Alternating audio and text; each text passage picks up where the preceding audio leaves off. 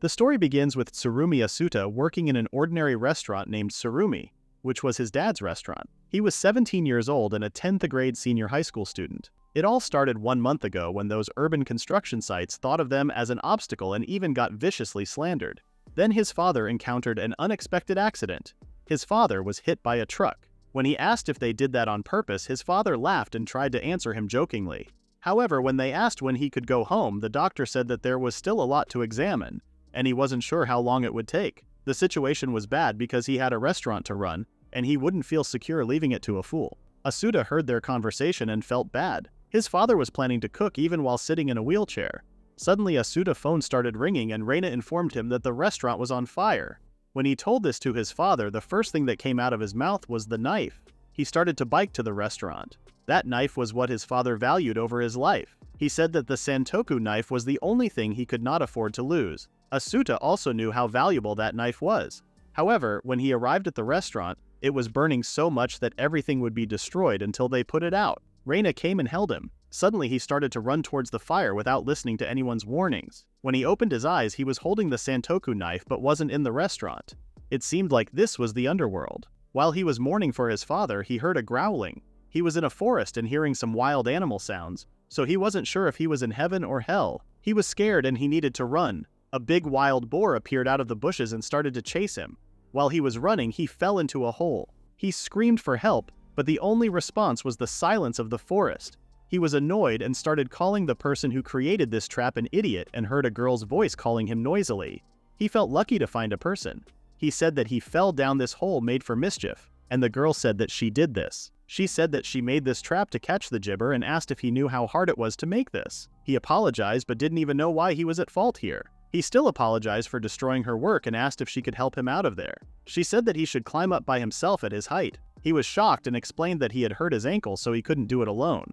But she didn't want to help him. He tried to convince her, and she eventually gave up and threw a rope into the hole, telling him to climb up. He thought she wanted to help him from the beginning and started to climb. He was not sure why hell was so real because he couldn't understand if he was dead or not. He successfully managed to climb back, and the moment he looked at the girl, he saw a sword in his throat and a grown woman asking him who he was. Asuta pointed at her rudeness, but she told him to stop talking nonsense and answer her question. Before that, Asuta wanted to know where he was because this didn't feel like hell at all. She said that they were in the foot of Mount Morha, a forest near the border. It belongs to the Western Kingdom Selva, ruled by Lord Xenos. She asked where he was from, and he said that he was born in Japan and asked if she knew about Chiba province. However, she wasn't. This place didn't have any resemblance to Japan in any way. Besides, there was a strange scent coming out of her body. It was like the sweetness of ripe fruit mixed with special herbal ingredients that help calm people's minds.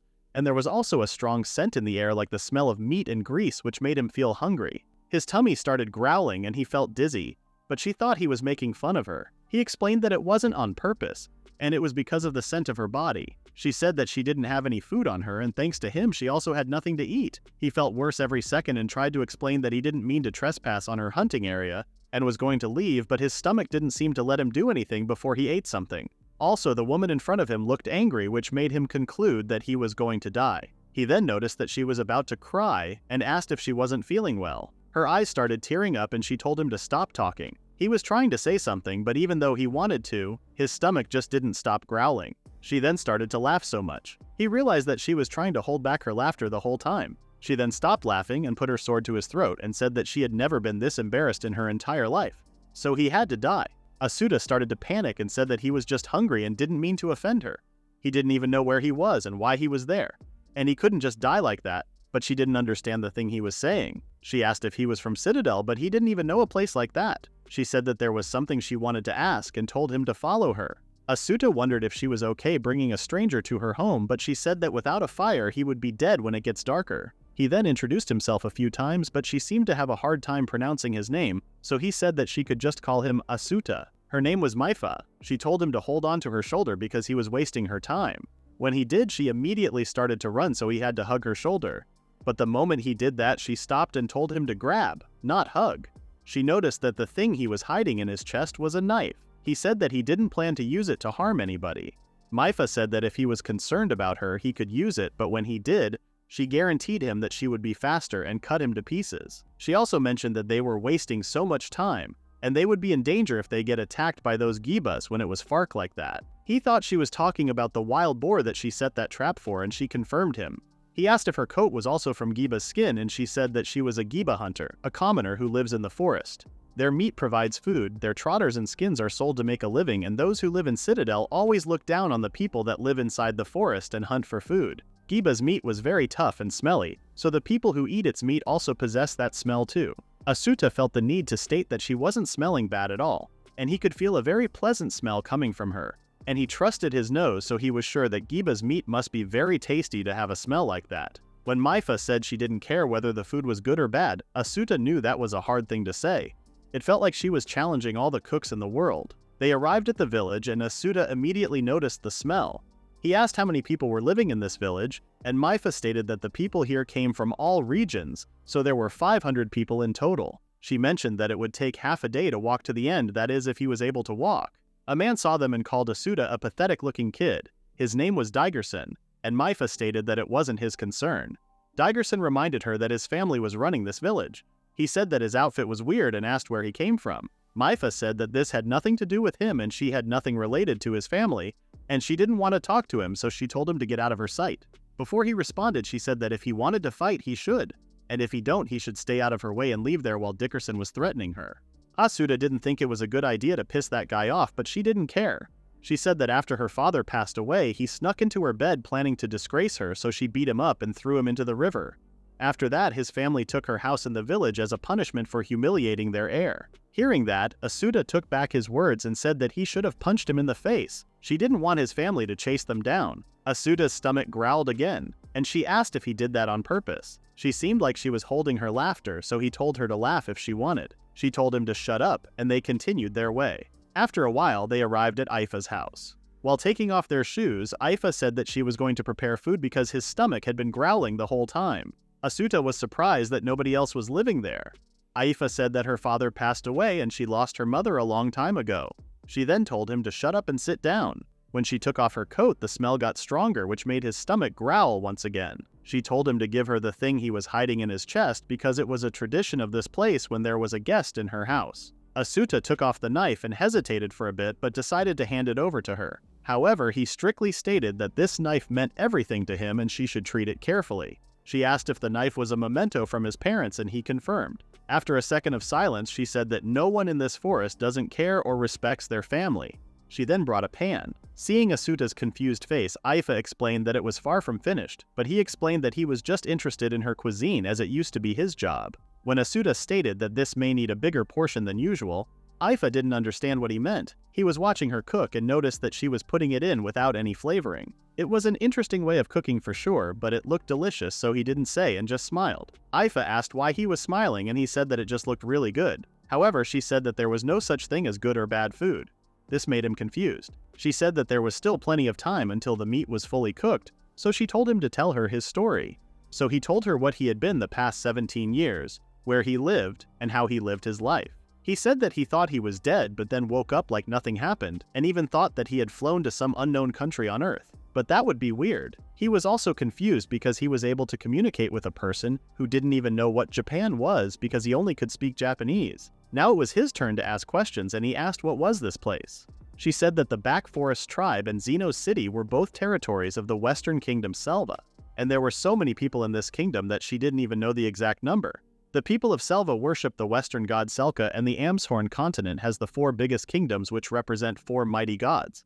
Everyone in Amshorn would receive the blessing and protection of the 4 gods, and the ones who aren't could only be beasts and monsters. She was surprised that he didn't even know about this. For a moment, Asuta hoped that he was just lost in a small tribe, then accidentally met a wild boar that hadn't been discovered by the Japanese scientists yet. Even though that chance was slim, it could still happen. But now that he heard what Aifa said, everything was clear. This wasn't his old world. He asked if anyone else died and appeared in this world, but Aifa had never heard of anything like that. But there was no doubt that he was transferred to a different world. He was tossed down here, and everyone in this world could somehow speak Japanese. He realized that he couldn't see his father or Rina again, and couldn't give him the santoku knife ever again. Even if he returned to his world, that thing would happen again, so he could no longer see the ones he loved anymore. There was also a possibility that he just hit his head somewhere and went crazy. Aifa said that the meat was nearly done now. When they looked at it, there was so much scum. Asuta was a little surprised that she was fine with his story. She said that it was enough for her because he could see the seriousness in his eyes, so he couldn't be lying. Or he was just crazy. Asuta thanked her and looked at his meal. She was surprised that he was so happy to be called crazy. He said that to meet a stranger and speak of such strange things, but she still chose to trust him, and that made him happy. Even if she told him that he was crazy, he was fine with it. She asked what he was planning to do now, and he said that he hadn't thought of anything yet. He thought about trying to find a way to get back to his old world, but he didn't even know how he got there. He said that if he was disturbing her, he would leave immediately. When he said he could make a camp, she said that if he had camped in the forest, a Giba would have come and eaten him alive. Besides, Diggerson saw him accompanying her, so if he, the one who doesn't even know the slightest thing about the four gods, violate any forbidden law, she would be the one responsible. He must stay in her sight for now, until he could at least know the basic rules to survive here. Then she didn't care if he went and died somewhere else. Asuta bowed and thanked him, as that was how they thanked people in Japan, but Aifa was just confused as to why he kept bowing her. Even though he didn't know what she meant, he was thankful that the first person he met when he got there was Aifa. Asuta then looked at his meal and he was curious where all the scum went. While he was looking, Aifa asked why he wasn't eating. The meal was just meat, onions, and potatoes, and he wasn't sure if they would go well together, but he had hoped. However, when he tasted it, the taste was so bad. He remembered the time when he was with his father and he asked him to come and try cutting wild boar meat. He was nervous to do it but felt so good after cutting it. When the dinner was ready, he asked if that was the boar he cut, but his father explained to him that he had to marinate it for a couple of days to eat that meat. The meal was delicious and had no bad smell. His father said that there was also no fat, so the food was light and easy to eat. His sister was frustrated that she couldn't eat the meat he made, but he promised her to prepare deer meat for her later. He was sleeping and Aifa was trying to wake him up. She said that even though she let him sleep in her house didn't mean she had to cook meals for him. She then handed him dried Giba meat as breakfast. The meat stinks and it smells so bad. He was sure that the blood hadn't even sucked out entirely yet. But Aifa was annoyed. The dinner from yesterday was quite an experience. It was like he had been through hell. The meat stank, hence it was tough and full of fat. Onions felt like onions, but they did not have any taste. And the potato was all soggy that he felt like he was chewing raw flour. The only spice in that meal was black pepper. Aifa was now mad that he hadn't finished his dried meat. She said that before the afternoon they must pick some piko leaves and gather wood. He asked where was his santoku knife. He went to the storehouse to get the knife, and when he entered he smelled strong spices.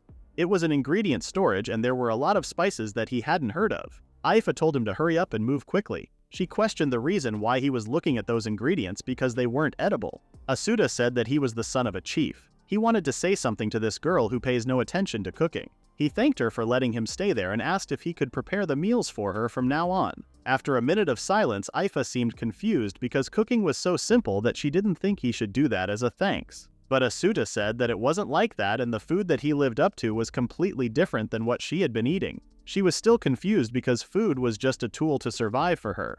Asuta, with all his confidence, said that if she tried it his way, he could change her mind. With a curious look in her eyes, Aifa agreed to try it out. Since he had made a bold statement, he should have realized the consequences of behaving like a child, as Aifa said. Asuta asked what she meant by that, but she didn't answer. They went to the forest and started looking for piko leaves. She said that they could only be found on a neat riverbank, so those were different. Piko was the black pepper spice yesterday and she dried them up in the storage. She said that she could use them to preserve meat to keep it from spoiling for a whole month. He was about to grab some other leaves, but she told him to not touch them because stealing from Morga Mountain was a taboo.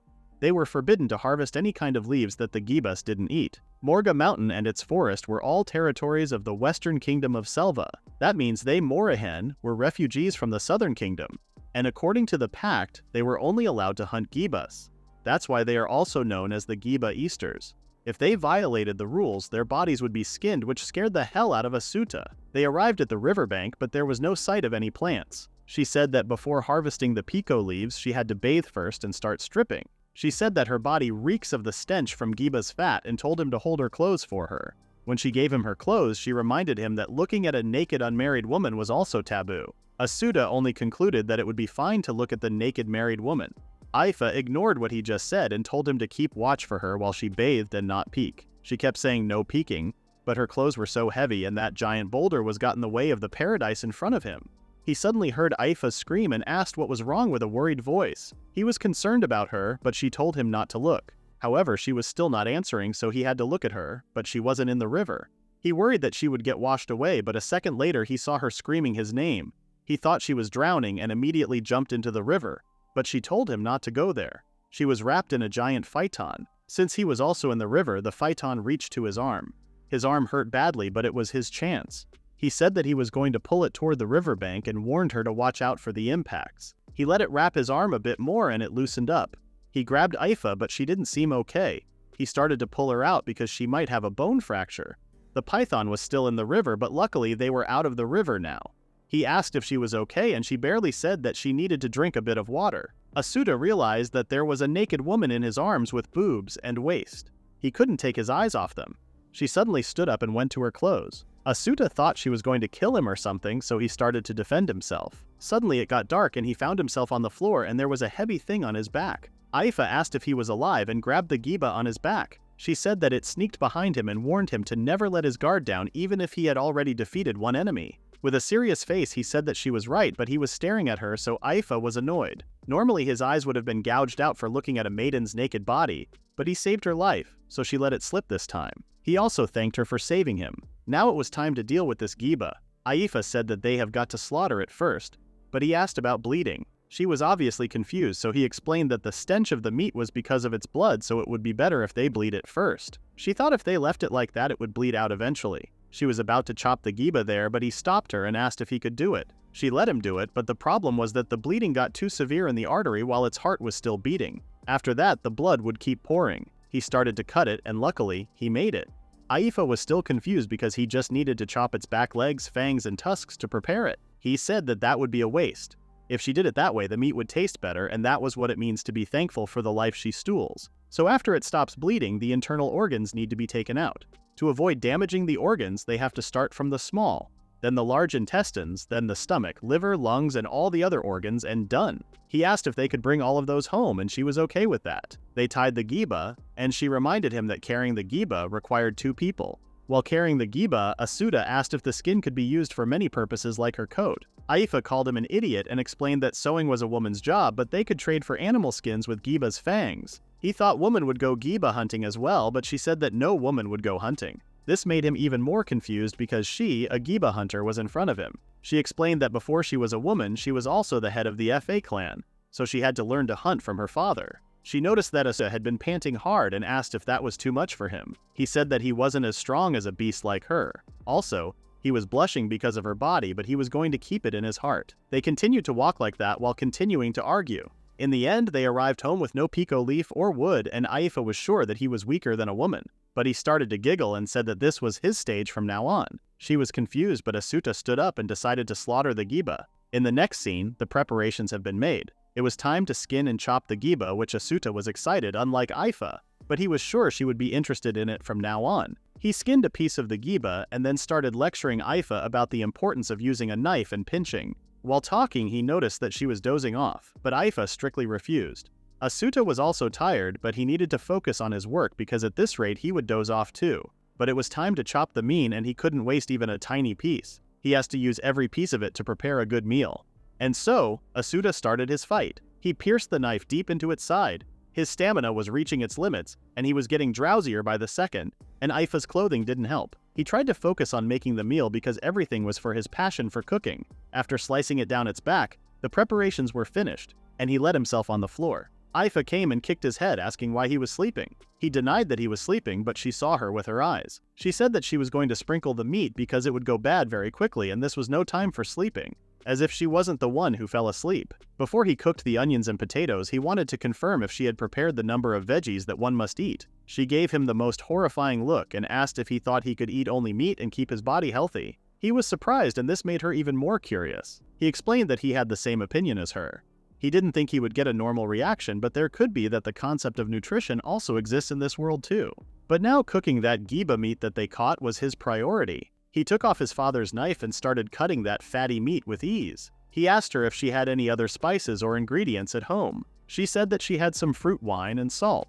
Asuta said that she needed to cook the giba with 3 arias and 2 potions, and it would be enough to prevent any illness. Salt was only necessary for making jerky for Aifa. She seemed like she was getting mad, but using salt to dry the meat was probably just to prevent it from rotting. She brought him the salt and fruit wine. The salt she brought was mineral salt. She said that a whole set of giba's fangs could only be traded for this much salt, so he can't dare to waste any of it. He figured that this was the reason why she was mad and promised to not waste any. He wanted to try that wine too, but was shocked to see Aifa drinking the wine like water. She said that she was 17 already and it was her right weather to drink. Asuta realized that they weren't in Japan. Also, the age calculation might not be the same with his world. He realized that if she was 17, she would be the same age as him. She didn't seem to be surprised by this. He started to focus on those onion-like things called iras. He added about 156 salts to the boiling pot and then added the giba meat. The scum appeared and he skimmed all the scum. Otherwise, it would become the thing he ate yesterday. He said that it wasn't the time to raise the heat, but she was confused because giba meat had to be cooked for a long time, otherwise it was inedible. He knew that, but he wanted to leave it on low heat. There was so much fat. It was floating everywhere. After a while, he added everything, but the problem was the thing called poiton, which looked like a potato. But it didn't go well with the stew. When he stated how consistent she was about voicing her opinions, she said that he didn't know anything. 2 potions, 3 arias, and some pico leaves were added to the giba meat. By eating that much, you could gain a day's worth of energy, and that was the villagers' experience. Dry meat for breakfast and some kind of hot pot for dinner was good enough for those people, and it didn't seem any different than chankoi, which was a daily stew with meat and veggies for sumo wrestlers. Aifa was getting hungry and wanted to eat. He said that it was almost ready, and he was about to skim all the scum. Aifa was frustrated and asked why he must do that. He said that he must scum them a few times and then add the arias, which would take about an hour. Aifa was shocked. She realized that it was taking 2 or 3 times longer than her to cook that. But it was her fault for letting him cook without asking how he would do it. He didn't expect her to get this depressed, but she needed to wait to get a great meal. He cooked for a while and then added more pico leaves, and then the giba soup was finished. He apologized for making her wait and served her food. She asked why he didn't add any position because it looked weird. He told her to give it a try. They sat down and started to eat. Asuta seemed to like how it tasted, and Aifa was speechless. Asuta tried the meat, and he liked how it tasted too. The onion like Iris did went well with the soup too. Even though it was good, Asuta was worried. Aifa didn't even look at him once but was getting the second bowl. He eventually asked what she thought of the soup, but she didn't think there was a point in asking her opinion of meals. She said that cooking a meal for so long was meaningless for her because regardless of how it tasted, food was just something they needed to survive. However, she stated that it was clear that this was what delicious food tasted like. They say eating is supposed to make you happy, and when people eat delicious food, they think they have found happiness. As for Aifa, she thinks she could feel his passion for cooking. At least all his effort to cook this meal hadn't been a waste. She didn't know how to describe, but she agreed with him. She told him to not make that face and stated that his meal was delicious. Asuta was so emotional. He wanted to be acknowledged. He wanted his existence to be accepted. He felt happiness in his chest. For the next 4 days, the problem was he couldn't figure out what to do with Puritans. He harvested all the herbs and logs for burning, then asked Aifa for permission to try out the poitons. He promised to use 1 position per day. He tried to cook that thing in every possible way but always tasted bad. He was freaking out about it. Aifa came and told him to not be loud. Normally that is what he does while Aifa goes out hunting. She gave him his father's clothes and a dagger. She was lending it to him, but he wasn't sure if that was all right. She said that she didn't want to be laughed at when they passed by that river because if he wore white clothes like that, he would stand out, which was embarrassing. And without spare clothes, he would be naked when he waits for his clothes to dry. He thanked her. She then asked if he had found a way to cook the poitan, but unfortunately he hadn't. There was no progress and he knew it was an important crop, but he hadn't figured it out in the last 4 days. From now on, he was thinking about reducing the amount of poitan in his meals, but Afia said that this wasn't good. She said that they need 2 potions and 2 arias to eat with giba meat, otherwise they would get sick. She was completely healthy thanks to that food. That was the right number of calories that one needs to ingest and the 2 most important nutrients. The necessary number of amino acids, vitamins, and minerals were all connected. Asuta seemed to figure it out. If he assumes that Arias was a transcended version of onions, if they were the perfect onions, he was still missing nutrients. He hugged Aifa with happiness because thanks to her, he found the answer. First, Asuta believed that Aifa was saying carbohydrates were an essential nutrient, and when he tried eating poitan with the giba soup, it tasted like flour. Because of that, poitan might have been a grain with a potato-like shape. He still hasn't figured out if his guess was right, but to test this out, he decided to create a new dish with poitan. After getting punched for hugging Aifa without thinking, while waiting for her to come back from hunting, he decided to do it. If he boiled it, the bitterness would disappear and dissolve in the water. But if he did it that way, it would dissolve in water flour. If he could somehow transform it from dissolved in water flour to flour, then it would be good. He tried to use a little water to slowly dry it. It became some kind of paste and he took it off before it burned and then dried it under the sun. 1 hour later, it was completely hardened. He guessed that if he smashed that, it would just be flour. He smashed it and then lit the fire. If it was really flour, it should become stick. He wasn't sure if it would get sticky but decided to try it anyway. He wasn't sure if she would allow him, but when he asked, she seemed fine. However, he figured from the way she lay down that she was about to get angry. He mentioned that he tried on her father's shirt she lent him and asked about her opinion. She simply said that he looked horrible. He decided to continue his work. He noticed that nothing happened to the 5-day-old meat and was amazed by the pico spice. He started to chop the ingredients. He then raised the heat a bit and added some fruit wine while stir-frying the chopped arias. After mixing the stir-fried arias with the giba meat, he sprinkled it with mineral salt and pie spice. Next was the poyatin starch. He needed to pour it in to help everything stick together. He started kneading it, and since it was hard to adjust the heat, he decided to split it into smaller pieces. They had just the right amount of fat and a really nice pink color. He fried one side of the patties on a high head and then did the same with the other side. At the right moment, he added the chopped arias and fruit wine. He maintained the heat and then covered in steam. He was so focused on cooking that Aifa startled him with her existence. She was watching him quietly and he wondered if she was interested. He felt a strange pressure, but it was time to remove the patties. His hands were full, so he asked Aifa to hold them for him. While wondering how long she was planning to stand there, he gave her the last piece to hold. He then added some more arias in the gravy, fat, and fruit wine mixture and sprinkled on some salt and crushed pico. Then lastly, he mixed them. He told Aifa to bring the bowls as he was going to pour the sauce on. Aifa quietly did what he said to him, and now the giba hamburger or giba burger was finished. When it comes to poitans, he went outside and brought them. When he toasted the dissolved in water poitan, it became something like an okonomiyaki. When they sat to eat, Aifa was mumbling something. He said that the poitan was tasteless, so she should break off a piece and eat it with the meat. He was eager to find out if the giba meat makes a good hamburger. He tasted it, and it was actually amazing. The fat tasted a bit sweet, and the taste of the meat and the strong smell of the fruit wine along with the chewy texture was delicious. Toasted poitan was also the best choice for the meal. He was laughing at how he couldn't even digest the position. When she asked why he was laughing, he realized that he didn't pay any attention to her, and asked what she was thinking about the meal. He then noticed that she ate almost everything in her bowl in this short time. She chewed and swallowed her bite and then stated that it was delicious. He would be happy if she could give him a bit more impression than that, but she refused. He thought it was because of his unexpected hug and apologized to her, but she blushed and said that she didn't want to say it because she didn't want to.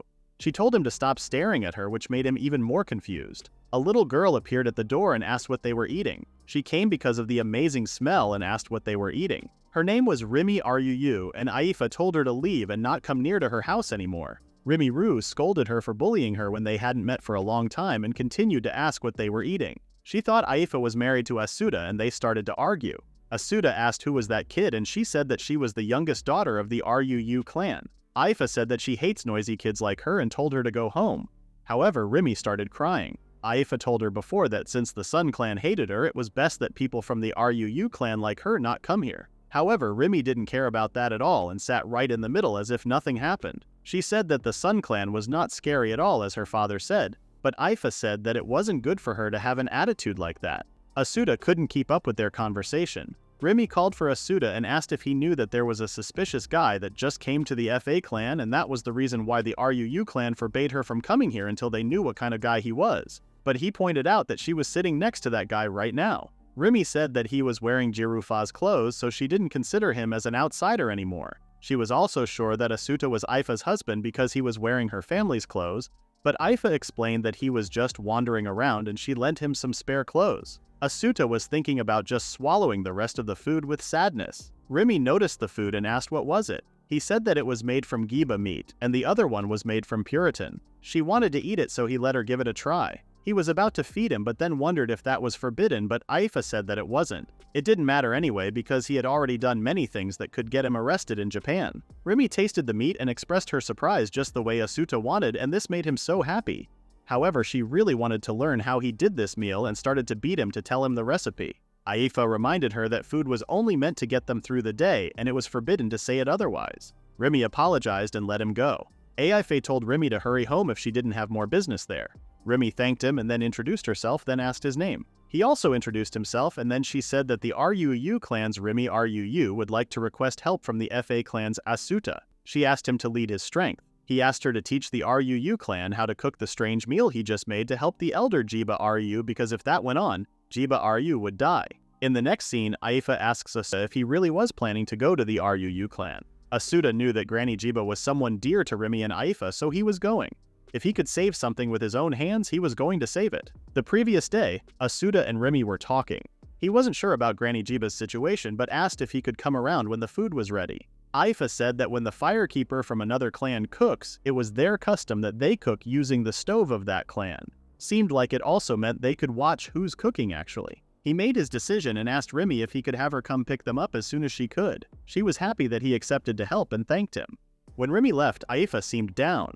She said that Grandma Jiba was a precious person to her, and she also wanted to help Remy, but even still, she wanted to refuse. He asked why she didn't refuse it. She said that 2 years ago, when a quarrel between her and Diga's son occurred, the head of the Ruu clan, Dondaru, proposed that she wed into the Ruu main family. However, since she intended to spend her life as a hunter, she turned down the proposal. At that time, Dondaru was smiling, saying that the Sun clan wouldn't be able to meddle with her, and if they did, then he would destroy the Sun clan. So that was the reason why she refused and ended her relationship with the Ruu clan. Sun clan and Ruu clan had always had shaky relations, but putting that aside, the problem was that even in those woods, the Ruu clan had a massive household. She didn't want to be involved with the Ruu clan anymore. If Asuta gets involved with the Ruu clan this time, he might end up getting dragged into the discord between the Sun clan and the Ruu clan. Asuta still didn't know about the customs of those woods, but he didn't want her to make that sad face. He just wanted to see his savior smiling, and that was his reason to go. Remy came and apologized for keeping him waiting. Asuta said that there was no need to be so stiff and she came early as she promised. The preparations were done and they headed. The building seemed different than Aifa's house. In the Ruu clan right now there were 13 family members, but one of them was a baby, so he was going to be cooking for 12. He was actually told that he would need to use the cooking utensils of the Ruu clan and wondered if that meant that there were enough utensils to cook for that many people at once. Riri confirmed her and then took his knife. He wasn't sure if it was okay to give that to others, but it was common sense to entrust them with your blade when entering another clan, including his cooking knife. Riri excitedly announced that she brought guests. They all started to come out, and Aifa mentioned that she hadn't met any other women from Ruu clan other than Remy Ryu. Riri introduced the 3 women. Tiedemann Ryu was the former head's wife, and she was their grandma. Vina Ryu was the eldest daughter, and the second daughter, Reina Ryu. Hearing the name Reina wasn't good for Asuta, as he recalled a memory he did not want to remember. Reina Ryu asked if something was wrong, and he said that he just knew someone also named Reina. Since he seemed to have a sad expression, Reina asked if something was wrong. Asuta tried to laugh it out and denied it. Aifa introduced herself and Asuta. Asuta said that he had been asked by Remy Ryu and came to borrow the stove of the Ruu clan. Tiedemann welcomed them and stated that the firekeeper for today, Remy and she herself as well as Reina, would be assisting him. Vina then asked him if he was born in a foreign country and if there was a circumstance for him to not announce his birthplace. He said that he was born in a country called Japan. He had never heard of that continent called Amsterhorn before. He knew it might be hard to understand the reason, but he stated that he was not born here. She was not expecting a foreigner to not know Amsterhorn and questioned why he would be in the middle of Amsterhorn. Before Asuta say anything, Remy came and offered to bring him to the stove. There were types of stoves that were for cooking meat or boiling. Asuta picked the one that was used for cooking meat, and Reina asked if he wasn't going to boil the meat because she heard that it would be soft meat, or she wondered if the meat he brought was different. Asuta complimented her, saying that she was pretty sharp, and she said that they could have supplied the meat, but she heard that he was going out of his way to bring it. Asuta noticed something a bit strange. He noticed that the giba accessory she had hanging off her neck only had 3, and asked if she could trade for food with so few of them. Reina giggled and explained that it was a kind of charm bestowed onto the womenfolk as a kind of wish for good health. Being able to make that many accessories seemed a lot different than the FA clan, which needs to hunt once every 5 days. Remy brought the poitan, and Aifa was staring at Asuta, and she seemed angry. Grandma Tiedemann asked Aifa if she was the one who took down the giba, and she confirmed her. It was hard for her to imagine a woman hunting a giba themselves. Aifa said that her father taught her how to hunt, and she also knew how to live in the woods by herself. That was a lonely life, and Tiedemann asked if she was planning to die alone. Aifa wanted to object but couldn't say anything. The fact that Aifa was planning to die alone meant that the FA clan ended. Meanwhile, Remy was questioning the way Asuta was cooking. He wondered if Aifa was still in a mad mood, and when he turned to check on her, he saw her even angrier than ever. He wondered what she could have been talking with the grandma. He then asked Reina if the position was cooked down, and she confirmed him. But she was worried that if it was boiled any further, it would become like clay, and then Grandmother Jiba wouldn't be able to eat. Asuta realized that she was talking as if she had tried cooking it down before, and she said that she had tried lots of things to see if it would be easier for her to eat it, but she was scolded by her family not to waste food. Asuta decided to leave it to her and continued cooking. Now it was time to prepare the meat. Rimi was surprised by the shape of the meat. Asuta said that this was the meat that was between the back and shoulders of the giba. Since they only eat giba hinds, it was unusual for them. Ifa also said that she only ate the hinds, and for such a large household he didn't think hinds would be enough. Tiedemann agreed and explained that the menfold of the Ruu clan hunt 2 heads of giba a day. After removing the hinds, they made sure it did not fall into the hands of the forest residents by throwing it into the gorge. There was a munt nest in the gorge, and the munt take the souls of the giba back into the forest. Asuta was surprised that they were throwing away that much. Tiedemann explained that if those without the strength to hunt the giba ate that meat, they would only be able to eat the giba that men threw away, and it would give birth to honorless people. He didn't expect them to be that strict, but didn't say anything. The next step in the cooking was to mince it. Rimi found mincing fun and asked if he needed any more. Asuta said that was for something else and he needed to prepare the area next. He needed a lot more stuff, so he asked if she could take him to their food storage. He also asked for Ifa's help. He took them to the food trove and he was taken aback by the place. Reina offered him some of the ingredients to use, but since he didn't use them before, it would be a waste to test things out. They looked around with Ifa, and Asuta wondered what she was thinking about when Ifa saw that place. After gathering everything, it was time to go back. Ifa heard someone's voice and froze. Rimi welcomed him, and it was his daddy Donda, the one who brought up marriage to Ifa. He seemed furious and asked if he was the outsider who stumbled into the FA clan and called him Pale Boy. Seeing the person Ifa feared, Asuta was a little intimidated. Donda was not pleased by welcoming the girl that disgraced the Ruu clan and seeing an outsider as their firekeeper. He questioned if Ifa was trying to smear their clan even more. Rimi had enough and reminded him that she already explained that she invited those two to cook for Grandma Jiba, and he was okay with it yesterday. Asuta felt a little bit better after Rimi's words. Donda said that they were giba eaters, and even she knew that if you can't eat giba, then you were done. Rimi was about to object to her father once again, but a young boy appeared behind Donda and explained that just because Donda was lenient didn't mean he would give in on everything. Asuta added that they had no other intention in coming there but to cook dishes to save Jiba Ruu, and introduced himself as the FA clan's firekeeper. Donda told him to struggle all he likes and let him continue cooking. Asuta was making the last one and he told Reina to set out the rest of the meal. He acted cool in front of another clan's leader, but he was still scared to look at Ifa's face. Reina informed Asuta that she had finished setting the food and everyone was gathered in the dining hall. It was time to cast his fate to the wind. He looked at the people and then noticed the oldest one. She looked so shivered and frail. Before eating, they all made a gesture and prayed. Asuta was surprised that Ifa also made that gesture. He didn't hear it clearly at the time, but he guessed that she must have been thanking him. They may be a bit different than Asuta, but they were all still human.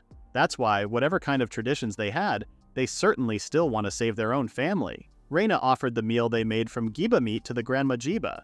Grandma Jiba tasted the meal, but there was no sign that she liked it. Reina asked her what was wrong in a concerned voice. Donda said that this meal was just nastily mushed up meat and it wasn't even food. Suddenly Grandma Jiba moved and Donda assumed that Jiba was also furious. However, Grandma Jiba stood up and called Donda a child and said that he didn't change at all. They were all shocked that Jiba had stood up and spoken. She continued to criticize Donda. She said that assuming everyone also doesn't like someone just because he didn't was just like a child. She was still not fully recovered, so Reina suggested she slowly sit back down. She agreed to Reina and apologized for doing something unsuited for her age. She then called Asuta. He eagerly answered and she wanted to talk to him. She said that thanks to him she recalled about the past. From before they were forest people, the time they were people of the southern jungle. They were partaking of the fruit of the south and ate lizards happily until the war happened. The woods were set ablaze and they were forced to the forests of the west as the giba eaters. Without the mountain's boon, they were slaughtered one after another by the giba. And the giba they hunted was not fit for them to consume. Giba meat was tough and foul, and if they had to keep eating like that, they would be dead. She thanked Asuta for reminding her once again of the joys of eating. Asuta was humble and said that he did nothing but teach them how to prepare. That's why Grandma Jiba bestowed her blessing and gave him the charm on her neck. Asuta was preparing to refuse, but Ifa whispered to him to take it because it was a compensation for his actions this time. After Jiba, everyone gave their blessings to Asuta. Donda warned him not to get full of himself because for him, what he made was poison. Hearing this from the head of the clan, Asuta started freaking out because that would mean he would get a punishment. But Ifa told him to calm down because he was blessed by everyone and this cannot be ignored. While she was comforting him, Grandma Jiba called her and asked if she could come closer so she could have a look at her. When she saw her face, she stated how beautiful she was, just like her mother. Ifa felt bad for ignoring Grandma Jiba for so long, but Jiba said that it was fine and they had plenty of time to talk. The boy who was with Donda told them to spend the night. Asuta heard there was a free family cabin but did not know which one was, as they all looked the same. He was glad he came, and Aifa seemed a little bit more calm. Since there was no single one-size-fits-all in tastes and preferences, he could understand that not everyone gave their blessings. As an apprentice chef, it was a bit disgraceful, but what Donda Ryu meant by poison concerned him. Suddenly, Vina Ryu appeared and she startled him. She asked what he was doing there, and when he said he was doing nothing, she wanted to have a little private conversation with him. Asuta didn't think Vina Ryu was a bad person, but he was curious to know what she wanted to talk about with an outsider. She asked if he knew the ways of living in the outside world. Asuta seemed a little hesitant to talk, and he was a little bit scared too. Vina Ryu told him to not make that serious face and stated that this was a secret. She then said that when the time comes, she would like him to remember her. Asuta didn't think she was talking about the world he was from. Aifa came and he asked if she was done talking with Grandma. She asked him why she was wandering in a place like that. He said that all those buildings looked similar, so he didn't know which one to enter. Aifa told him that if he was told to use a house without residents, he just needed to find a house that didn't have a light. Feeling like a moron, Asuta realized how simple it was, and then they went home. In the morning, Aifa was already ready to go home and hunt, while Asuta seemed like he was half dead. Aifa asked if he was sick. He was, but he said that he was fine. With a concerned face, Aifa told him to not push himself because he overworked himself this time, and she felt like she still needed to properly express her gratitude for this. Aifa was such an angel today, and it felt like Asuta was going to die. He told her that he was just sleep deprived. He couldn't help but get excited as if it was a sleepover. But since Aifa was acting normally like she always did, he calmed down. But after that, all he was thinking about was the word position Donda said about his meal. There were lots of questions in his head. The ingredients he used were the ones they normally used when cooking, so it can't be a problem of preference. If so, then there would be no way he would approve of the rest of the family members' views. So he tried to think that there was no point in worrying. He already got enough blessings and he wanted to believe that this was enough, but he was the son of a chef and the firekeeper of Aifa's clan. Moreover, he loved cooking. He knew that he couldn't make a dish that everyone would like, but still, being told its position was unacceptable. He thought about that for the whole night, and didn't even know when he slept. Plus, he got nothing. Aifa told him to rest a bit while she went to discuss something with the Ruu family. However, when she left, Asuta knew he would get nothing while sitting there, so he went outside to get an idea. He heard the voices of men and wondered if they were going off hunting. He believed most of the men yesterday didn't give their blessing, so he thought about asking them. Since he was so in his thoughts, he didn't notice the boy and was startled. He was the guy named Rudo who gave a blessing. Rudo asked if he was looking for the other women. Asuta thought he might be willing to listen. Rudo said that all women went to bathe. He thought Asuta didn't know where it was, so he offered to lead him, but he tried to refuse. While Asuta was sure they were going to kill him, Rudo told him to hurry up and laughed at him for being shy. He eventually dragged him to the gate and then pushed him inside. However, Asuta was already feeling dizzy, so he let himself on the floor. Reina noticed Asuta and informed Aifa that something was wrong with him. Reina and Vina got close to him and asked if he was alright. Aifa came and checked his heartbeat while thrusting her boobs to his face, which made everything even more hard for him. It was softer than he imagined, but it felt like he was going to suffocate, so he tried to speak. Aifa noticed that he was awake and asked him if he was okay or if he knew who she was. Asuta stated that her getup was worse than usual and she kicked him. After wearing her clothes, Aifa apologized for kicking him. Asuta couldn't hide his shock from the reality brought before him. The parents had somewhat worked out that he was a male. Rudo thought he was a girl because it wasn't common for a man to be a firekeeper, and he kind of missed the point where he could ask about poison. Asuta asked Aifa what she would like for dinner tonight. Her cheeks got a little red and she said that she would like to eat a hamburger. That was all she wanted to eat.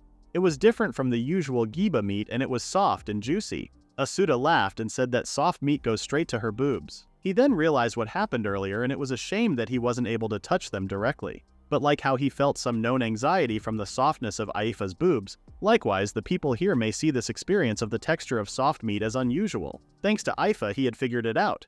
He said that there was one more thing he wanted to ask of her. He wanted her to let him have one more chance. He wanted to prepare his cuisine once more for that donned Ruu who called his cooking position. This meant that he needed to borrow her power as a clan leader. Since he helped her last time, as a clan head, it was her duty to return the favor. She asked if he was certain that he would win, and Asuta confirmed her. They went to Donda, and Aifa said that she had a request. She said that she would like for the FA clan's firekeeper to prepare a meal for the Ruu clan once again. Donda didn't seem to take them seriously, so Asuta said that he wasn't joking and he was serious. Donda said that he was going to teach him what happens when he confuses courage with foolishness. Out of respect for his foolishness, he was going to prepare for the next stage in 3 days. In the next chapter, they were at Aifa's house, and she explained to him that he would be the firekeeper again in 3 days, and he would be serving at the Rutim clan's wedding reception. This time it wasn't just the Ruu clan, the Rutim clan would also be judging, so the circumstances would be even stricter. She informed him that it was going to be a banquet for the joining of the Ruu and Rutim clans. If he botched it up, the entire Ruu clan would turn on them and isolate the FA clan completely. Aifa was pretty anxious about the reception. Even though Aifa was being caught up because of his acting out, she allowed his vendetta, so Asuta was dedicated to winning. Because of his dedication, Aifa seemed a little bit more relieved. While they were on their way to Ruu clan, Asuta had been thinking about the fact that they had been really cautious about poisoned ingredients, but until now, to them, the biggest difference between meals had been the degree of chewiness. With the ingredients he was bringing this time, he was hoping that he was going to pull it off this time. They were going to arrive at the Ruu clan any minute now. Aifa mentioned that Rimi Ryu had been talking with the women of the clan just like he wanted. Rimi Ryu welcomed them, and she informed him that she had gathered the women with time on their hands, and there were 4 women including Vina and Reina. Asuta thanked Rimi Ryu and the other ladies. However, he stated that what they could help him with this time was absolutely nothing. The women were too stunned to speak. Meanwhile, Dan, the head of the Rutim clan, was expressing his surprise about the fact that the Ruu clan was throwing a feast for the wedding reception. He noticed that something was wrong with Gazu and asked. He was looking at Aifa and Asuta at the door. Aifa stated that they were granted permission by the Ruu clan to assist and introduce themselves, saying that they were going to be participating in the upcoming banquet. Dan didn't care what clan they were, however. He warned them to not even dare to ruin his son's important feast. Gazu, his son, stated that they appreciate their offer to help out. He said that his father's words were extreme, but this was a celebratory banquet, so he wished for it to be something everyone could enjoy, and not just them. After they left there, all that was left was to prepare for the dinner party. He promised to get the preparations done in time. Aifa had high hopes for his cooking. Asuta went to the kitchen and took out the meats he brought. This time he brought 3 types of meat. Reina asked if he would use that for hamburgers, but was planning to make something different. He said that he was thinking of using them separately. While Reina was surprised, Vina seemed pretty interested. After making the meal, they arrived at the place where the banquet would be held. Asuta wondered how they managed to build this grand bonfire. Aifa informed him that the guests of honor were coming. Gazuran, Rutim, and Amamin. Asuta already saw Gazuran and he didn't look like his father at all. Aifa, with a scariest face, stated that he was looking at the bride a bit much. Before he could explain, Donda Ruu and Dan Rutim arrived and the feast started. The menu was grilled meat. Dan laughed and said that it certainly had to be of this grade for a wedding feast, but then realized that it looked different than usual. This was the filthy meat only meant for Munto, and he took that as an insult to his son. While he was asking who did this, Asuta stepped up and stated that he did it. Dan was not going to let him off that easily, but Asuta told him to eat some. He said that he could understand where his fury was coming from, but this was the dish he came up with after hearing Gazuran Rutim wanted something everyone could enjoy. Dan stated that if he found this to be anything like Munto food, he would pass judgment on this very ground. Aifa was praying. Unexpectedly, Dan eats 3 kinds of meat in an instant. While Asuta was shocked, his attitude changed completely and he wanted to eat more of those. He told him to hurry up. Donda thought he was joking. Dan suggested he try some himself. Asuta apologized to the ladies for helping him out, but more importantly, they saw Donda trying out his meal. Asuta held his breath. Donda noticed Asuta looking at him and asked the reason. Asuta noticed that he was eating without any complaints. Seeing Donda's scary face, Asuta apologized for bothering him while eating and was about to go. Donda stated that this time the meat for this meal was not poison. Donda was a hunter and he lived his life hunting Giba. It wasn't just for him, and he also had to hunt for other families who couldn't hunt for themselves. But for that sake, they had to maintain bodies with teeth so they could eat properly. If they keep eating the soft meat he made the other day, their teeth would become weak like the Gibas, and it would become poison to them. However, he thought that the food he cooked this time around could maintain their bodies like they have up until now. Asuta was about to say something, but Rimi Ryu kept insisting he listen to what she was saying, but he told her to hang on for a second. Asuta said that he just brought 3 different partitions of meat. The first one was breast meat, the second was meat from the lower back that was soft and easy to eat, and meat from above the shoulder that was a middle ground. He couldn't chew the dried meat the FA clan had for breakfast, but for the hunters, the breast meat was close to what he was used to, and he thought that for Rimi Ryu and the others' taste, the shoulder and lower back would do the trick. Donda couldn't figure out why he would do such things, as food and meals were simply for providing the body what it needed. Asuta didn't need something to be his reason. As a chef, when this many people gathered to eat together, he wanted to make sure everyone could enjoy it. Donda seemed to like him, and understood that he was getting the pride from making other people enjoy his food, so he gave his blessings for that meal. Asuta wanted to continue their conversation, but Rimuru had enough and pushed him. She asked if they were grilling the next meat or if it was okay for them to eat because she had been working so hard. Donda asked what she was talking about, so Asuta explained that he just brought the meat and made a proposal as to how to cook it. The actual firekeeper today was the women of the RUU clan. He thinks that the food today was something that the RUU clan made for dinner time. He believed that a meal that the whole family, despite the age and gender, could enjoy something really precious. Dan noticed Donda's dark face and told him to stop making that face. Asuta asked if there was any meat left, but unfortunately there wasn't. While sweating from fear, he informed Dan that there was no meat left, but it was okay for him, and he told Asuta to go join the feast. Dan had something to talk about with Donda. It was already become night, and Aifa and Asuta were enjoying their meal together.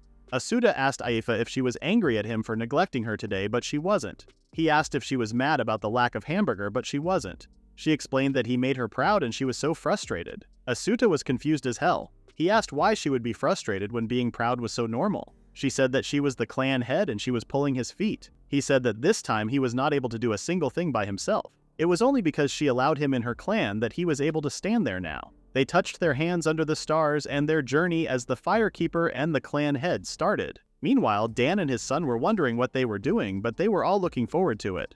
Aifa and Asuta returned to their cabins, and she asked what he would like for his service this time.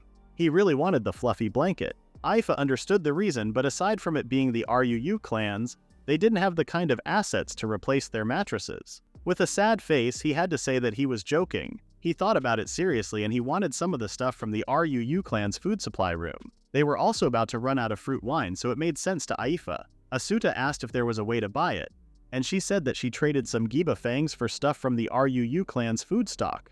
However, to call it a present, Aifa said that they were going to the trade town tomorrow. Asuta was confused as she used the word town instead of village. As per Aifa's proposal yesterday, they decided to go to the town to buy groceries, which he was excited about. However, the roads weren't like what he expected. Despite that, walking a new road was refreshing, and being able to see the distant horizon somehow soothed him. Aifa told Asuta that they could see the town from where they were. The town was Genos, known as the Trade Town. There were groups of hooded people, and he noticed that his appearance wasn't weird when he compared it to the people around them. There were even street stalls. Suddenly he felt something weird, and he told Aifa that it felt very different compared to the forest as it was pretty crowded. Afia agreed and mentioned that even people from other countries use that place to trade. But he was feeling like people were avoiding them but didn't vocalize that when Aifa said that they were going to the trader. However, when they went to the trader, he also tried not to make eye contact with them and gave them what they needed. Asuta was shocked at how they were being so obvious. He was about to say something to Aifa about this, but she was unfazed, and said that they now could buy everything they needed. And then they bought what they came for and the ingredients for his reward. Since they got everything to cover their bases, Aifa asked him if there was anything he wanted. Asuta wanted to eat from that food stall before going home, and since it wouldn't be an extra wait for Aifa, she accepted. Asuta kindly asked the seller, and when he saw them, the seller was startled and called them the Giba Eaters. They bought 2 meat buns, but Asuta didn't seem to be happy about it. She asked if he found it weird to see Giba Eater eating Kimyusu meat. The people of the forest who hunt the dangerous Giba eat its meat, and then ask for a reward for killing it. They call it hunting, but for people this unconnected and far away, they seem uncivilized, and the hunting they do protects this town, although it seems like these people don't think of it as much. She asked if he thought she was fond of those people, and Asuta couldn't give a positive answer, so she said that their emotions go both ways. Since they concluded that, she asked about the Kimyusu meat bun. Asuta liked it, but he said that the food he made was better. Suddenly, they heard a man's yelling, and it was the man he met in the forest, Tiga-sun, scolding a woman for bumping him accidentally. Aifa said to Asuta that she was still a novice and could only counter evil with evil. She borrowed a wood stick from a shopkeeper and told Asuta to hold the luggage for her. She called Tiga-sun and told him that he was being an eyesore. She told him to get the hell out of there if he didn't want his throat opened. Meanwhile, one of the hoodied men was watching her. The soldier showed up and asked what had happened. Tiga-sun immediately tried to make himself seem like a victim. The soldier wanted to hear what Aifa was going to say, but before she said something, the man with the hoodie stated that he saw it all from start to finish. First of all, that man was drunk and walked into that girl, and when he was about to kick her for not apologizing, that woman used the pole to stop him, as he said. The woman confirmed him, and the soldier told Tiga-sun to move along. Aifa didn't say anything and returned the pole to the shopkeeper. Asuta asked what she was going to do about the guy who gave his testimony, and she said that she was going to offer her gratitude. The man appeared and stated that he needed no gratitude. Since he had something urgent to attend, he thanked them for showing him something interesting, and left there. They continued their way home and Aifa noticed that Asuta was tired from everything that happened. She offered to hurry up with the dinner so they could relax for a while. In front of their house, newly married couple Gazuran and Ama were standing and they had a request for the leader of the FA clan. After Gazuran tasted Asuta's wedding reception dish, he was impressed with his cooking. So he came here to ask Asuta to become the firekeeper for their wedding banquet. The banquet was going to be attended by around 100 people, and he apologized for the sudden request and asked if they would accept it. This request meant that they acknowledged his cooking. He was really happy with his request, but wondered if they were sure because he had never cooked for 100 people. He asked if they could give him a few days because he needed to find out more information about the ingredients, dishes, and places to cook to fulfill his request. After stating that they would be waiting for his positive response, the couple left their house. Asuta didn't know how large the kitchen needed to be and what ingredients he should use, and he also needed some people to help him cook. While he was lost in his thoughts, Aifa stated that she was proud of him, but he didn't even hear her. She said that he did need to hold it all in alone and he could count on her more as his clan head. But she seemed so angry, so he hesitated to ask her anything. Asuta said that it was all because she was here. She accepted him, a person without any clear background, under her protection, and she was the reason he could go this far. Aifa admitted that his cooking had more value than he thought, and told him to have some confidence in himself. Asuta thanked her. They went inside, and since the banquet had around 100 people attending, it would be better if they had a variety of dishes. Good thing that they brought some ingredients from the market. He started asking about the use of the new ingredients they bought, but Aifa didn't even know how they were used. Aifa didn't have a sense of delicious taste, so she couldn't give him an answer. But Asuta remembered that when Rimi Ryu first tasted a delicious meal, she thought it was delicious, which means. Reina Ryu also said it when they were in the food warehouse. The answer lies in the Ryu clan's settlement. Aifa also realized that with their current condition, they had no option other than relying on the Ryu clan's settlement, which was quite embarrassing. She said that she was going to ask for permission to visit the Ryu clan settlement, and she asked him to come too. When they went there, Reina already knew from her father that he was going to be the firekeeper, and told them to not worry about using their settlement for the Rutum clan's wedding ceremony. He confirmed that they needed to make the dishes there, and then said that the Ryu clan had 4 furnaces. He wondered if they could make enough portions for 100 people at a time. For 100 people's portions, it would be giba, poitan, and arya soup. The 4th one would be used for grilled meat. If there were enough people, they could make just one dish to fill 100 people's portions, but since they were having a celebration, he had a different idea. He asked Reina about the ingredients she recommended when he was using their food storage. He wanted to ask some questions to the village's womenfolk. He went to the food storage and asked the women in there about how they used the ingredients and what kind of ingredients they were using. Aifa whispered to him that if he asked them how to use the ingredients, it would be meaningless for the Rutim couple to ask him to become firekeeper. Asuta said that he was going to think about what kind of dish to serve, and they didn't have much time, so they needed as much information as they could get. Because those ingredients were otherworld ingredients for him, he didn't know how to use them, and if they told them the reason, they would only get confused. Reina mentioned that he came at a good time as they were getting ready to cook. One of them stated that she often uses gigo as a vegetable even though she didn't know how to use it. Rimi Ru said that Rimi likes to use chachi, and if you cook it, it will become fluffy and delicious. Vina was using tino, which looked like a leaf, and after it was cooked it would become soft. Reina said that she also likes to use taraba. He felt like he bought this one in town. She explained that it could be used raw, but if cooked it would taste sweet, but also a little bit bitter. It sounded like tomato to Asuta. He apologized to Reina for guiding him to see the furnaces, but she didn't mind that. She said that they could buy vegetables at the market, but the only problem was the giba. Because they weren't hunters, they had to wait to acquire it. The sun was going down, but it was about time for the menfolk to get back, so Asuta decided to ask them directly. Aifa said that she could hunt too, but Asuta was sure she would need help. Asuta noticed that they looked different than usual and smelled iron. Aifa said that it was the smell of mixed beast and human blood. Among the menfolk, Rudo Ryu was injured and was covered in blood. They brought him inside and put him under a tree. Asuta was so worried and wanted to know what happened, but before he asked, Aifa held his shoulder. Shinru came and tried to talk to Rudo. Rudo stopped for a moment and he seemed like he remembered stuff. He started screaming that he was fine and asked about his father. Shinru explained that their father could not live as a hunter anymore. It seemed like he was still unconscious, but she heard his body was crushed by the giba's tackle. At this rate, their family was going to die and she was the only one left who could hunt in her family. She didn't think she alone could support her family of 5. Asuta asked if the hunt failed, and it seemed like it. Aifa was also a hunter and she hunted giba alone all this time. Asuta always thought she was used to it, but now he was wondering how she was going it alone safely. When he was about to ask her how she was hunting, Shinru came and asked Aifa if she was still hunting alone. When Aifa confirmed her, she asked her to teach her how to sacrifice hunt. Aifa didn't seem to expect this request, and she stated that she didn't know about that and told her to look after her injured ones. Shinru started yelling at her and didn't believe she didn't know about it. She begged for her to teach her. Asuta didn't exactly know what she was requesting, so he was just confused. Aifa said that it wasn't all the more the reason for her to not talk about this useless topic. Asuta was shocked at how blunt Aifa was acting. It was the same time when they first met. Aifa asked Asuta if they should give up on consulting about the wedding banquet. He didn't want to go back now because he was still curious about the sacrifice hunt thing. He then saw Rudo Ryu going somewhere and asked Aifa if she could wait while he was going after Rudo. He went and helped Rudo to walk while asking if he was okay. He said that he just hit his head a little and it was a light wound. He was trying to go to the river to wash it and asked Asuta if he could take me there. Asuta reminded him the last time he took him to the river and they had a laugh. After washing his head, he felt a bit better and he could go home alone now. Since Aifa wasn't there, Asuta asked Rudo if he knew about sacrifice hunting. Rudo wasn't expecting that question from him and asked what he was going to do with it. When Asuta said that it wasn't him, he asked if Shinru asked about it. He said that rather than him, his clan head Aifa would know more about it. A sacrifice hunt user always uses sweet smells to lure Giba, which was the sweet smell when he first met her. But it was Rudo's guess.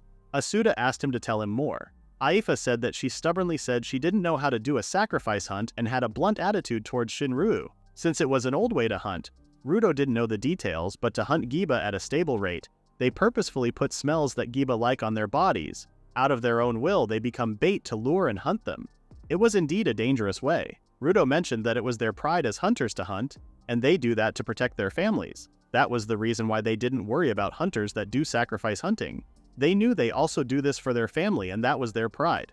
Asuta recalled every time he noticed how important the family was for these people. He then had an idea, apologized to Rudo, and left there. At last, he understood what it meant to hunt. Aifa saw him running and asked if something happened. He thanked her for always keeping him in her mind all this time and said he was going to talk with the village's menfolk. He found the place where the menfolk gathered and opened the door. They told him to not barge in like that as they were treating the wounded there. He said that he knew he was asking this at the wrong time, but he asked them to hunt 30 heads of Giba for Gazuran Rutim's wedding banquet. Meanwhile, 6 Shin-Ryu was with her father. The expression on her face was saying, "My family is wounded, what are you asking for?"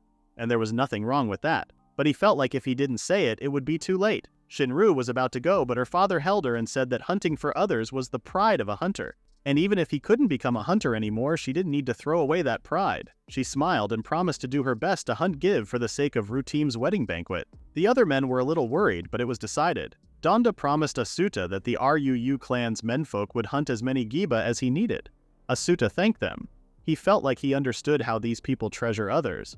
It must be for the sake of their family. He promised to make great food for the wedding banquet. A few days later, Asuta was shocked at how much meat they had bled and butchered. Ru's menfold hunted 30 heads of Giba like he asked, and they even remembered how to bleed and butcher it like he taught them. Some don't like the way to bleed and butcher, but the fact that Donda said they would do it to make a family happy was enough to clear up the problem. Next was to ask the womenfolk to prepare the vegetables. Rimi Ryu came and told Asuta that they bought the ingredients he asked for in the town. With that, he had enough ingredients for 100 people. Rimi Ryu asked what he was going to use the tarabas for because they had never used them. While he was explaining to her that he was thinking of using them for a new menu, Aifa noticed that the menfolk were making a commotion outside. The Sun Clan was there. Asuta remembered that one guy, and he told Aifa that it would be a problem if he came and made a ruckus. Aifa didn't know it either, so she decided to go outside and told him to stay there. Apparently, the Sun Clan brought a dead Giba as a gift for a seat at their banquet. Donda didn't seem to like the gift. He said that because it was so sudden, they didn't have a lot of time to prepare it. Donda didn't remember inviting the Sun Clan. He added saying that they needed to clean up their gift. They didn't have time for it, and his clan needed to do something about that disastrous situation. He calmly asked them to leave before he could no longer hold back his anger. Diga asked if that meant the Ruu clan was hostile to them now, and he said that they wanted to help him with the wedding preparations, but he was saying they were only disturbing them. The tension between them seemed to increase. Aifa was about to join them, but Asuta appeared and started walking toward them. He asked Diga if he was the one making a commotion at this place. Diga didn't take him seriously and asked who he was. Asuta furiously grabbed him and asked if he really didn't know what he had done and if he was the people of the forest. Diga told him to shut up and punched him. Because of that punch, the meat the menfolk prepared fell to the ground. Asuta once again came at him and told him to apologize to every Ruu clan member, but he kicked him this time. Aifa called his name worried, and Donda held Asuta. He told him to go back and he was going to do the talking.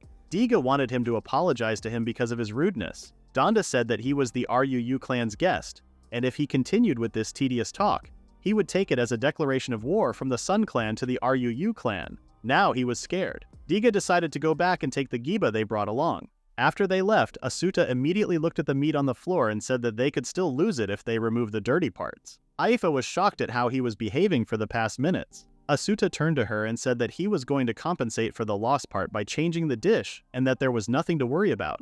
Donda approached Aifa and said that his firekeeper got some wounds. Aifa asked if he felt something weird when he caught him.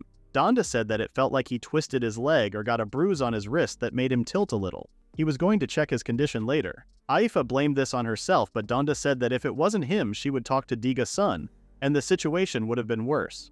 In the first place, she and the Sun clan were not in a good relationship, so it was a good thing it didn't break out into a fight. He also mentioned that Asuta was not of the people of the forest, yet he understood what he needs to do in his role for the marriage, and someday, he was going to become a good firekeeper. Aifa apologized to Asuta for being late and asked if there was something she could do. He asked her to clean up around the area as the giba hair was scattered there. It was time to start cooking, but this time he was planning to make a new dish with everyone. They could make giba soup and poitan as usual, but this time they were going to put more fried food and reduce the grilled meat. And one last thing, he was going to make a new soup with taraba. The banquet preparations proceeded smoothly and the flower-decorated tower was built. With that, the wedding banquet had begun. Asuta finished making his new menu for the wedding. Aifa wondered if it was giba soup because of the red color of the soup. From the smell of it, Reina figured out that it was taraba. From what Reina told him, it seemed like taraba was a pumpkin-like tomato. Taking this into consideration, Asuta decided to mash it into puree and use the fruit's leftovers to make tomato soup. The wedding ceremony had become a lot more colorful with white poitan, brown giba meat, and red soup. They lined up the dishes and started giving them to people. Dan seemed to have a big appetite, so Asuta wished to have brought more and given it to him beforehand. Jiba-Ru was so pleased by that smooth soup that she could eat comfortably. Aifa called Asuta and informed him that the ceremony was starting. When he turned to Aifa, he saw the bride and the groom walking and lit by the evening sun in the bonfire scene. He was amazed and felt so sacred. He suddenly felt bad for his father, but he was a little bit happy that he died. Aifa couldn't understand what he was talking about and pointed at the people who were about to pass them again as the ceremony ended. While the bride and the groom were walking, they saw Asuta and smiled at him politely. He hoped that the banquet would be good enough to satisfy everyone. Aifa informed him that the banquet was starting and told him to go. She said that she was going to change her clothes, which confused him, and he stared at her for a second. She told him to hurry up and go to the banquet with a red face. He didn't say anything further and started walking. He noticed that there wasn't any women around. Dan called him and told him to bring more grilled meat. He also thanked him for making this splendid banquet. Everyone seemed to enjoy their meal. Asuta didn't want to get all the credits and stated that it was thanks to everyone who helped him. Dan agreed with him and asked for 5 pieces of meat. When he got all the meat he wanted, someone passed by him and he noticed that it was Aifa. He was confused because she let her hair down. Aifa asked if there was a problem with her letting her hair down, but the real problem was her revealing clothes. She told him that the meat in his hands was getting cold, so he pulled it together and started walking. Aifa was always amazing, but her current attire was also amazing in a different way. When he brought the meat to Dan, he mentioned the women folks' attire, and Dan explained that it was the women's privilege to use those dresses only at the banquet. For the men, they were the flowers of the banquet. Flowers were for marriage and making a new family. He mentioned how important it was for the people of the forest. They would always be happy to participate in those events, and Dan hoped that Asuta would have some fun too. With that, the wedding banquet scene was finally over and the next day arrived. Aifa and Asuta were ready to go home since they had a nice sunny day. However, Asuta was barely standing up. Aifa asked if they should ask the Ruu clan to stay one more day, but Asuta refused. He was just worried about the food in the house and it was about time they went shopping. That was the only aspect where she was so conscientious. He said that since they got proper payment from Gazura and Rutim, this time he was going to do his work as the FA clan's firekeeper. Aifa didn't object to him and they started walking. While walking, Aifa mentioned that if they were going to go shopping, that would mean they needed to pass that scary bridge. He totally forgot about that part. He noticed that there was someone there and it was obvious that he was so scared. The man looked at him and he felt like he had seen him before. Not a second later, the bridge cracked and the man started falling. Fortunately, he managed to hold onto the non-broken wood and the rope. Aifa and Asuta came to help him even though he told them not to. In the next scene, they are at their house, and Asuta is wondering what Aifa is going to do in that situation. They saved the man and brought him to their house. He was asking lots of questions about the house and seemed so excited. A few hours ago they saved his life and he thanked them. Aifa asked what he was doing in a place like that and he said that he came for a field trip to the edge of the forest. Asuta and Aifa seemed confused. Aifa didn't say anything further and suggested going home for today and Asuta agreed. However, something was different. That man they saved was following them. Aifa noticed him and asked why he was following them. He said that they had some interest in the people of the forest who made a fuss in the town of Genos, which was Aifa and Asuta. Aifa seemed irritated and told him to not get in her field of vision. With that, he followed them, but he made sure not to get in her vision. He asked about the furnace, and Asuta said that they were using that for cooking. He asked what dishes he made, and he said that he mainly cooked giba meat as the base material. He seemed so surprised and wanted to try it out. Aifa seemed a little angry but told Asuta to give him some grilled meat to change his mind. The man finally introduced himself as an escort named Kamua Yoshu. Since Asuta didn't know what an escort was, he said that his job was to protect an important person on their journey. He didn't stop with the explanation, and continued talking about how he heard the people of the forest were people who fled from the southwest. But Asuta gave no interest in him and decided to prepare the dish. When the dish was finished, he was shocked and so happy to eat a good meal. He started eating, and after a few bites, he stopped eating. Aifa thought her expectation was true as he didn't continue eating the meat, but Kamua was so delighted by this meal and stated that it was his first time eating something so delicious. He even asked if her clan monopolized such delicious meat. Aifa stood up and Asuta thought he was getting angry. However, she said that he hadn't even tasted the greatness of giba meat. They both were shocked at how she said this sentence. She continued saying that it was a dish called hamburger. Kamua Yoshu got so excited and asked what kind of dish it was. Aifa told Asuta to show it to him, and Asuta started cooking while Yoshu was yapping about things. He said that on the way, since they were going to pass the encampment of the people of the forest, he came to take a look, but he fell. Aifa understood his reasons, but she had no intention of welcoming the people of stone.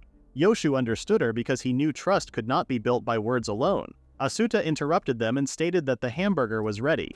He mentioned that he could only make small poitan and stir-fry as a side dish since he didn't have a lot of time. Yoshu asked so many questions that Aifa told him to just eat and understand. They prayed and Yoshu ate his first bite. He started chewing and suddenly stopped and looked above. Aifa asked Asuta what he had done, but he denied doing anything. The most unexpected thing happened and Yoshu started crying his eyes out. He said that it was so tender and had a great taste that he couldn't understand how this thing was a giba meat while sobbing. Even he, who knows a lot about food from the capital of stone, couldn't comprehend how he made such a great dish. Poitan was also so good that it was impossible to notice it was a poitan. After his breakdown, he noticed that Aifa and Asuta were sitting there confused, so he apologized for his excitement. He asked if the people of the forest eat this kind of food daily, and she responded that she didn't know if the others were eating and she couldn't say anything about the one that came up with these cooking methods, Asuta. Yoshu questioned Asuta's identity and noticed that he didn't look like the people of the forest. He whispered to Aifa, asking how should he explain their situation. She told him to tell him whatever he wanted. Asuta said that he was born and lived in Japan, and before he knew it, he had arrived at the forest's edge. Yoshu asked if he was an immigrant as he was a bit confused, and Aifa had to be involved, stating that no matter where he came from, it wouldn't change the flavor of the food. Yoshu agreed with her with a serious face. Aifa then decided to continue their dinner and told Asuta that there weren't enough hamburgers. After eating dinner, it was time for Yoshu to go, and he thanked them for taking care of him. He was glad to know more about the forest's edge. They said their goodbyes and he was going. Before he left, Yoshu asked Asuta if he would like to make a food stall in Shukuba town. In the next chapter, Asuta has dreams about that moment and he wakes up sweating in panic. Idad seemed annoyed that he kept dreaming and stuck a dried meat in his mouth. She guessed that he was just dreaming about crossing that bridge, but he said that he had a dream where Kamua Yoshu was chasing after him, which was scary even for Aifa. She asked if he was thinking about the stone capital and the proposal from Yoshu. Back in that day when Yoshu made his proposal and left, Asuta asked Aifa if it was too much of a joke for him to set up a shop in the stone capital, but Aifa surprisingly found it as a good idea. Asuta was shocked because the last time they were there, she told him that they were just a group of bastards. Aifa denied saying something like that, but she did hate the stone capital as far as he knew. Aifa explained that it was a little bit different than hating. She stated that they were obsessed. He asked if she meant the money, and she said that the other day they could only buy ingredients after they sold the jibe fangs. In their current situation, their only trading item was jibe fangs, but if he could sell giba meat as food, then they could make giba meat their trading item and could eat hamburgers. Asuta could see the personal greed she had, but she said that giba meat would bring prosperity to the people of the forest. Without having to collect many giba fangs, people can buy poitan and arias, and it would reduce the number of people dying from malnutrition. This matter seemed to become very serious, so he decided to go and ask some other people in the forest. Back in the present, Asuta asked the other people and Korin also said the same thing and supported him. Even though the people in the stone capital despise them and call them Giba eaters, he was just surprised that everyone supported this business. Aisa asked if they should just go to the stone capital to see Yoshu. He told them that he was staying at an inn and they hoped he was able to cross that bridge. They arrived at the stone capital and Aifa suggested looking at the reactions of passers-by. There were a lot of people with different skin colors, but as expected, everyone was making annoyed faces. But he also noticed that some people do not mind him at all, and wondered if their attitudes differ based on their race. He tried to think that selling Giba meat shouldn't be a problem, but then decided not to take their attitude as a good response. When Aifa said she found it, Asuta thought she found the people of the forest stall, but she didn't seem to know what he was talking about. She said that she found the inn where Yoshu was staying. Asuta got nervous and wanted to go home, but Aifa of course didn't let him. She said that if he had gone home, their trip here would have been a waste, but he wanted to prepare himself. Aifa didn't care about that and said that if they went home, he was going to get frustrated over it again, and it was better to finish it now. When they went inside, a little kid greeted them and asked if he was Asuta. Asuta confirmed him and asked about him. The kid's name was Raid, and he was Kamua Yoshu's apprentice. Raid said that Yoshu was on the second floor and he asked them to come with him upstairs. He said that he would guide them to his room. As Asuta didn't even want to meet him, he suggested not to wake him up, but Raid was sure he had woken up. Raid yelled at Yoshu that the guests had come and opened his door just to see his half body on the table and the other half hanging there sleeping. Asuta thought he was dead, but Raid went and woke him up. Asuta didn't think he was going to wake up, but he surprisingly did. For a good 3 seconds though. Raid kept trying to wake him up, but since he didn't seem like waking up, Asuta suggested going home. Suddenly he heard his voice telling him to wait, and when he turned to him he saw him sitting straight and wanted to talk about business. Asuta was a little hesitant, so he started stating that the rent price was about the same as 10 pieces of Kimyu's meat buns, which was about 10 red copper coins, and as for him, he would take about 10% of his sales. He asked if he had eaten them before, and Asuta said he did. Yoshu also liked Kimyu's meat buns. In this trade down, Kimyu's meat buns were the most popular product, as he said. He thinks a Giba dish was good enough to compete with that and asked Asuta if he was still not convinced. Asuta was wondering if anyone would actually want to buy Giba meat. Yoshu guaranteed him that others would accept it. Asuta was still in doubt, but he remembered the moment when Yoshu cried after eating the Giba meat. Raid asked what was wrong, and he was too in his thoughts that he couldn't answer. He felt like he heard what Yoshu said before. Suddenly, he wanted to talk to someone from the people of the forest. Yoshu figured that the answer was still pending. They went to Dan and he asked what he wanted to discuss. Asuta said that he wanted to hear his opinion. Dan said that it was about time for dinner, and he thought Asuta came to ask him to taste a new grilled meat. Asuta definitely didn't come there with that purpose, but couldn't refuse him after seeing his exciting face. He eventually made the same grilled meat as before and served it to them, but was totally forgot why he had come there. Aifa pulled his shirt to remind him of the matter. Gazu asked if he was still worried about his discussion the other day, and he said that he also came to hear Dan Rutim's opinion this time. After telling him the situation, Dan stated that selling Giba met dishes in the trade town was the same as selling the fangs and the horns, so he didn't have to have the forest's blessing. But Asuta wondered if there were any people other than the people of the forest who would eat Giba's meat. Dan yelled at him for even thinking that people wouldn't find his meal delicious. Gazu suggested he talk about this within the FA clan, and since it was late, they had prepared a room for Asuta and Aifa. However, there was only one bed in their room. Since they were from the same clan, they thought it would be okay. Aifa thanked them for preparing that room despite their sudden visit. When the woman left, Aifa went and checked the carpet and it was so fluffy. She told him to hurry up and come in. Asuta was still wondering if they could ask for one more bed, but Aifa told him that this was not their house, so he should give it up. She insisted on him to hurry up and come, so Asuta couldn't refuse this anymore. As they lay down together, Asuta was so nervous because she was so close to him. Aifa asked if he already decided on opening a stall in the trade town. Asuta turned to her and said that she was wrong. In the first place, in their current situation, they didn't have enough cooking tools to open a shop. He also worried about the money and Aifa's permission. She said that she had already given him her permission from the start. She continued, saying that he wanted to hear from asking people was an excuse to not do it. In other words, deep down, he didn't want to have his shop. She told him that she had a request for him. She reached her hand to him and asked if he could let her do something to help him as a family. Asuta held her hand and glanced at her breasts and beautiful body. He was too nervous to speak. In the morning, Asuta woke up and he seemed a lot excited. When Aifa asked him about it, he stated that he had decided to open a street stall. They didn't wait any longer to go see Yoshu, so they started walking. But Aifa noticed that he wasn't going in the direction of the trade town. He said that he got disoriented and suggested going home first and deciding what to sell. They went home and Asuta asked what should he try making with jibe meat, and without a doubt, Aifa suggested a hamburger.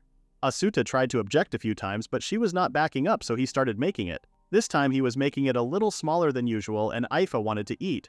She was about to go bring a spoon, but he stopped her. He said that he was going to open a street stall so she couldn't afford to keep giving wooden plates and spoons to every single customer. He told her to grab it with her hands, but when she tried to do that, she immediately dropped it because it was so hot. Asuta wasn't surprised that it would be hot. He said that it was hard for her to eat the hamburger, but she got mad and ate the meat in one bite and burned her mouth. The meat juices were also coming out. He said that hamburgers wouldn't work. Aifa didn't object to this as she was already covered in sticky meat juice. The food he was going to sell should be as easy as Kim Yu's meat buns, so he tried to wrap it in poitan. He offered to Aifa and she seemed to have no problem eating it. However, she stated that even if it was nice that the juice didn't spill, the texture of the poitan was way too strong, and it would have been better to just eat the hamburger by itself and eat the leftover poitan afterward. Asuta thanked her. In other words, the sauce was insufficient and the texture was lacking. He felt like he could come up with more ideas with the ingredients they had now. He cooked a meal until it was dark outside and had Aifa taste it. From her expressions, it was so easy to understand that she loved this one. She said that he would be able to take down Yoshu in one blow. They went to Yoshu's inn the next day with the sample of what he was going to sell. Yoshu wished he would just hurry up and bring it out without worrying about formality, which made Asuta feel sick. Yoshu said that he was just joking and wanted to take a look. Asuta showed the box he brought and put it in front of him. When he opened the box, he was not even sure it was the same meat he had eaten before, because that jibe meat was red. Asuta explained that it was cooked with a sauce made from tarapa, and to improve the texture, he sandwiched it in between some tino and rhea. Yoshu quickly tried the meat and he was once again amazed. He gave it to Raid and when he took a bite, he said that the crispy feeling and tender meat were delicious with the sauce. After hearing what Aifa had to say after her tasting, he came up with this idea based on the hamburger. Yoshu asked what that food was called, and Asuta named it Giba Burger. He asked if he could rent a street stall with that, and Yoshu responded that the proprietor of Kim Yu's Tail Inn would lend him one. The next step was to decide how much to charge, but Yoshu left that to him. Whenever he wanted to open the shop, he just needed to give him a call and they would open it. All those people have told Asuta that his Giba Burger was delicious, but he was a bit worried about the Giba meat's popularity. When they went to their house, Aifa noticed that Asuta had something in his mind ever since they left the inn. Asuta explained that he was thinking about how much he should sell the jibe burgers for. He was thinking about selling them for 2 red copper coins, which was the same price as Kim Yu's meat bun. The ingredients he was using were aria, poitan, tino, tarapa, and poitan mixed with gigo.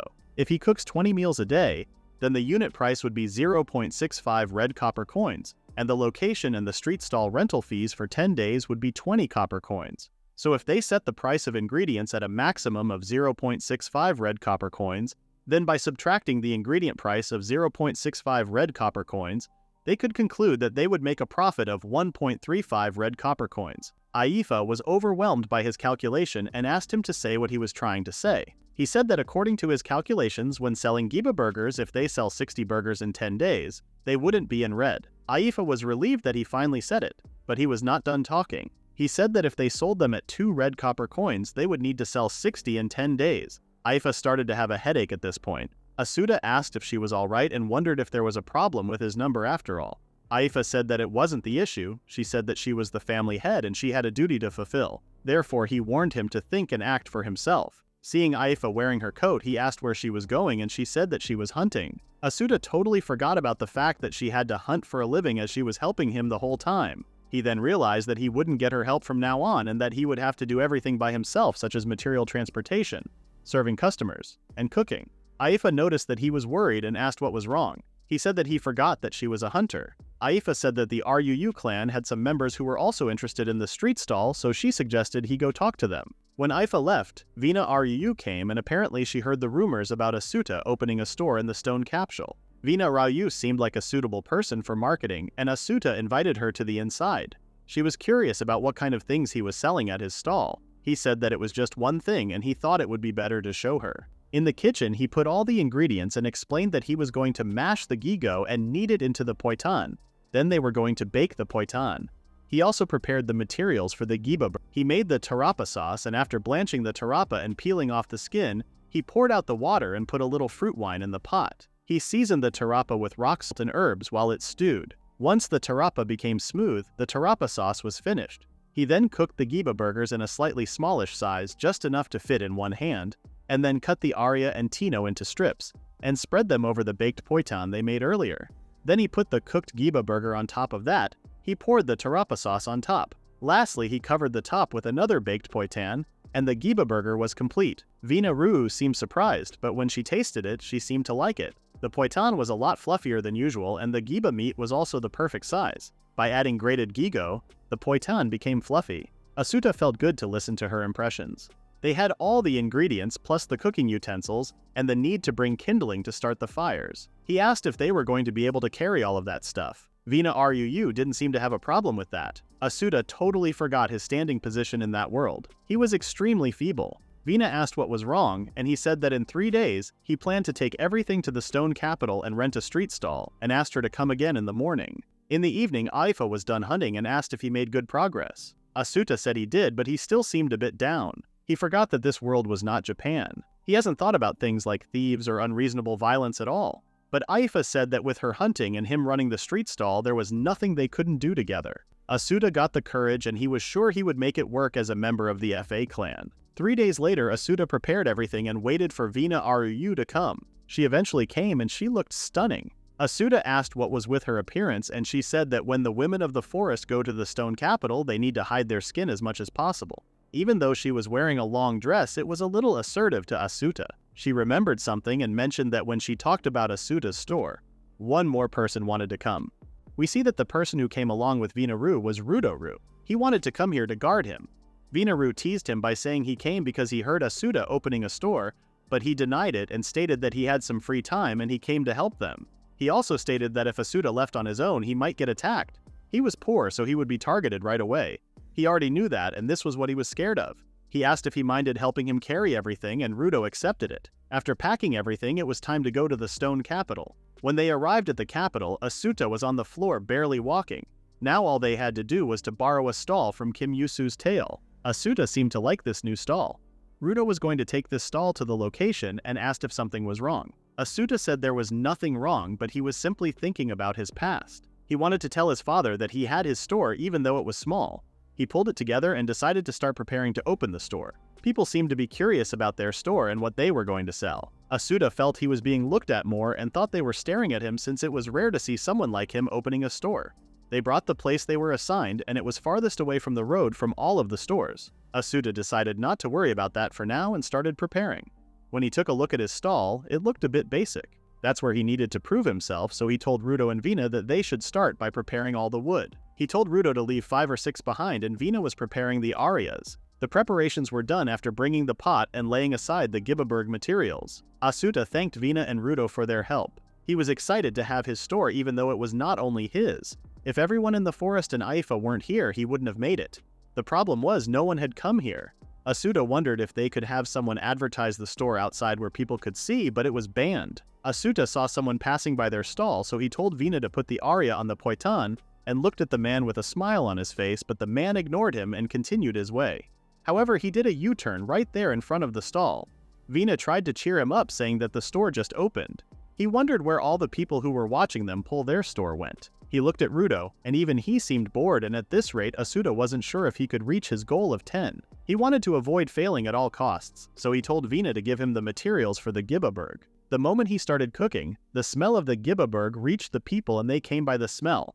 However, after seeing that he was cooking the Giba meat, they decided not to buy it and left there. Asuta was shocked, and he thought about the possibility of Giba meat being accepted by only the forest people. However, just as he was thinking about giving up, a man with a hoodie came and wanted to buy one. Asuta saw them earlier and they were always in a group wearing suspicious coats. He cooked one and gave it to the man, but he didn't eat it at first.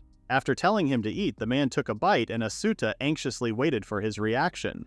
Those guys were not from Xeno City and they weren't anyone he knew. Nevertheless, they were his first customer. The man ate the Gibaberg without saying anything. After finishing it, he whispered to the man next to him and then they nodded to each other. Asuta was trying to figure out what their reaction was, and the man looked him in the eye and asked for 7 more Gibaberg. Asuta was confused, so Vina explained that he wanted to buy 7 more. That conversation just now was a judgment for the burger. After making their burgers, they paid 14 red copper coins and then left. They managed to sell 8 to their first customer. Asuta was happy that they managed to do that, but he still had no idea what they thought about his burger. But out of their goal of 10 sales, they already sold 8. He decided to sell all 10 today. However, during the day, no one was coming. Not even a single person. They only needed 2 more burgers to reach their goals, but it seemed so hard to do that in this condition. Asuta noticed that Raid, Kamiyua's apprentice, was there. Asuta was surprised because it was really rare to see him without Kamiyua. Raid said that he was really busy and couldn't stop working right now, so he had to come here himself. Asuta asked about the reason he came here, and he said that it was something disappointing. Kamiyua was crying and begging for Asuta's burger and conditioned him that he couldn't work without eating Giba burger. He asked if he could sell him one. Asuta immediately accepted. When Rain said he would like to have one too, Asuta was on the moon from happiness. Just like that, the 10-day store that survived the first day ended safely. Asuta thanked Vina and Rudo for helping, and when they left, he went inside. Aifa was sitting there waiting for him. She said that he came quickly, but it was just past noon, so it wasn't that quick.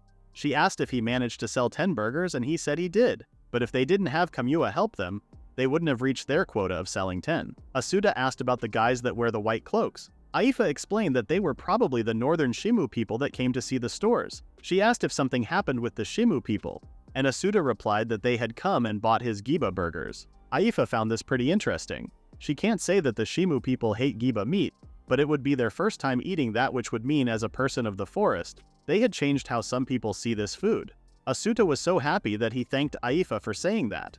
Without waiting any further, Asuta decided to prepare the dinner. The next day, the incident started. It was raining so hard at the stone capital.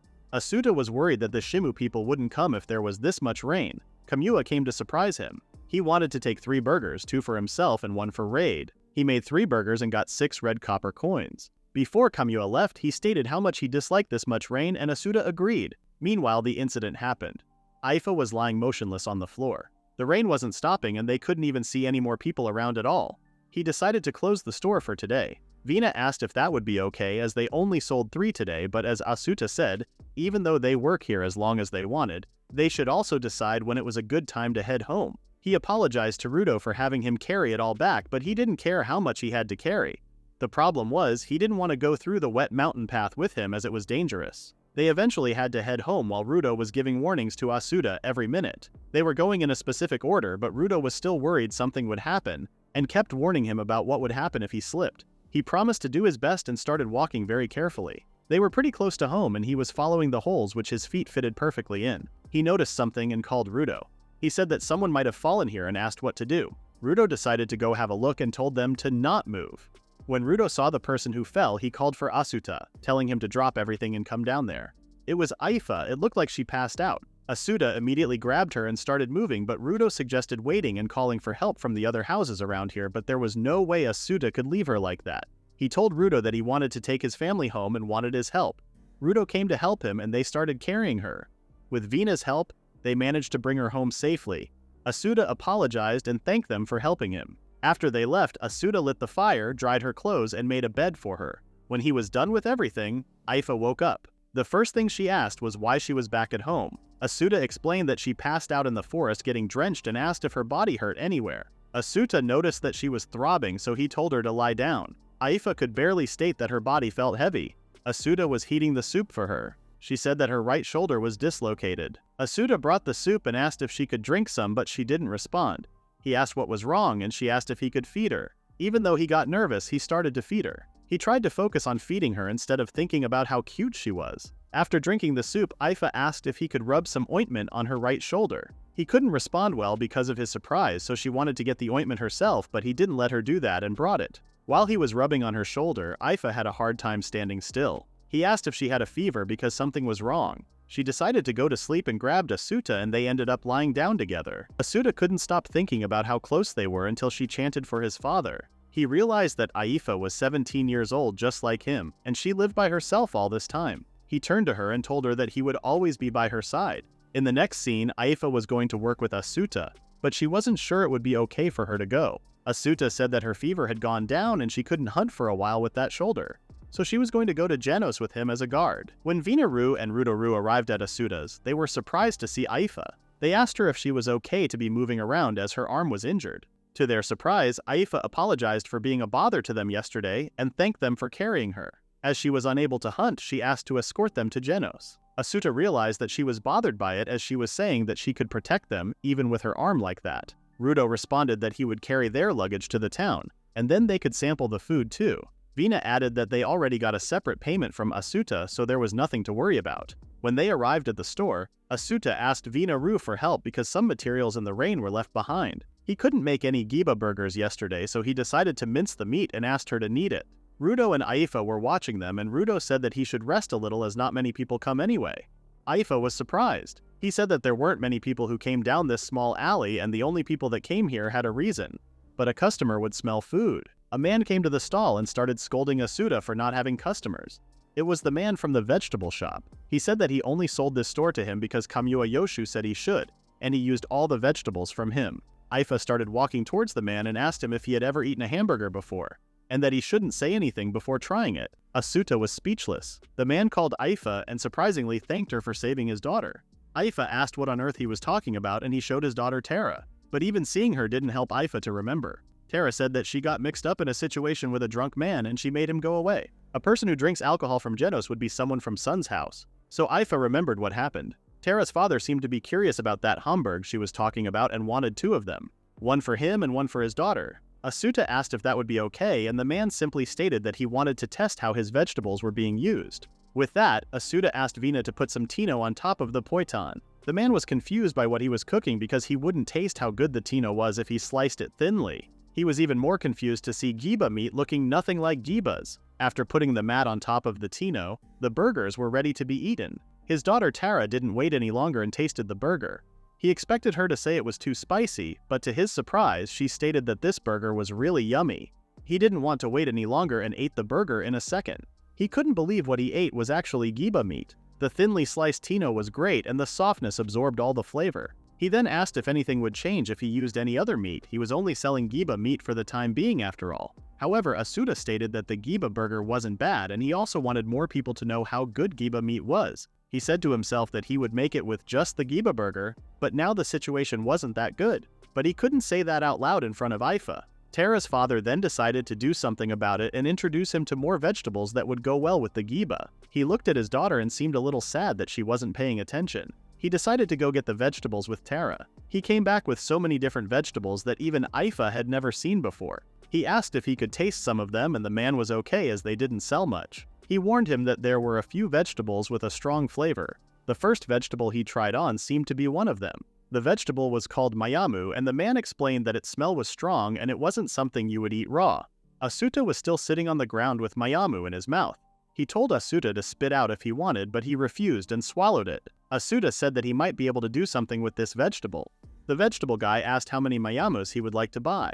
They talked about the price and the amount, and the business talk was concluded, and he left to get the vegetables. Asuta was thinking about what to do with the leftover ingredients when Aifa commented that the vegetable shop owner was pretty skillful. Asuta was a cook, so he decided to create a new menu from the hint he gave him as a vegetable pro. Vina-ru came and asked what he was doing, and he responded that he was thinking about the ingredients for the new menu. Vina-ru was shocked when she heard him. She asked if he was planning to make a new dish just by improvising. When he confirmed her, she wanted to join him. First things first, they look for ingredients. If they were cooking meat, they would need fruit wine for the aroma. Vina asked what he was going to do about the flavor, and he said that the rock salt was used in the sauce for the Giba burg and pico leaves, but he realized that it was pretty much the same as the grilled Giba meat. But to have them eat the meat, they would need a slightly different idea. Vina was surprised to see Asuta slicing the meat so thin. He explained that it was easier to eat it when it was thin, and the salt and the pico leaves had a stronger flavor. The vegetable man returned, and apparently his name was Dora. Dora brought the mayamu he ordered, and Asuta thinly sliced the mayamu. He asked Vina to light the furnace. He poured the fruit wine and put in the sliced mayamu. Let it cook for a while, then pour in some more fruit wine. The smell of the food started coming out, making Dora and Aifa pleased. Lastly, Asuta put the Giba meat he thinly sliced up earlier on top. This smell was something that made them hungry. The smell of the cooking Giba meat and the smell of the mayamu on top of that was spreading all throughout the town. Aifa was once again amazed by Asuta's cooking skills. Asuta asked Vina-ru if she could prepare the cooked poiton and tino leaves, and she immediately did it. With the poiton and tino leaves, it should be a dish that you could walk and eat at the same time. With the cooked Giba meat, they put it on top of the poiton and put some of the sauce on top, and the dish was ready. As the insides may fall out, he wrapped the poitan, and the giba meat dish was completed. As Dora was the one who sold him the mayamu, he wanted to be his first customer. Asuta wasn't sure about this because it was a trial product, but Dora still wanted to pay him and have a taste. He eventually handed him the giba wrap and he started eating right away. While he was describing how good the food was, the Shimu people appeared behind him.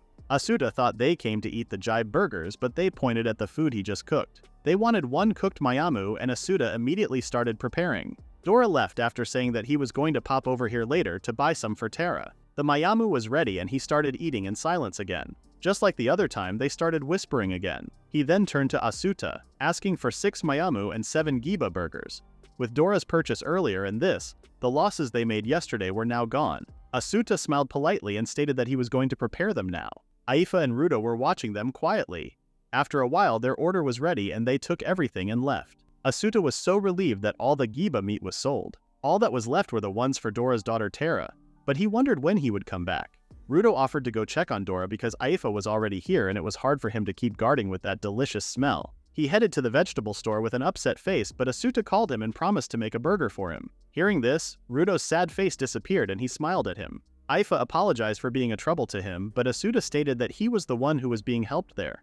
And selling giba meat like this was something he wouldn't have been able to do on his own. He was thankful to everyone who lived in the forest and everyone who lived in Genos. Vina said that she was thankful to Asuta too, but he seemed confused. She decided to start cutting up the tino leaves, and Asuta gave his attention to cooking again. While Rudo was walking, he saw a bunch of people keeping an eye on Asuta's store. "It's that store," they said and started moving. Rudo decided to follow them. Meanwhile, Asuta and Vina finished cooking the giba burger. All that was left was the miyamu. Those people were watching them from a distance, and the woman in front of them was glaring at them. Rudo was worried that they were going to do something bad to Asuta's store. The woman stated that she smelled something good and came over here, and people from the forest have opened a store. This would mean it was giba meat, so the men behind her decided to go to the vegetable shop and stated that they came to see what it was. They started blaming the woman named Yumi and she seemed confused. Asuta was watching them in silence. They forced Yumi to test it out. She said that giba meat was gross, but they said that she was the one who wanted to come over here. Asuta was confused. He knew that the forest people didn't have the best reputation, but he didn't expect it to be this much. He calmly asked if she would like to try one of their products before complaining about them just based on looks. He knew what he was doing wasn't good, but he didn't open his store for people to get annoyed. The woman agreed to taste some of his cooked meal. After hearing that, he decided to cook her mayamu with jibe meat. The guys behind her were stating that she was so unlucky. Asuta prepared the meat and she bought it for 2 red copper coins. She came here because of the good smell, so Asuta was almost sure she would like it. When she had a bite, Asuta was pretty comfortable. The guys asked how it was, and Yumi suddenly turned her back to them. They asked what was wrong, and she said that she wanted to get away from this place and asked them if they wanted to eat it. Asuta was stunned. They all left after seeing Yumi so angry. Asuta didn't say anything further and continued cooking. Rudo came back with Dora. Asuta said that his cooked mayamu was ready. Dora noticed that he was a little hesitant when saying cooked mayamu. Asuta first seemed a little down, but then confidently stated that he was excited about how he was going to cook this. Seeing his expression, Aifa couldn't help but smile a little. Dora was surprised that he was planning to improve this cooked mayamu further because he thought it was plenty good. Asuta thanked him for his comment and stated that they still had some leftover mayamu, and they were going to close the store for now. However, Kamua came running and asked if he made it. Asuta said that they were closed, but he refused because thought he made it. He smelled mayamu, so he asked if he made a new menu item. Asuta confirmed him, but he explained that they already packed everything up. Dora offered her daughter's giba meat, but Kamua refused. He said that this was the new menu item and he didn't modify the giba meat as much. He decided to come back tomorrow because he didn't want to take another person's meal. When Kamua asked if he could reserve one for him, he asked if he was planning to eat it by himself again. Kamua explained that even though Leto was handsome like that, he wasn't good with strong foods like mayamu even though he tried to remove the scent. Asuta seemed to figure out something but didn't say anything when Vina asked and they started packing up. The next day arrived, and Asuta thanked everyone once again. Vina noticed that Aifa looked a bit tired. She said that he was daydreaming a little even though the actual reason was that she couldn't sleep last night because of the delicious smell and her empty stomach. She wondered if what Asuta made last night would sell well today. They arrived at the store and started opening up.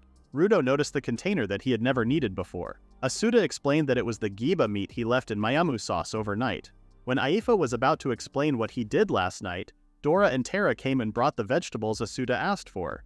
He mentioned that since those were for him, they were very special. Tara also came with them today because she wanted to see how Mayamu was cooked. It looked like the cooked Mayamu she ate yesterday was able to satisfy her belly. The woman from yesterday, Yumi, came and wondered what was going on. Even though it was a strange store that sold giba meat, she wondered why Genos's people watching the clerk enjoy. Asuta noticed that she was watching them again, and he seemed quite comfortable, which made her pretty angry. She came to the stall and said he was trying to sell those things again, while Asuta seemed happy that she came. Tara interrupted her, saying that those were not things, and asked her to look closely. She decided to stick around for her.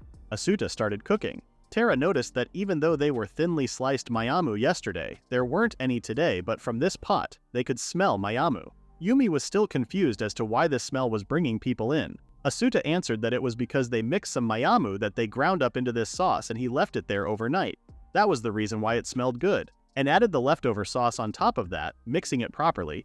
Once the flour was mixed in, he took it out of the pot and the cooked giba meat with Mayamu sauce was completed. Dora and Tara were impressed that he was using Mayamu in such a good way, and wanted one. Asuta asked Yumi to try this one more time if it was okay. When she asked the reason, he said that he wasn't trying to sell it to her, he just wanted her to experience the flavor of it. She was confused because she was sure it would be the same as yesterday, but decided to eat one. She took a bite, and this time she didn't stop with one bite and continued eating. When she finished, he asked how it was. He responded that it was not as bad as she thought with an attitude, and she wanted to pay him, but Asuta refused because he wanted her to experience the taste. But Yumi insisted and stated that she was sorry for calling this annoying yesterday. Asuta was sure she said something along those lines but didn't say anything to her. She started walking away and Asuta thanked her with a smile on his face. This was the first customer whom they didn't know beforehand. Vina was also surprised that she ate it the next day. She said she didn't like it. Tara responded that it's because it's so yummy. The flavor was much deeper than yesterday and she would want to eat the meat alone. Asuta now understood that the people who live here in town have their own tastes. Kamua came to buy the Miyamu sauce, giba meat. Asuta thanked him yesterday, but he didn't understand what he was talking about. Asuta didn't explain it and started cooking. Since Kamua always praised him for no real reason, he couldn't understand anything from that because he was telling them how good the food tasted. Asuta was so happy that he finally had his own store and he was borrowing a hand from many people.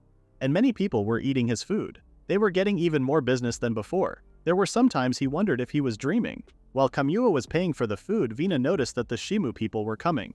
Tara, Dora, and Kamua left there. Asuta asked the Shimu people what they would like to have today, but they said that they were here to talk.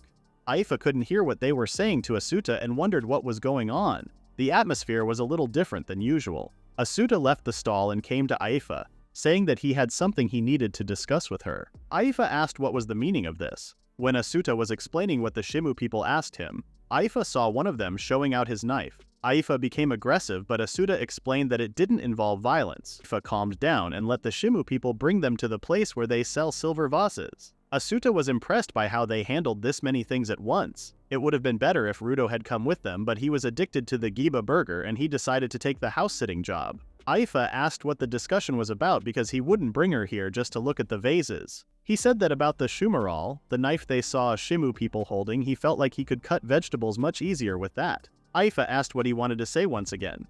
He said that he wanted to buy tools for their shop with the money that they made, and Aifa told him to go ahead without a pause. Asuta didn't expect her to accept this quickly. She said that he was the one who made the money, and he could do whatever he wanted with it. He thought he had to get permission from the family head. The Shimu man asked if he was going to buy it and which one he would buy. He said that he wanted him to show him more things first. Aifa noticed that it would take some time for Asuta to decide what to buy.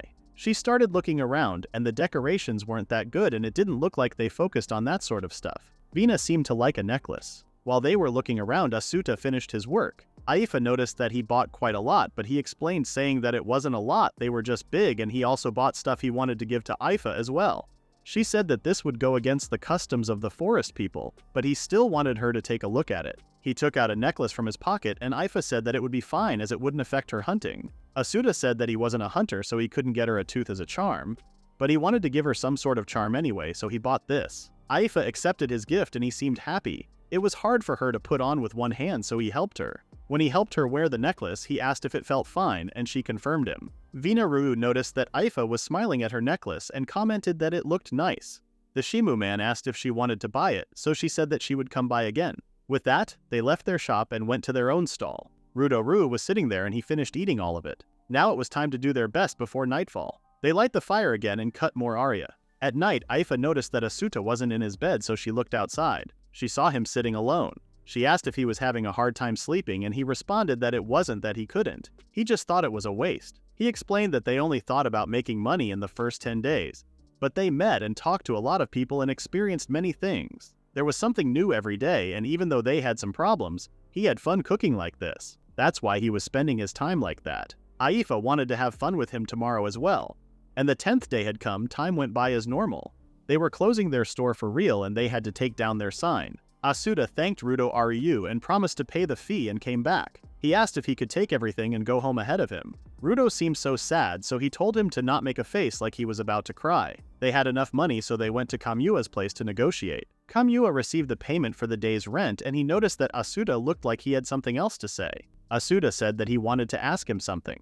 Kamura wondered what happened, and he responded that he wanted to extend the rent's duration. Kamura figured that the reason was because he learned that he could make a profit with the giba meat. That was also a part of it, but he also wanted to see a new world. In the beginning, he was only thinking about managing the stall, but while meeting a lot of different people in this town, he realized that all he wanted was to make a lot of people eat his food. Kamura was pleased with his goal, and he promised to speak to the owner himself. Asuta didn't expect him to be this easy, so he was a little surprised. Kamura said that he had everything handled. Asuta wanted to be happy, but somehow he couldn't. Aifa asked if that wasn't great and stated that she was also really happy that she could continue to eat his food.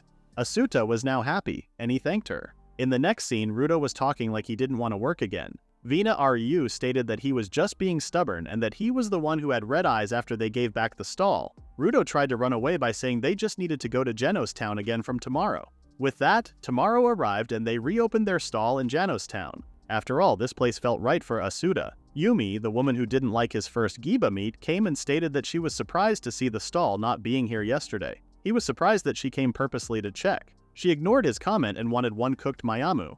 And with that, the peaceful days came back at about that time. People also seemed more interested in the giba meat. Suddenly, Asuta felt something shaking and Vina felt it too. A big chubby man was running towards them asking for the food he was selling. He showed the bag of coins he had and wanted one. Asuta asked Vina Ru what she was thinking and noticed that she was not responding. Based on her reaction, Asuta kind of figured out who this person was. Aifa and Rudo also seemed angry. This person was the Sun family's elder brother who tried to assault her and she struck him back. And so, if she gets involved with the Ruu family, the Sun family wouldn't stay silent. Asuta recalled seeing him before and now he remembered.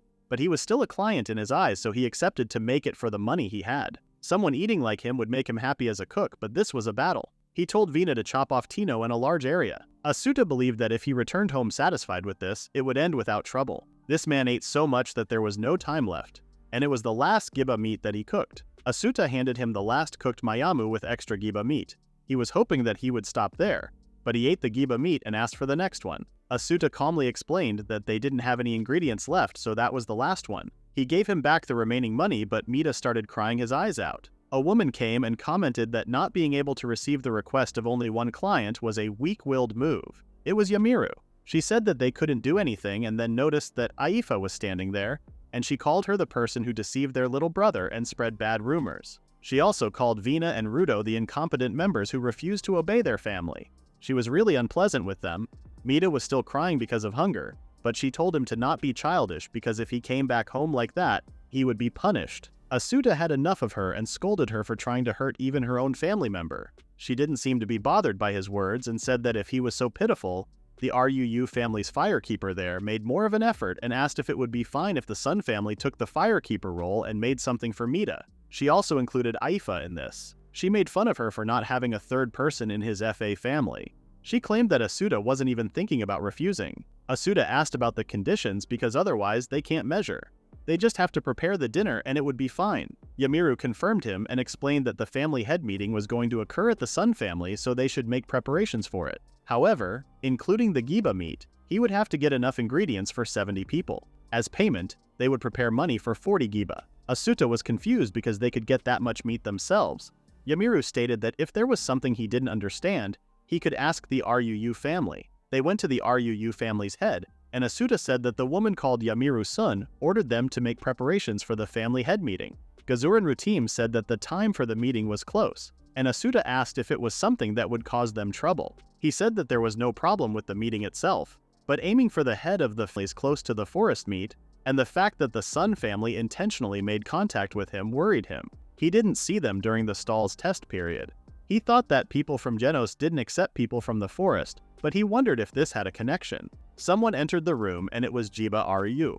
Aifa asked if she was alright by herself, but Reina was following her. She heard that the Sun family gave them a hard time in the city.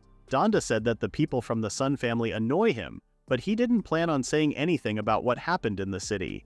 He did say he would lend him a hand, but that was something he decided himself. He didn't plan on getting others involved. Jiba Ryu found him reasonable, but it wasn't about that for her. He said that it was about the contract they signed 80 years ago.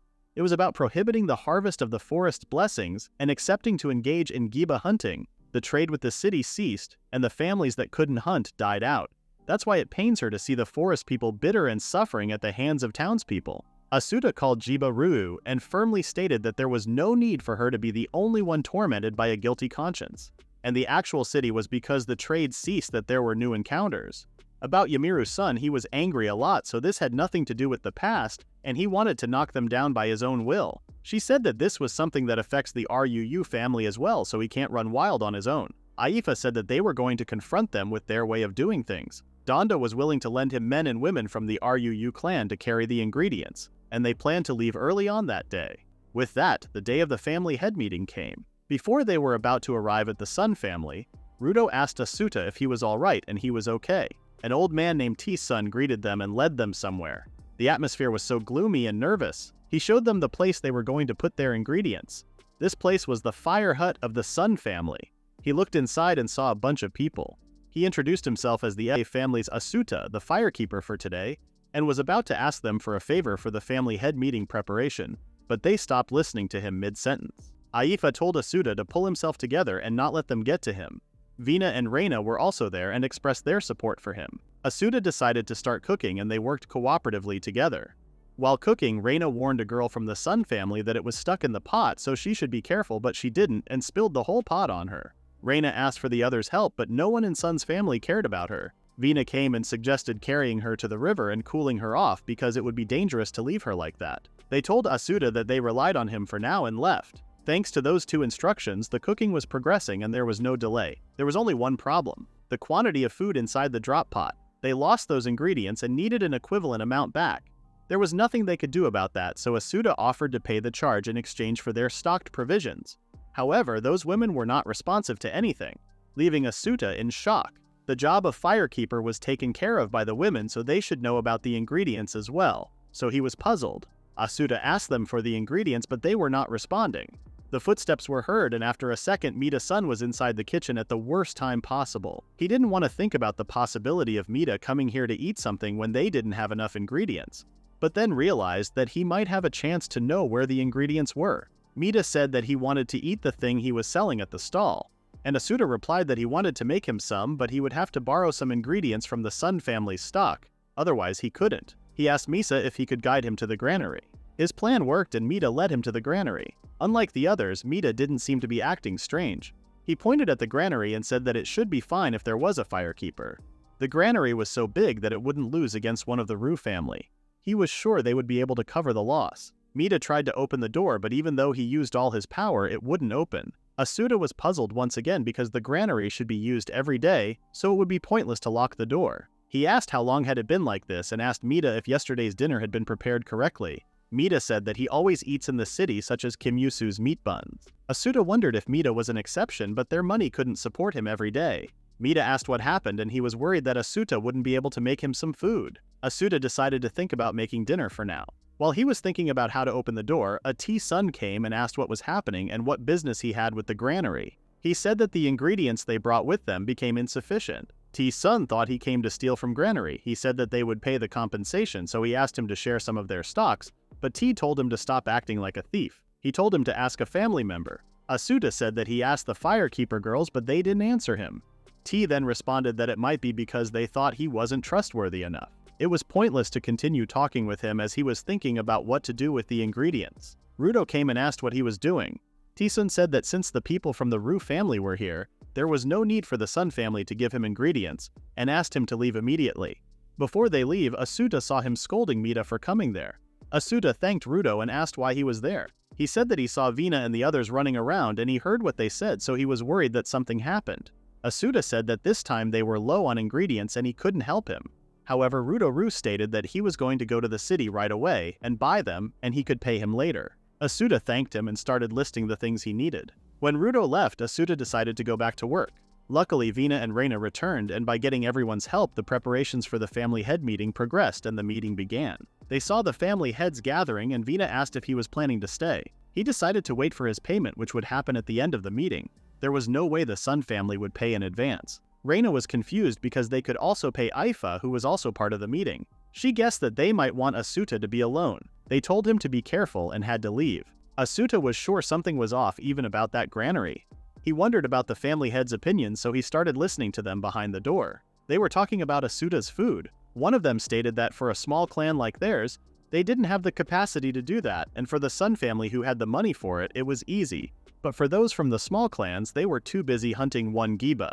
Aifa talked, stating that it was reasonable. She said that every family couldn't hunt enough giba, and that was the reason why the Sun family should distribute its wealth. The Sun family laughed at her for suggesting that she was from a family arbitrarily selling giba meat in town, and told her that if she insisted, she should be the one offering to supply giba meat. Asuta knew that whatever the world, the discord between rich and poor would never disappear. There was no point in him staying here, so he started walking away. He was feeling guilty for abandoning Mita even though he was the one who showed him the granary. He wanted to apologize and started looking for him. Yamiru-san saw him and asked why he was restlessly wandering around people's houses. He said that he couldn't receive his payment before the meeting ended, so he was waiting. Yamiru said that she could prepare it for him and asked him to wait in that building because paying him in the middle of the street felt wrong. Her sane reaction was somehow even more terrifying, but he still agreed and started walking towards the building. If this was a plan to capture him as a hostage against Aifa, or a threat towards him, as long as Aifa was in the family meeting, she would be with Donda, so he would not let anything happen to her. At the meeting, a bald man asked if waiting and seeing would be fine, and the meeting ended and nothing changed. Someone bumped into Aifa's injured shoulder and it was Diga-san. He said that he would give something to stop the pain and dragged her somewhere. He captured her and said that he was fine with forgetting everything up until now, as long as she agreed to continue the marriage ceremony with him. Meanwhile, the building Asuta was in was so dark that he could not see anything. Yamiru opened the door and went inside with a fully naked body, asking to start their marriage ceremony. As Asuta didn't respond to her, she asked if he was too stunned to speak. She was unable to see him as it was pretty dark, and wondered if he was always this big. He eventually spoke, stating that he was surprised. She lit up a light and saw that Asuta had something on his head and he was not seeing her naked body. He knew she would be naked, and if he looked at her, she would threaten to either gouge out his eyes or marry her. He could see through it even if he couldn't see her. Yamiru called him stupid and stated that she was no longer interested and left. He wanted to be cautious, so he didn't open his cover and went outside. He accidentally grabbed a breast and had to open his eyes. Thankfully, it was just Mita, and Asuta was so happy to see him. He apologized for not keeping his promise. He then had an idea and told him to wait here. He knew Yamiru should be close by. She was actually talking with T-sun, and apparently it was his plan. He asked if she was close to Granary and she said she wasn't. Something was going on with the granary because if T-sun was here, then the family head meeting would have been over, but he couldn't see Aifa. Meanwhile, Aifa kicked Diga's head and knocked him out. Donda came looking for her since he thought the sons might try something, but she didn't seem to need him. Aifa said that Diga might have seen him and let his guard down, so he actually did save her. Now they were sure that they planned something for this meeting. Aifa also remembered Asuta and they started looking for themselves. They saw each other eventually and she asked what he was doing with Mita. He said that he helped him with the ingredients during the day, though in the end they were asked to leave the granary. Asuta said that they were clearly keeping members of other families away from there. Aifa found this suspicious because he was a firekeeper. Donda decided to go to the Sun family granary. Zuro-san came and called them fools for causing such a riot in another family's territory. Donda said that if he was interfering with another family's head over a simple granary, something was definitely suspicious. Zuro grabbed Donda, and when Donda glanced at Aifa and the others, they understood the plan and started running towards the granary. Zuro warned Donda to not get in his way, but he simply explained that he just wanted to hear a convincing explanation. While they were running to the granary, Aifa asked about the details. Asuta said that there were no keys to be found around the granary. Suddenly, Dan Rutim came and asked what they were doing. Aifa asked why he was still there, and he said that he was hungry and couldn't sleep. When he learned that they were going to the granary, he decided to come as well. Meanwhile, someone was watching them from a distance. They arrived at the granary, and Dan Rutim asked if Asuta could do something with their giba meat. He said that they couldn't open the door before that. T-sun came and reminded Mida that he told him to not come here. Asuta was in a dilemma because they were so close to seeing what their secret was, but with that, Mida would be in so much trouble. While he was thinking about what to do, Danrutim told T-sun to shut up and stated that he wanted to eat some grilled meat. Asuta had an idea and he said that he would open the door. When Mida said this was impossible, Asuta smiled at him and stated that he had to listen to the requests of customers who wanted to eat his food, including him. T and Danrutim were still arguing. He asked Danrutim to leave, but Danrutim told him to try something if he really thought he could do it. Aifa wanted to help Danrutim, but Donda came and said that he got Zuro's son. Before he knew it, he suddenly lost consciousness, so he brought him along. They heard someone telling them to stop. Donda wondered what that voice was. The voice was heard again, telling them to not open. T-sun seemed horrified, calling the name Zatsu-sun, who was the previous family head who was ill in bed. An old ugly man started running towards them, screaming at them, so Donda told them to open it quickly. Danrutim said that he would stop him while Asuta focused on opening the door. Asuta decided to charge it with all his strength. Asuta and Mida gave all their might to crack the door and they were successful this time. However, there was nothing inside the granary. Asuta asked for Mida's help to bring out what was inside. They went outside with what the Sun family was hiding. It looked like a bar was placed on the inside. There was nothing other than the forest's grace. Not even giba meat. Looked like there was a secret passage for the family members. That old man started screaming when Aifa told her that they reached out their hands to the prohibited mountain's grace, and not only that they lived thoughtlessly with money without even hunting jibas, which was against the rules. With that, the Sun family was finished. Several days after the troublesome family head meeting, Asuta and Aifa went to Jibaru to tell her what happened. Although she should have heard from Dondaru, she still asked them to come and tell her what happened. She asked how Zatsu was. Asuta knew that she was talking about the old man who was screaming. Before Asuta responded to her, Aifa said that the reason Jibaru called them was because she wanted to know about Zatsu. Jibaru understood that she realized it. She said that Jiba told them about the contract, and she thought she might be worried that they broke the contract. Jibaru confirmed her, saying that he spoke with Zatsu about the contract a long time ago, and it was strange that although there was so much fruit in the forest, they wouldn't take it. He told her when they were kids that there was nothing they could do, and in exchange for being able to live in the forest, they made a contract to hunt the giba and use them as food. Jibaru noticed that he had lots of wounds on his arms, and it was because he wasn't used to hunting yet. He said that they have to build up their strength and hold the giba because they have to protect the future inhabitants of the forest. That was how he spoke when they were young. The son he wanted to protect was waiting for his judgment. T-sun moved at this beck and call, and he was waiting too. However, Yamiru, the one who tried to show his evil deeds, and Mida, the pure one who was never told anything, were going to go live with other families, leaving behind everything that Zatsu wanted to protect. Asuta said to Jibaru that the Zatsu he saw was a person who couldn't understand anything. Jiba thanked her and wanted to get some fresh air. They helped her out and went outside. It was a good sunny day. Asuta thought that those two from the story long ago should have been looking at the same sky. The next morning, Asuta wakes up and sees Aifa stretching, which means her arm was completely healed. She said that from today she was going to work as a hunter. At first, Asuta was happy, but then he realized that she wouldn't be near him. Aifa said that he bothered him for quite some time, and with him in the city, and her in the forest, she wanted to protect their house. Her words cheered him up. She then informed him that a chieftain who replaced the Sun family headed for the city to make a report. The Sun family used to go in and out of the city. In the next scene, Asuta is back in business with his team. He brought giba meat to Rudo and apologized for being late. He gave him the burgers to help him out. Rudo reminded him that he promised to reward him with 20 giba burgers, so he promised to give him more. Someone grabbed his shirt and it was Tara. She said that she was on a mission and was sent by her father. Asuta asked what it was about. She said that his father wished he could eat some freshly cooked mayamu, so she came to ask if he still could do it. She gave the money and wanted 2 cooked mayamu for her father and herself. Asuta immediately started cooking and Vina helped him. She gave him some tino cut in big chunks. He asked why she gave it to him, and she said that the Shimu people were coming that way. Asuta gave 2 cooked mayamu to Tara before the Shimu people came and she left. The Shimu people asked for 11 cooked mayamu and 6 giba burgers. When Asuta told them to wait for a little while, he prepared the giba meats, and one of them called his name. He also recalled that his name was Shumiraru.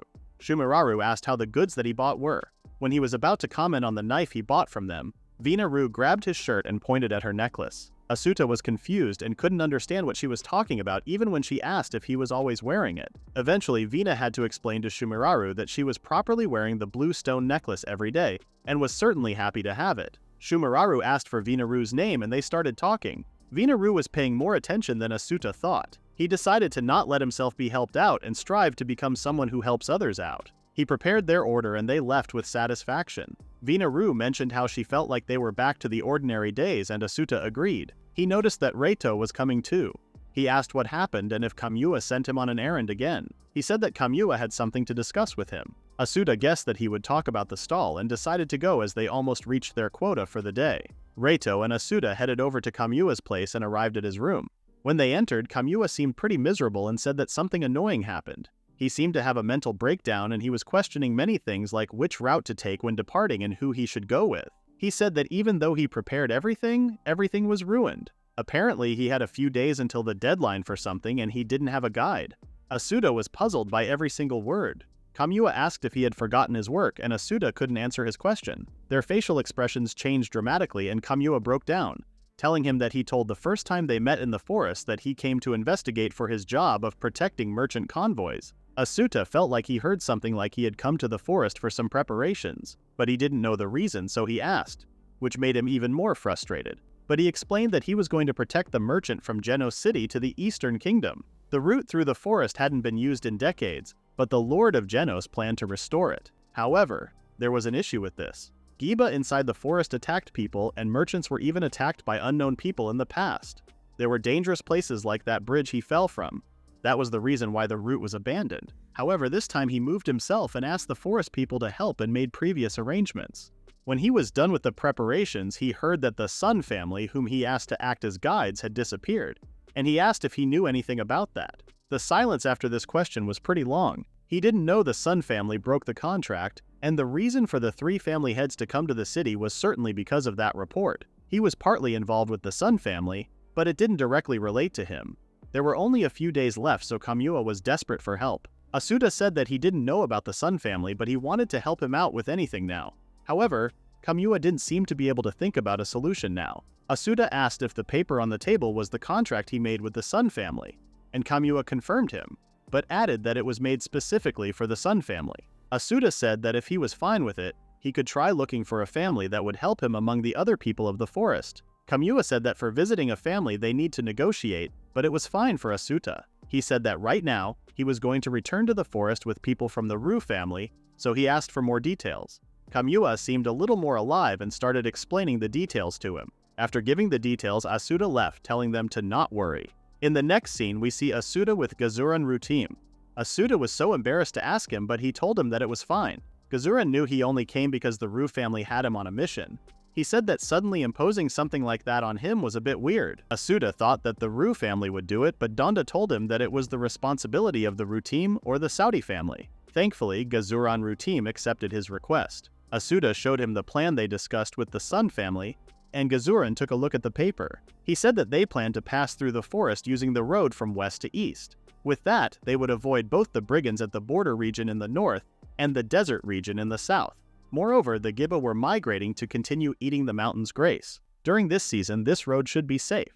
The choice of the path itself didn't have any issues, but there was a point stuck in his mind. Not just the road and the date, but he wondered if the details of the goods and the cart that would be used were really something he told others. Even the numbers of guards from Genos were written, and the fact they decided everything in so much detail suspected him. Asuta told him that Kamua said that was the agreement with the Genos Lord and they had to make it succeed.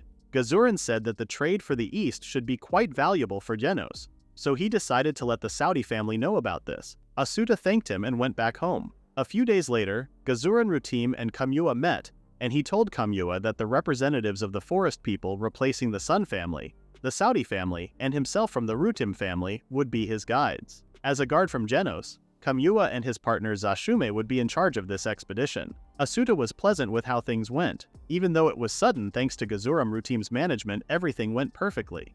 With that, they finally left and now Asuta has to take care of his own shop. He noticed that a man was calling him. It was Murano Masu, the man who lent him the stand. When Asuta said that Kamua wasn't here today, Murano Masu said that he wanted to see him for once, and he heard him saying he had to take care of his own shop. He said that if he wanted to have a proper business, having multiple stalls would be better. Asuta noticed that he was good at business, but right now when the people of Shimu came, they had their hands full. And yet for a second stand, they would have to further develop each part of the business or they would lack the goods. Asuta said that he would like to do it, but he was concerned about his supplies and asked if he didn't know that ingredients could be expensive. In that case, Murano Masu suggested he try going to the mansion ahead and he might find something interesting. Asuta went to the mansion. He didn't know about the building, but there was a smell from the entrance, and it was a smell that made him remember when he was back in Japan. It was soy sauce. He wondered where that smell could be coming from and entered the mansion. Someone welcomed him and stated that if he wanted to stay, this was the reception. He said that he was still a customer. He said they had interesting ingredients here and wanted to see them. The man asked if he was talking about Tao sauce. He showed Asuta the sauce and it was soy sauce. He wasn't 100% sure, but he asked if he could give him a little of it. The man said that this was sent specially from the Kingdom of the South, so it would be expensive. Asuta noticed that he was good at business but still wanted to buy it. When he left with the sauce, the man was curious about his identity.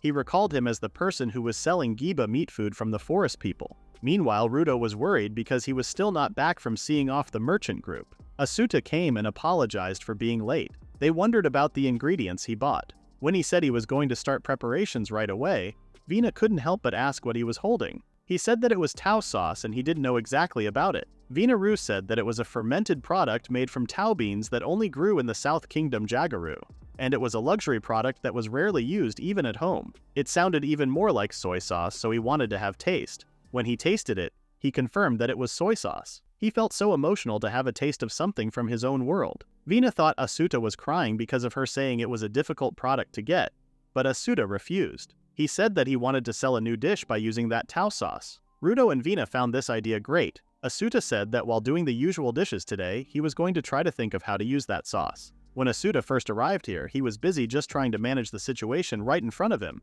but now that he could act more freely, he came across such a nostalgic flavor. He started thinking about connecting to Japan someday, but then Aifa's smiling face came in front of his eyes and he came back to reality. He decided to focus on making a new recipe to extend the shop. He was done with cooking the Giba meat for the cooked Mayamu, so he was going to use his pan. After a while, his new dish, boiled Giba cube, was finished. They all tasted the meat together and there was nothing else to say, it was perfect. Asuta was thinking of selling it at twice the price of the Giba burger and they agreed with him. However, that was not a complete version of the boiled cube yet. He had a better method and meat part that he was planning to finish tomorrow. Vina and Rudo were looking forward to seeing what he was going to come up with tomorrow. Assuming they get the supplies for the two shops, he asked if he could ask the Ru family for additional support. Rudo thought it was a little early to decide on that, but Vina was sure Reina would come. The next chapter begins with Vina asking Asuta if he is going to start selling that new product. It looked like some people were already here to buy it. Asuta was so happy and he started opening the shop right away. Tara and her father were ready to taste the first new dish. Asuta let the Tao sauce and fruit alcohol rest overnight and simmered Giba meat in it. Everyone was amazed by how it looked. It seemed to be even more full of flavor than yesterday, as Vina said. Now it was time to stab it on a skewer so it doesn't fall. Tara and her father bought two, and he asked if Asuta was going to wrap it like always. He wanted to preserve the meat's flavor. If he gave it in the form of a bamboo boat and poured the sauce from above, it would be done. The meal was called the Giba meat skewer. It didn't look at all like something from a street stall. The truth was that Asuta wanted to make a wooden bowl, but he tried to cut poitan, but the leaf he usually uses as a plate seemed enough. He asked him to try it because it should be possible to eat it without any issue. He ate it quietly, which made him a little nervous. However, Dora stated that it was so delicious that he could not even believe it was the same Giba meat he had eaten until now. He was counting on him for Tara's portion too. Asuta prepared hers too and gave it to her, but she didn't eat it. Asuta asked if she wouldn't eat it, and apparently she was impressed by how it looked. Asuta thanked her but stated that it would taste better if she ate it before it got cold. Tara was about to eat it but then noticed that her hands were moist. Asuta took a look at her hands, but before he could do anything, Dora told Tara to eat it quickly. Dora asked what happened, and he said that the sauce permeated the leaf as she took her time eating it. He didn't really think this through. He said that street stall goods should stay delicious and easy to eat anywhere at any time. He thought the Tao sauce that was close to the soy sauce was a good product, but skewers didn't fit a street stall. Dora agreed to him and gave the money for the skewers. When Dora said he would prefer to take his time eating in an eatery, he wanted to take his time enjoying delicious products. The first floor of the inn was an eatery. Asuta was still a little confused and indecisive. He said that it wasn't like he was managing an eatery, and hearing this, Dora told him to come with him. He took him to the place where he bought the Tao sauce. Dora asked him to leave the carpeting to him if his skewers sell well and he needs to remodel his shop. Asuta apologized to the man at the reception and stated that he had something to discuss with him. In Japan, he couldn't do something like that at all, so he was quite hesitant. But this world wasn't Japan. He said that he cooked something with the Tao sauce he acquired from him the other day, and he asked if he would accept it as goods for his inn. He knew that he was asking something reckless, but still hoped for a good response. Fortunately, the man smiled and said that he would test it out to see if it was good enough to serve the customers. Asuta was shocked. The man prepared for testing. Even though they were his trade rivals with the street stall, he couldn't believe he accepted to try it. The man tasted his dish and started crying because of how delicious this was. He also stated that he had been trying to find a way to use the Tao sauce in cooking for many years, but he couldn't find it. He became a cook himself to try and make his ideal dish, and it would be so good if he could achieve it. Asuta apologized, and now it looked like he did something unnecessary. But the man didn't agree with him and thanked him for giving him hope. He said that there was still a future for his Tao sauce. His name was Naudis. He wanted to buy it, and they made a contract. After that, Asuta went to see Vina and Rudo and told them what happened and how good of a man Naudis was. He secured an income outside the stall. The stall menu didn't get a new item, but he had the same feeling as Naudis. There were more possibilities for the Tao sauce, and he wanted to find another recipe. A customer came and asked for one baked Maimu Giba meat. Asuta suppressed the bad smell of the Giba meat with Miyamu, and the citizens eat the grilled Giba meat, but they even eat simmered dishes like the boiled cubes. This gave him an idea. There was a cooking method he wanted to try. At home, Aifa was shocked at how today's dinner was more luxurious than usual. He said that it was a tried and true product for the stall. Aifa tasted it and stated that the new Giba meat dish weirdly made her want to eat some poitan. That was a good opinion for Asuta. At the stall, Vina was surprised to see Asuta starting preparations right away. Asuta said that the new product was a sukiyaki-like Giba meat. They didn't know about sukiyaki, but they guessed that it was simmering more than grilling. He lightly cooked the meat after it was pre-treated with pico leaves and then simmered it with fruit alcohol and Tao sauce. Raid came commenting on the gentle smell. He wanted to have one. Asuta asked if Kamua wasn't there today. Asuta noticed that Raid had more of an image of the watchdog of Kamua. He said that he tried to recreate the taste of his home country today. He gave it to Raid and he noticed that it had the same shape as the Miyamu. Asuta said that that was the reason why it was even easier to tell the difference in taste. Raid tried it out and smiled, saying that it somehow had a gentle taste. Asuta was glad to hear that. A man came in a hurry and told Raid that something terrible had happened. Apparently, Kamua returned, but he was covered in blood. Raid was stunned at first when he heard that Kamua was covered in blood and then started running. After a few minutes, the whole street was talking about this topic. Asuta was worried that something bad happened to Kamua. Vina-ru noticed that and told him that there were no customers. He asked if it would be fine if he went to take a look. Vina told him to just go, and Asuta promised to not go too far. He went to where people were gathered, wondering where he was. He saw Raid standing there with Kamua. He was relieved to see him not looking badly injured. But noticing his clothes, Asuta asked what happened. Kamua said that it wasn't his. It was remnants of the Sun family, Zatsu-san. Asuta was shocked because he was supposed to be imprisoned in Genos to receive punishment as the previous family head for breaking the forest's contract. Kamua thanked for Asuta's detailed explanation, and then he started telling the whole story. Returning to before the departure of the merchant group, Kamua was having a breakdown over the Sun family being taken down. Raid noticed that he was in a bad mood. Kamua said that even though he prepared a false group of merchants to bring to light the evil actions of the Sun family, they tried to get attacked on their way. He then realized that he made Raid recall something bad. Raid said that it was his fault for not having gotten over it yet, and then Kamua told him to go to Asuta's place as a change of pace. After their conversation with Asuta, Kamua was so happy that Asuta introduced him to forest people. With that, they could send merchants without any issues. Before he left, Raid said that he would pray for his safety on the road. They then shook hands with Gazuram Rutim. The man next to Kamua had never thought they would interact with the people of the forest again, but this time they could depart for sure. The goods of the merchants were fake, and the merchants themselves were soldiers. All of this was to lure the suspects of the attack, the Sun family, and make them pay for it. That was Kamua's job for a long time. A little while ago, they received information that the previous head of the Sun family escaped, and it would be great if he attacked their merchant group. He was concerned about Raid though. While on their way, the Saudi people said that the Sun family was the culprit. Kamua fought with one of them and took it down. He was also informed that Zatsu-san deliberately used the fruit that attracts Giba and they were planning to attack them. Kamua figured that this was what they did 10 years ago and decided to fight them. The blood on his coat was mostly the Giba blood. Raid knew Kamua's goal, and that's why he was down, because he was worried. He decided to bring his new recipe to Kamua's place after closing the shop today to ease their mind. Asuta was horrified when he saw Zatsu gaining consciousness. After hearing Zatsu's voice, Raid recalled his memories. He was watching the Sun people attacking and stealing their goods. Until a little while ago, everyone was happy in his life, and suddenly, a black mass attacked them. The Sun family thought there were no survivors and there wasn't any issue with the cargo. Everyone was killed. The Raid couldn't even stand still after recalling everyone being killed in front of him by the Sun family.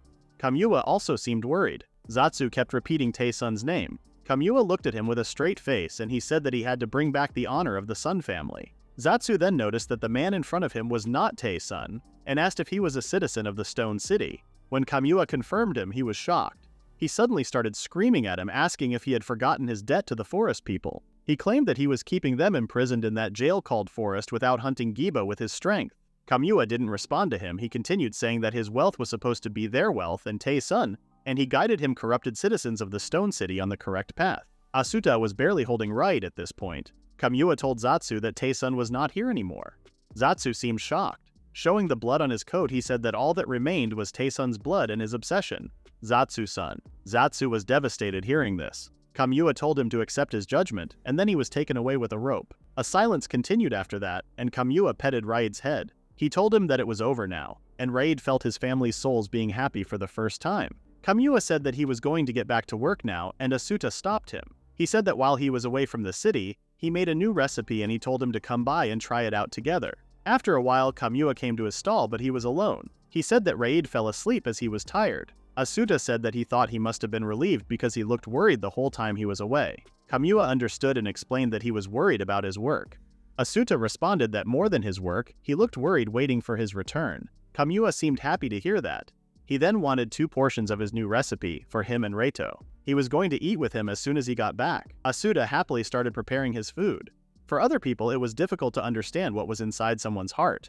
But if neither of them wanted to change their relationship, it would be fine like that. In the next chapter, Asuta cooks his new recipe with full focus. Aifa noticed that he had been whispering while looking at his pot for a while now. Asuta asked if she was curious. She said that if he was worried about the cuisine, she could do a taste test for him if he wanted. He said that it was about the cuisine, but he didn't need a taste tester, which disappointed her. When he went to the stall, Vina wondered if Asuta was bringing boiled cubes to the big tree pavilion. Thanks to Mise's kindness, the boiled cubes were served as a part of the menu at the eatery on the first floor of the big tree pavilion. But there was a problem. He needed at least 2 or 3 hours to make the boiled cubes. Even if he could provide him with the meal, it was taking him too much time, and he was worried about only offering 1 dish. He thought about what to do, but then decided to start the fire now. While he was preparing, he heard someone come asking for a new dish. He recognized the voice, and it was Shumararu. He welcomed them and told them to wait while he was preparing. He then asked if he knew any eateries selling cuisine items in Geno City. He said he knew it, so Asuta asked if he would tell him about making special dishes or places that use rare ingredients. Shumararu went and they started whispering once again.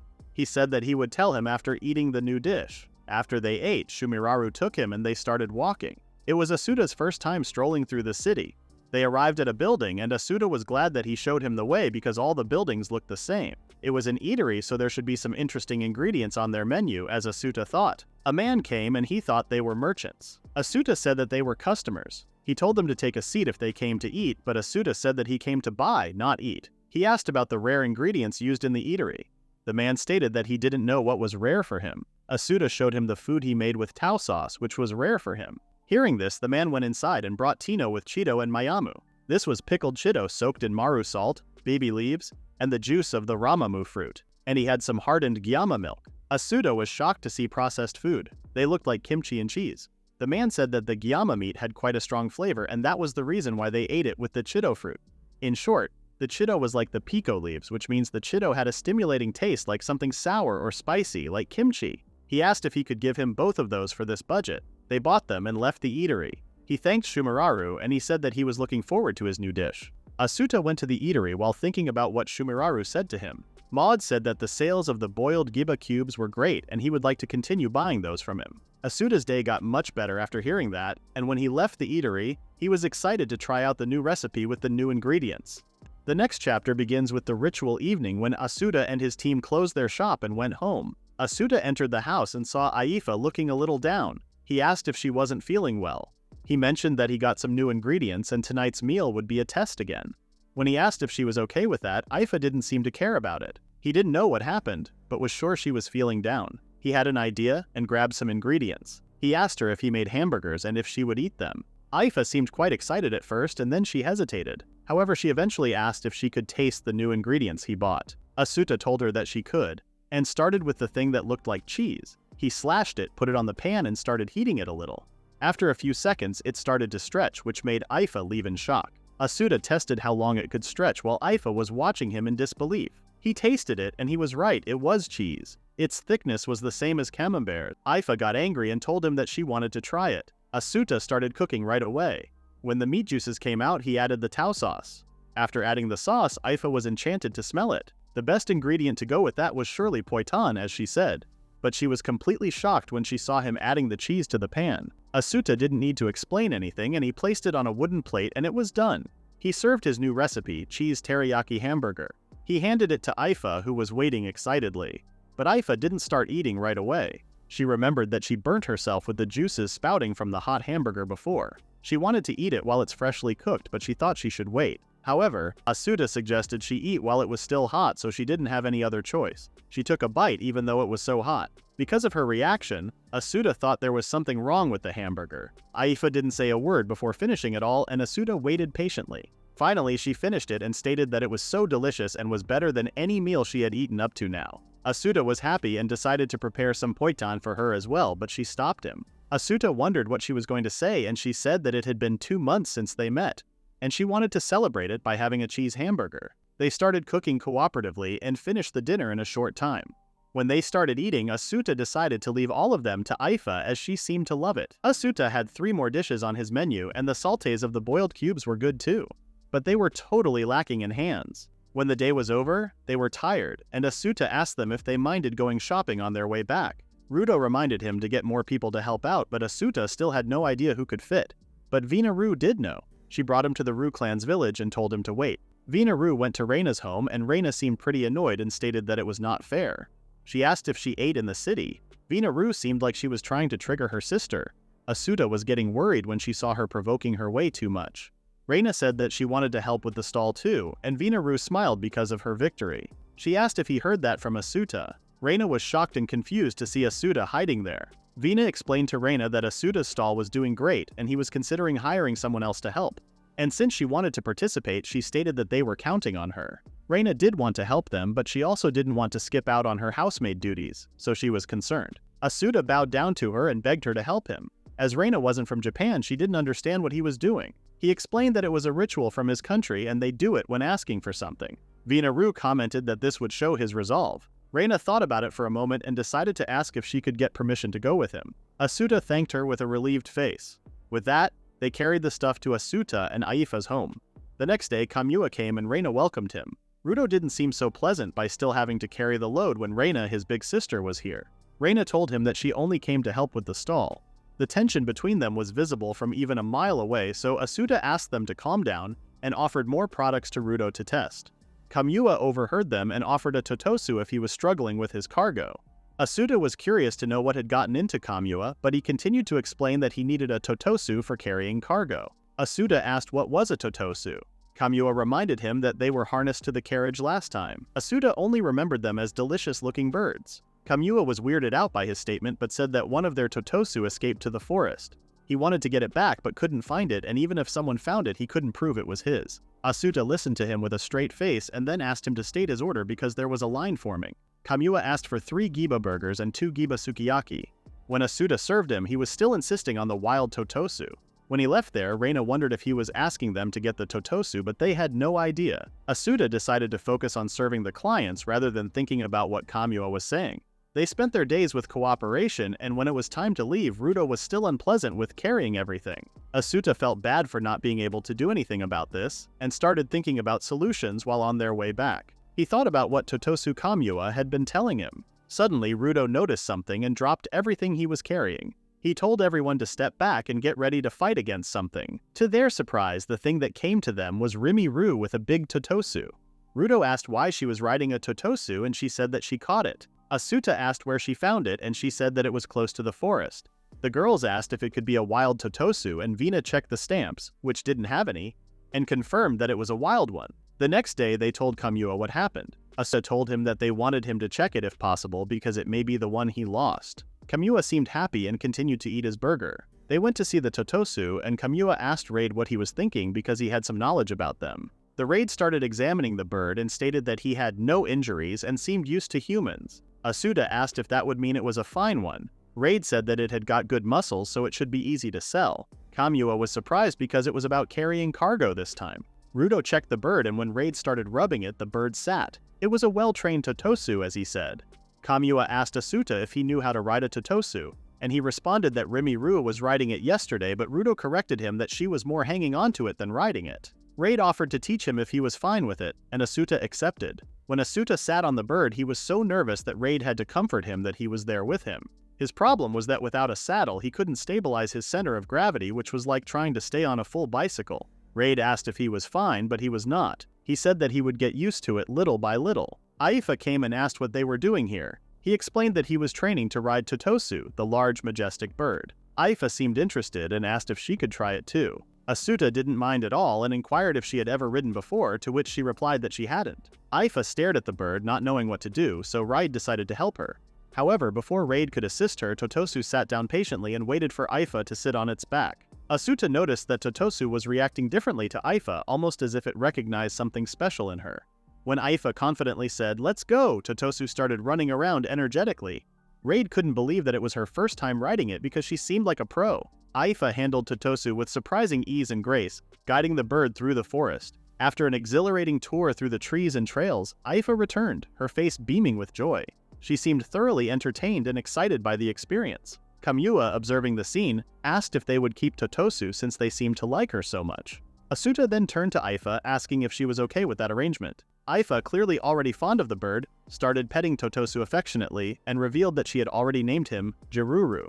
In the next scene, Asuta introduces Jiruru, their new companion, to Vina, Reina, and Rudo. Vinaru and Reina seemed to love Jiruru, but its job was to carry stuff. Rudo asked where the carrier was, and Asuta said that they might find one by the roadside. Rudo took him to the Ru family's place and gave him a carriage. He warned Asuta that they were just lending it to him and he couldn't even imagine how his father would react if he broke it or damaged it. He showed Asuta the free ones, and Asuta looked at them.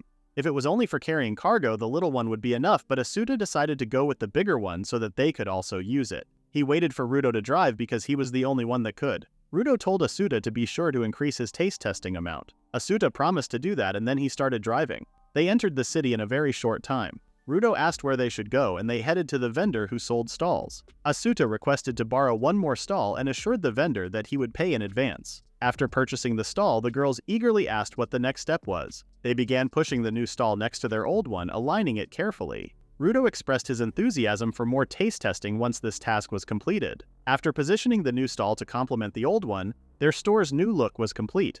Asuta seemed really happy with the improved setup. It was now time to start today's work. Vinaru took charge of managing the pan's heat, while Reina was assigned the responsibility of replenishing the poiton and tino. They began working together in a very efficient and comfortable manner, and the girls seemed quite happy with the addition of the second stall, as it provided the extra space they needed. Asuta felt a deep sense of satisfaction seeing their content. Then he informed them that although it was a bit sudden, he wanted to try out his new recipe. Reina was surprised because they were almost closing for the day. Vinaru asked if he should wait until the next day to try out the new recipe, but Asuta explained that he couldn't wait because their family chief had developed an addiction to cheeseburgers. Although they didn't fully understand the urgency, they all agreed to help, including Rudo. Encouraged by their support, Asuta revealed the new ingredient he was going to use, kimchi, which was pickled chido. With a sense of excitement in the air, they gathered around as Asuta began to demonstrate how he planned to incorporate the kimchi into his new recipe. He was thinking about finding a new recipe using this. Reina asked if he was planning to sell it like that on the stand. He explained that he was going to cook it, and if he were to sell it, he would have to make it into something that would be easy to eat and walk. Asuta noticed that Reina seemed a little bit off. He was going to ask Vina about this, but then noticed that Vinaru was making the same face as Reina. He asked what was going on, so Vinaru told him to try tasting it one more time. Asuta tasted it, and aside from the evident spiciness of the chido, it also had the fragrant taste of mayamu and the softness of tino. And the final trick was the sourness. That spiciness that remains in the mouth is similar to kimchi. He asked the girls if they wanted to try it out, but they didn't answer him, and Vina asked Reina if they had enough tino. They had the tino, but they lacked poitan. They didn't seem to be interested, so he decided to think about it alone. If pickled chido was the same as kimchi, he needed to make pork kimchi, and he thought about calling it giba pickled chido. It should go well with the sweetness and the fat of the meat. Suddenly, the Shimu people came. Asuta said that they were about to close, but then noticed that they were staring at the pickled chido. He explained that it wasn't for sale, but they continued to stare at it. Asuta asked if they were interested and they said yes. Shumiraru started counting some ingredients and a recipe to use a pickled Cheeto. Asuta was shocked and surprised that they really knew a lot about it. Reina and Vina were not interested in it, but he hoped it would be different with them. Asuta asked if they liked the pickled Cheeto, and they all started saying that they did. Now that he thought about it, the silver jar was from the east, so Cheeto could also be from the east. Shumiraru cleared his throat and asked if he was going to make something with pickled Cheeto. He said that he was still in the thinking process.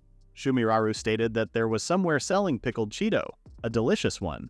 Asuta didn't know that pickled Cheeto was already a prepared dish. They asked each other at the same time if they wanted to go to the place that sells pickled Cheeto. The girls were watching them pretty closely. Asuta promised to visit that place later and they left there. After a while, Asuta and Shumiraru were walking together, and Asuta apologized for forcing him to come along. Shumiraru reassured him that it was okay since it was part of his job to watch over the city. He mentioned that he would be leaving soon because as part of a merchant group he had to move to several different places inevitably. Asuta said that he would feel a little lonely. After a few seconds of silence, Shumiraru said that they would come again to meet him.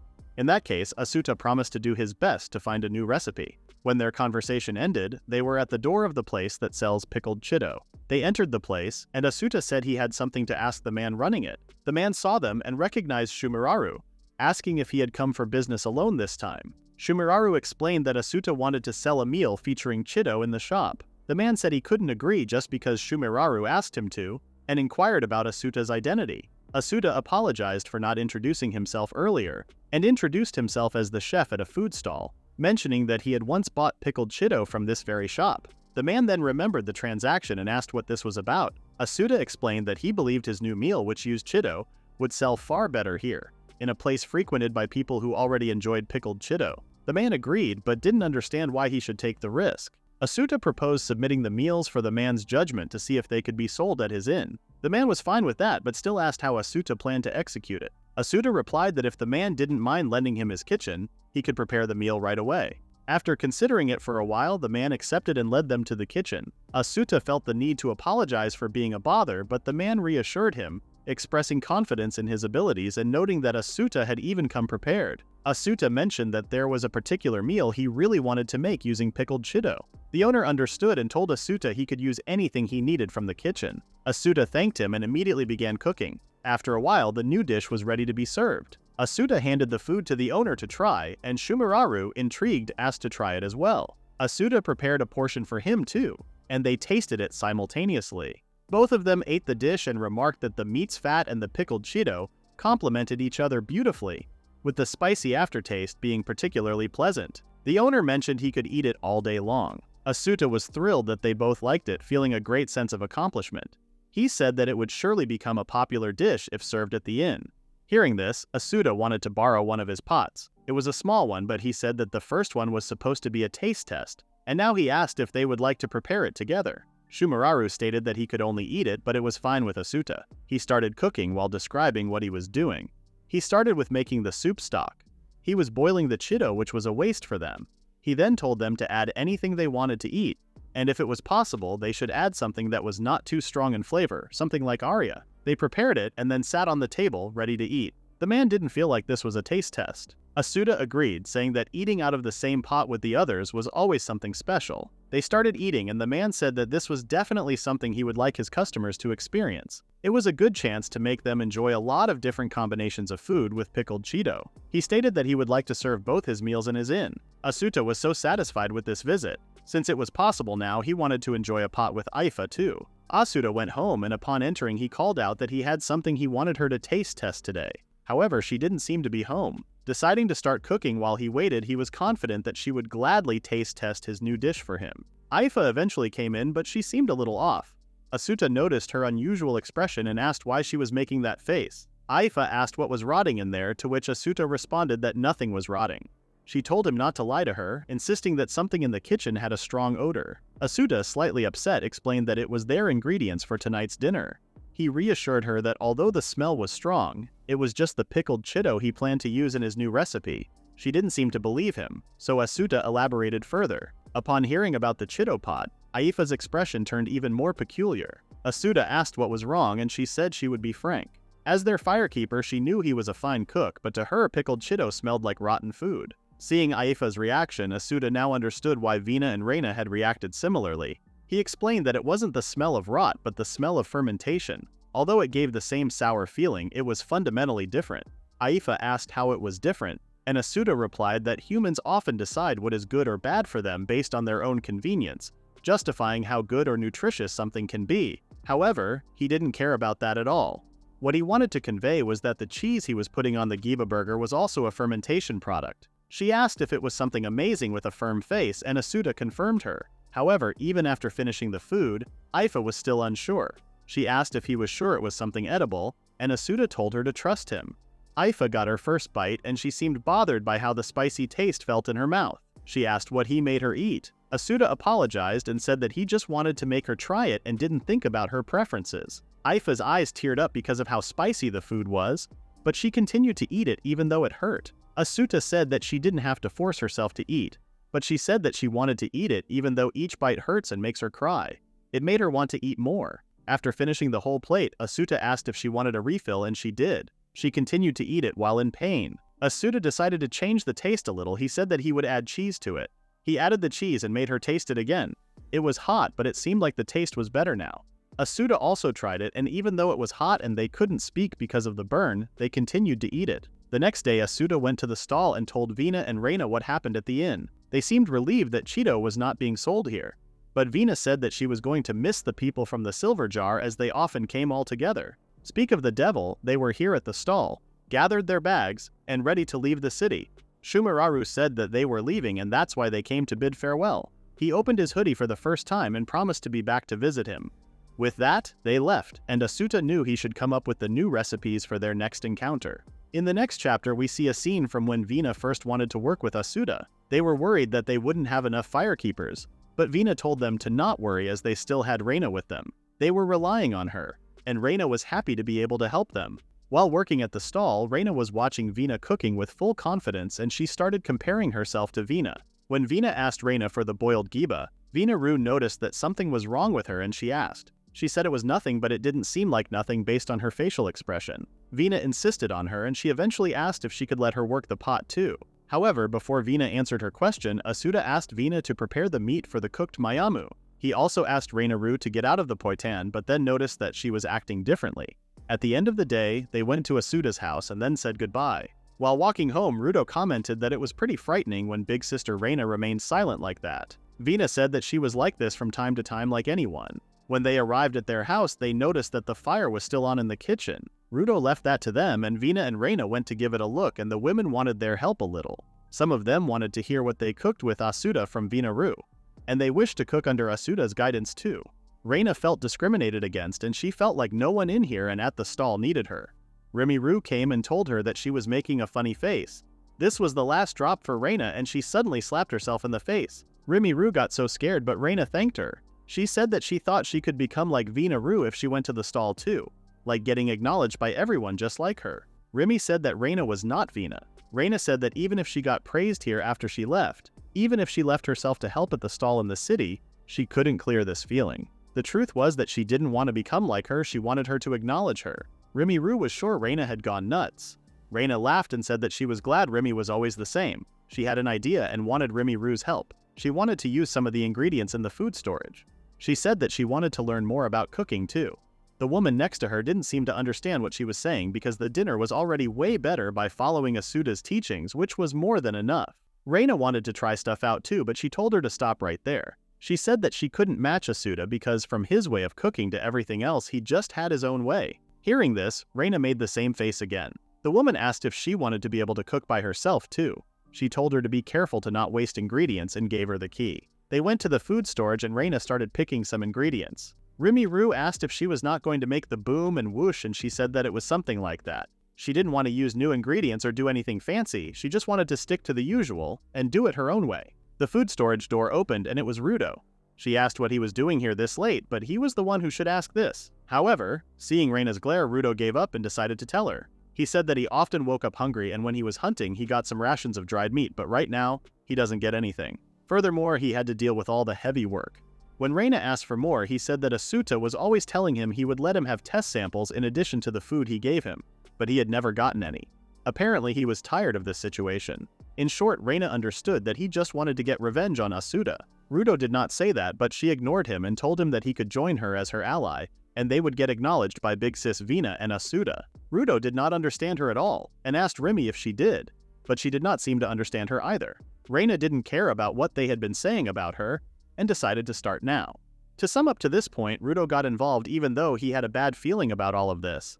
He said that if she were making a weird dish with meat in it, he wouldn't mind taste testing it. Reina told him to not be stupid and explained that she was going to make a giba soup. Rudo was surprised. He then asked if she wanted him to taste test it, and she confirmed.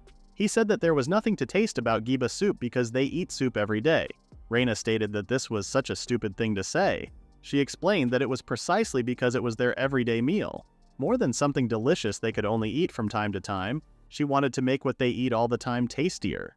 This would mean Rudo would get his taste test every single day, so this made him happy. Reina didn't deny it and told Rimuru that she was counting on her. The next day at the stall, Vina wondered what had gotten into Reina, but she didn't say anything. She seemed like she was enjoying herself, but Reina refused, and she accidentally spilled the tau sauce on the potion. Before throwing out the other poitan, she tasted it. Vina-ru once again wondered why she was so happy, but she didn't answer her.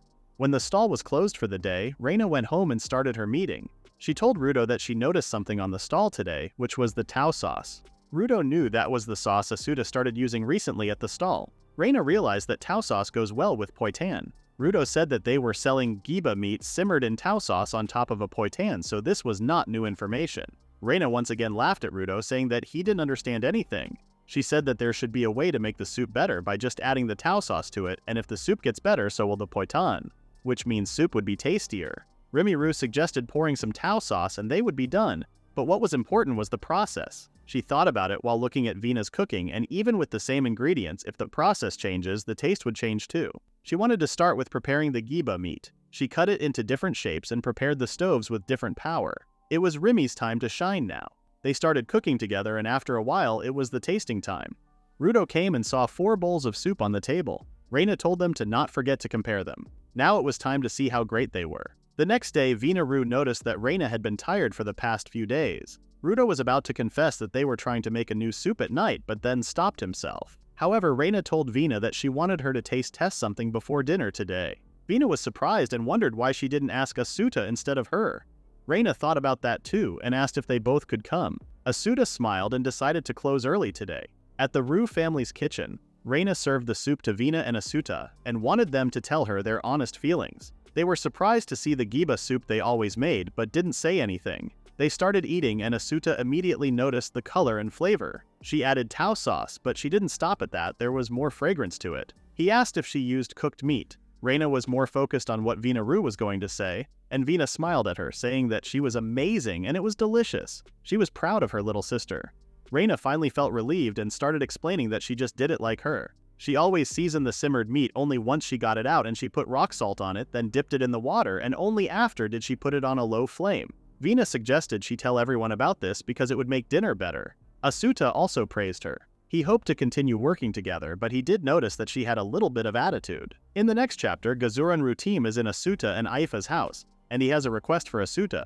He asked him if he could be the chef at the harvest feast they were going to hold soon. Asuta asked what kind of banquet it would be, and he explained that it was something like a banquet where muscles meet each other. Even though his face says that he understood nothing, Asuta accepted to do it. When Gazuram left, Asuta stated how he couldn't imagine what that was about, but he was curious if Aifa would dance again. He noticed that Aifa was dozed off.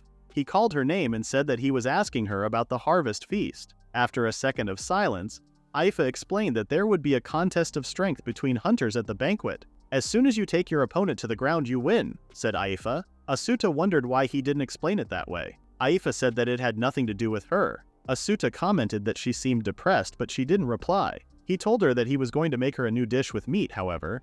She said that it wouldn't be a hamburger, leaving him in shock. She said that since Dondaru was there and when Danru-team was present, there was only meat. She started repeating the word meat, which made Asuta worried that she was seriously ill. Aifa told him to leave her alone and he couldn't say anything further. The next day, Asuta prepared everything he needed to take with him, and Aifa decided to help him. Asuta told her that she didn't have to force herself, but she wanted to help him either. She said that she had nothing else to do. Men were at the strength contest, women were at the stove, and she had nothing to do as a woman hunter. Asuta found this pretty sad, but she didn't want him to petty her. They headed the road, and when they arrived, they saw men gathered. A man saw Aifa and commented on what she was wearing, asking her if she was trying to say women can be hunters as well by wearing hunter's clothes. Aifa asked if that would mean he wouldn't mind her showing she was a hunter right there. The man asked if she wanted to take part in the strength contest, and judged her, saying that she would only disgrace herself and lose right away. Aifa took off her coat and said that she was going to win. Asuta was shocked by her sudden change of mood but still didn't stop her. He was happy that she was back to herself and he had his battlefield waiting for him in the kitchen. He went to the kitchen and took a look at the ingredients. Aifa might be the winner, so he wanted to make roast giba. Now that he had decided, he started by mincing miamu and drying it, then smashed pico leaves and added salt, which was the seasoning. While he was cooking peacefully, he could hear the voices outside, people saying that Aifa won in the blink of an eye. He was actually dying to see what was happening outside, but he had to stay focused on his work. While cooking the ingredients on low heat, he heard once again that won her 5th round. It sounded like she was going to win and continued cooking. The residual heat should be more than enough to finish the cooking. By adding fruit alcohol and tau sauce and heating it until it thickens, he had finished the sauce and he just needed to plate it properly. He was wondering if Aifa was going to win, but then heard a man's voice saying that Aifa was defeated by Danru team.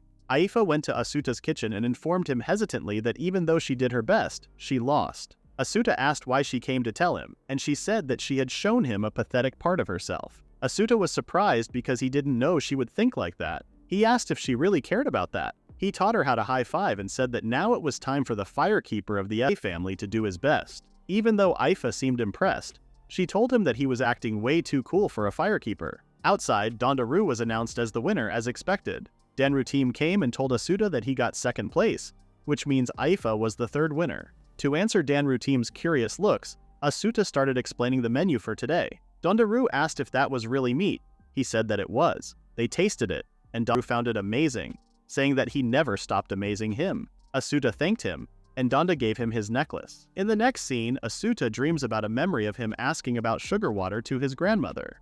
She explained to him that the plum liqueur becomes sweet because of that sugar water. That was the reason why his grandmother's plum liqueur was delicious. When he woke up, he wondered why the liquor in this world was sweet. He asked about this when they were working with Vinaru. However, he didn't get the answer that he needed from Vina. He asked if it could be that their fruit breeding was so advanced that they only get fruits with a lot of sugar. But Vinaru didn't seem to understand what he meant, so he said it would be great if they knew someone who was an expert in liqueurs. He wondered if someone from the silver jar knew about it.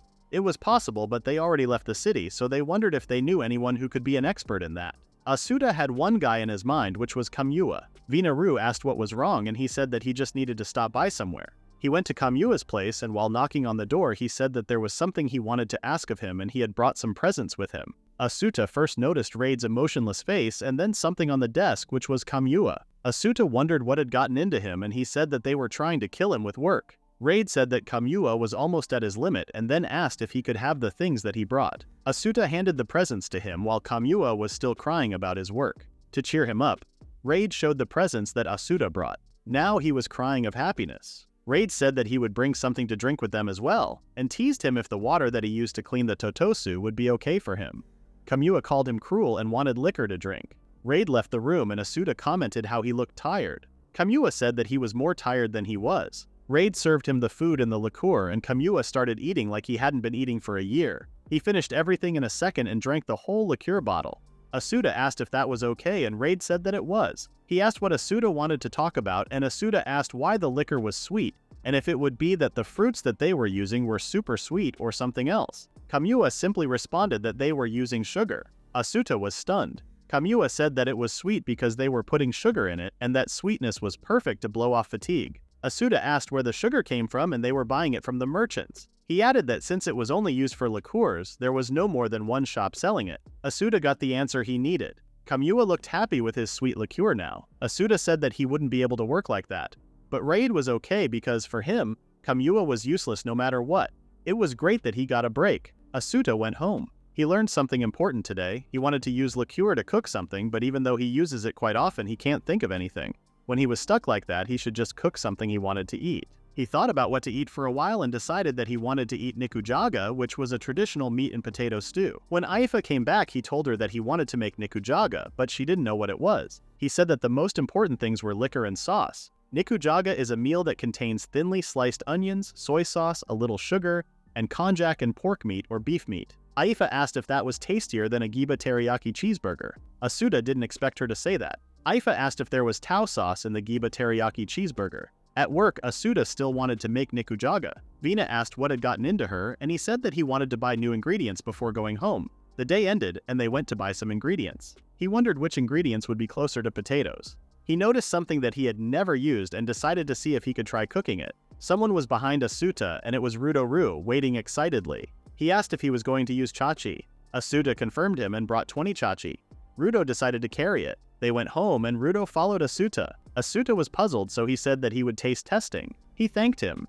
Rudo told Asuta to not worry and get cook. Asuta wondered if he liked the chachi, and he said that they were so soft and sweet when baked, and if he added some salt to it, it would be even better. Hearing Rudo-ru's words, Asuta was almost sure that chachi would be perfect for nikuchachi. Rudo didn't know what that was, but was sure it was delicious. After a while, Aifa arrived home from hunting. She noticed that Asuta had already prepared the dinner, and she remembered that he was acting weird yesterday.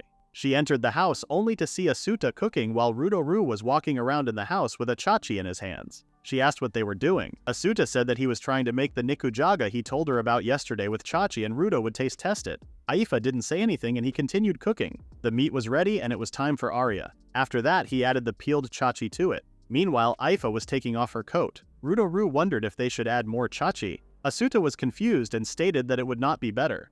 Rudo was shocked. Asuta's whole mood seemed to change and he agreed with Rudo that nikujaga with more potatoes was better.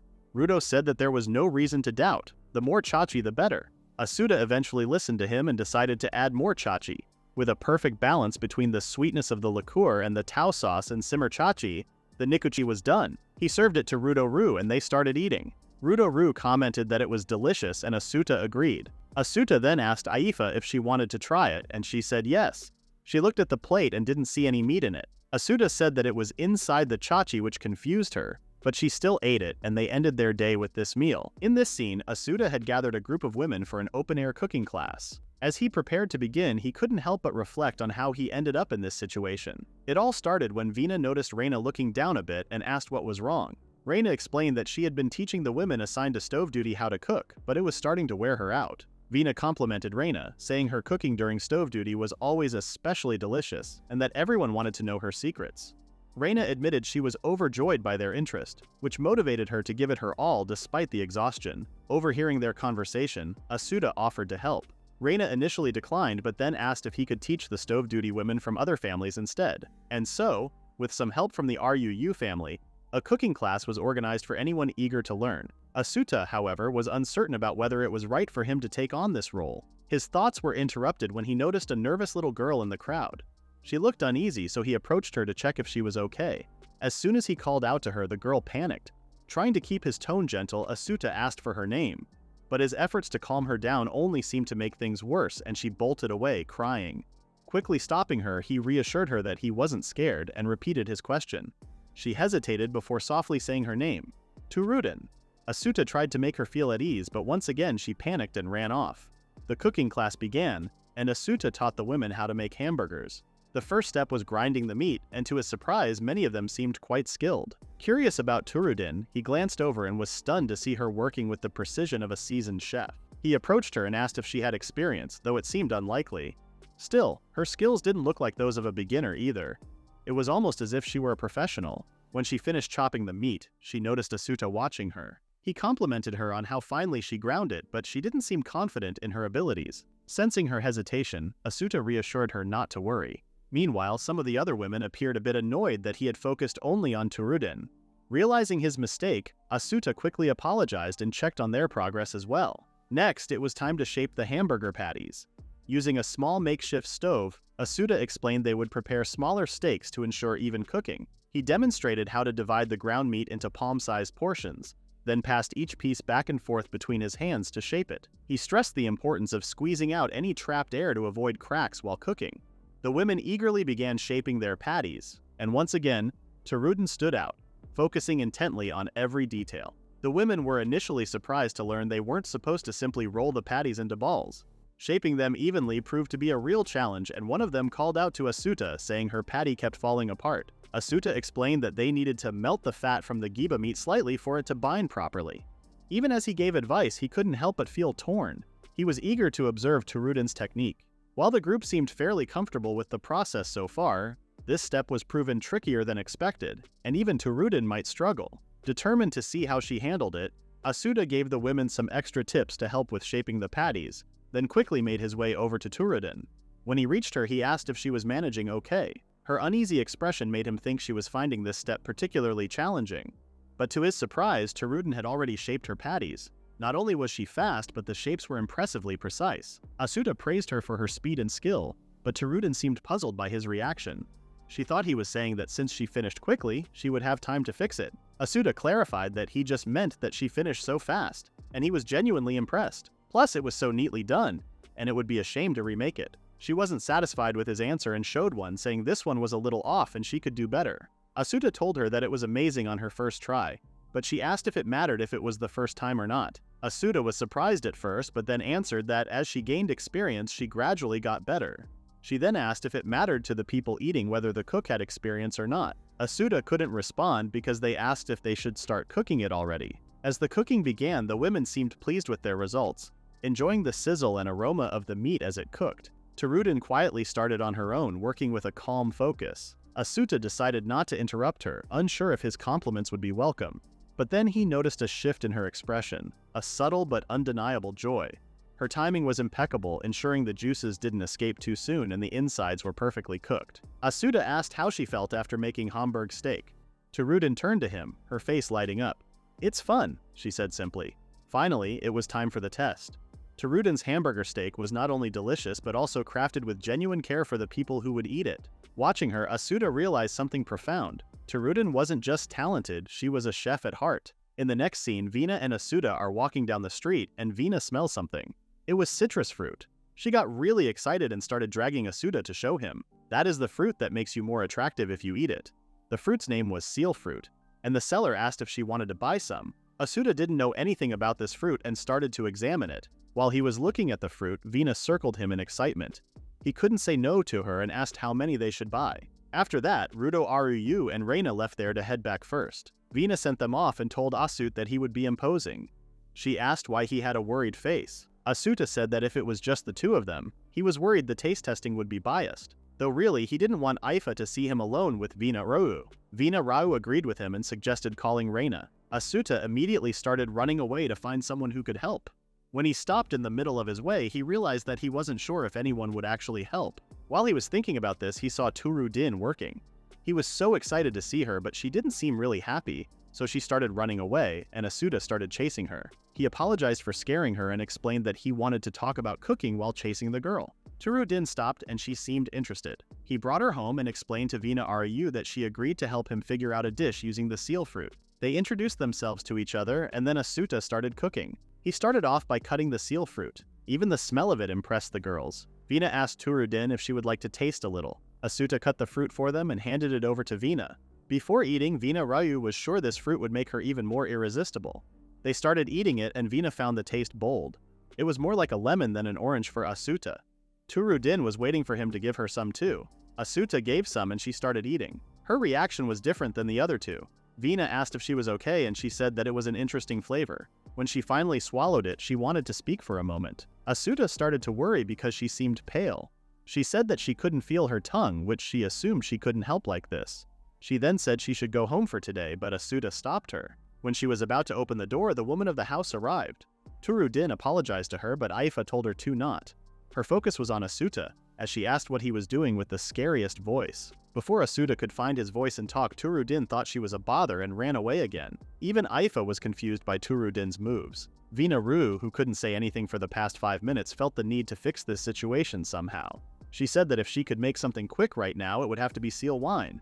She borrowed some fruit wine and seals really quick. After that, Asuta squeezed the seals and added their juice, making a seal fruit wine cocktail. They presented it to Aifa and she seemed satisfied with the taste. Both Asuta and Vina Rau felt relieved that she seemed cheered up. Vina Rau raised her glass and they all cheered for this new drink. It's got a refreshing taste that made everyone relieved. After drinking a bit, Vina was still complimenting her on the drink, but Asuta didn't seem so into it. Aifa asked what was with his face, which scared him. Vina Aru assumed it was the feeling of frustration being surrounded by two beauties. Asuta mentioned that they were drinking a bit too much, but they didn't care. He had a bad feeling about this. Aifa got mad and yelled at Asuta for being a bit too much of a flirtation. If he makes the wrong choice, he feels like something bad will happen to him. So he says that he wasn't a flirt and didn't have feelings for anyone like that. He thought this would calm her down. Aifa kneeled and told him to come to her. Vina Rui, obviously so drunk, seemed to enjoy this dual idea. Asuta realized that Aifa was totally out to get him. He wanted to run, but he knew he needed to face this head on. He kneeled too and wanted to speak to her, but Aifa grabbed his shirt and took it off in a second. She then hugged him behind and lifted him up. Asuta asked Vina Rui for some help, but Vina Rui was busy laughing. He realized that this was the power of the runner-up of the strength contest and thought he would die like this. But thankfully, Vina Rui offered some more seal wine and Aifa got distracted, releasing Asuta. While Asuta was lying on the floor trying to catch his breath, they started drinking again. In the next scene, Wright has a favor to ask. He asked Asuta to do something about the thing on the other side of the door. Asuta got nervous, and when Wright opened the door, he saw Kamua almost dead on the table. Wright said he was barely alive. After days of diligently doing paperwork, he was completely shriveled up. It all started 5 days ago. Kamua Yoshi shouted, "I am so good at my job!" With a glass of fruit wine in hand, began working, and he kept going to the restroom over and over. And before they knew it, the bottles were completely drained. It was great that he was working, but drinking too much wasn't good either. Asuta realized that Kamua works better when they give him sweets. He had a great idea about this. He took Tsurudin and went home. He said that this was an apology for the last time she left right away. He was going to use lamam to make a new dish today. He bought some in town and thought he would try it out. Also, he had some sugar. Tsurudin assumed he was thinking of making fruit wine. He said that fruit wine was dangerous because it wasn't something you could just whip up that easily. They started with a little taste test of the lamam. Compared to the last fruit, it was not too strong. It's got a gentle flavor. The tartness was just right, and the sweetness wasn't too much either. Asuta then realized that this tasted like an apple. Tsurudin asked if he said something, so he said that he just tends to rephrase things a lot. But with this, he thought they could make all kinds of dishes. Tsurudin mentioned that the last time she tried adding fruit to a dish, the other household members got mad at her and said it was a waste to use fruit in cooking. Asuta realized that the people of the forest couldn't gather fruit even if it was on the mountain. It was like Japan, where there's demand but not enough supply, so it's seen as a luxury. Asuta told her that he would buy the fruit, but that was a totally unhelpful suggestion. He said that if it's such a waste to use fruit in cooking, then they would just make dishes where you could enjoy the fruit more easily and deliciously. Tsurudin asked if he was saying they should process it to make it last longer, and he confirmed her. So they were talking about some kind of drying or evaporating method like jerky or pico leaves. She then had an idea. Before that, Asuta said they should boil down the lamam and sugar together and call it jam. Asuta felt relieved when she accepted because he almost let her take all the credit. They cut the lamam into bite-sized pieces, put it in the pot with an equal amount of sugar, and simmer it slowly over low heat. Asuta realized that he didn't need to explain this to Tsurudin. He said that if they reduce the moisture this much, it should be fine. After it was done, he put it in the bowl and let her taste it. The way it melted softly in her mouth seemed satisfied Tsurudin. Instead of lemon juice, he decided to squeeze a little seal and it was done. All they needed was to let it cool for a bit. Asuta thanked Tsurudin for coming today. Tsurudin for the first time talked friendly and thanked him for having her. Since they didn't have anything convenient like jars, Asuta decided to put it in one of these empty Tao oil bottles for now and take some bread so they could eat it with jam later. The next day he brought the jam and the bread to Kamua. Wright put them on the table and woke Kamua up. When Kamua tasted it, he stood up and said it was giving him strength all over. Apparently, Kamua worked non-stop for 3 days and nights and then dried out again. Tara and her father showed up with an overwhelming amount of vegetables and asked if Asuta needed more. He hadn't expected to receive so many, so he was caught off guard. Tara began to tear up, unsure of what to do. Not wanting to upset her, Asuta decided to buy everything, and ended up purchasing the whole lot. Fortunately, Vina Ryu said they could use all the vegetables at the food stall, so it turned out to be a good thing.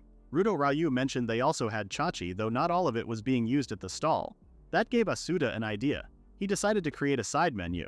He began wondering whether they could sell dishes besides just Giba meat meals. When Rudo Ryu eagerly asked if he meant using chachi, Asuta confirmed, and added that he'd need someone to taste test the new dishes. Vina Ryu suggested they could also use the fruit called seal, and if they had tara, Reina might be interested too since it could be eaten as is. That night, when Aifa arrived, Asuta told her he was planning to experiment with different ingredients. Aifa became uneasy, thinking he meant to do it at the house.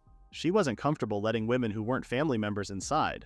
But Asuta had no other option. He explained that since the Ryuu clan had helped them so much, he wanted to bring some excitement to the food stall. However, Aifa misunderstood and thought he was planning to leave her out. Seeing her reaction, Asuta hurriedly reassured her, saying he needed her to be involved as well. She agreed to help, making it seem as though she was only doing it for his sake. 3 members of the RUU family and Aifa were set to take part in the testing. Asuta said that at least one of them should also help with the cooking. An idea struck him, and the next day he went to find Tsuruden. Although he tried to stay out of sight, she noticed him right away and told him to pick a less obvious hiding spot. Asuta shared his plan with her. She said she got the general idea and was willing to help. Asuta was grateful.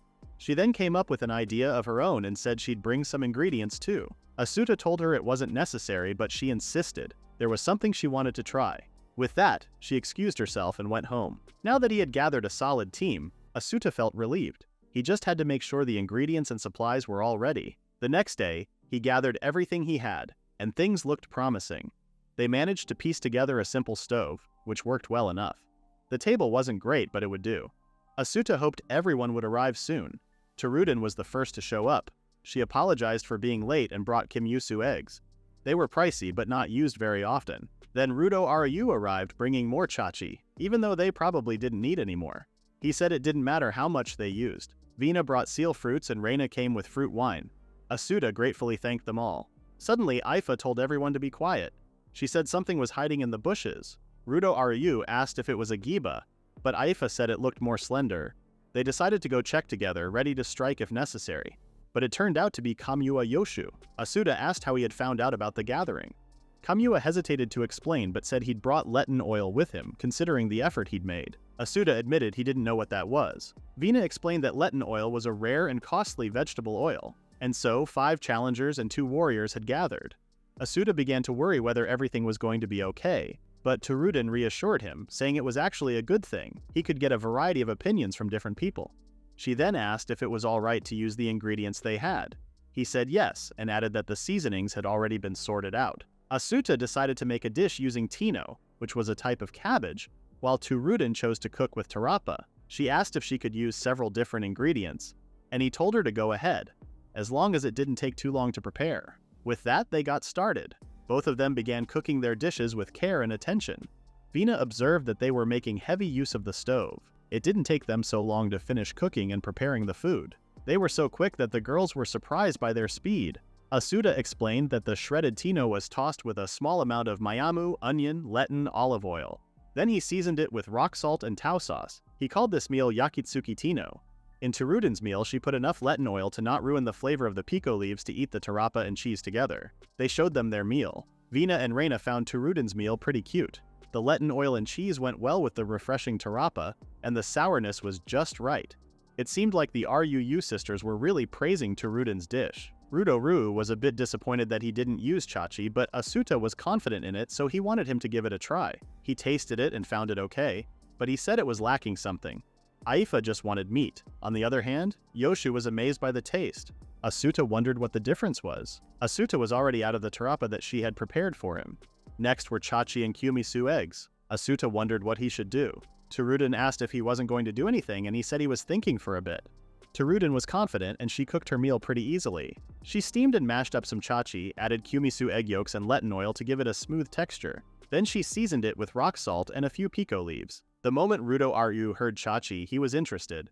Vina couldn't believe chachi could taste like this, and Reina said it would be better if it were a little smoother. Rudo wanted more because mashed chachi was so tasty. Aifa liked the idea of eating this with steak, so she liked it. Kamua was amazed, as always.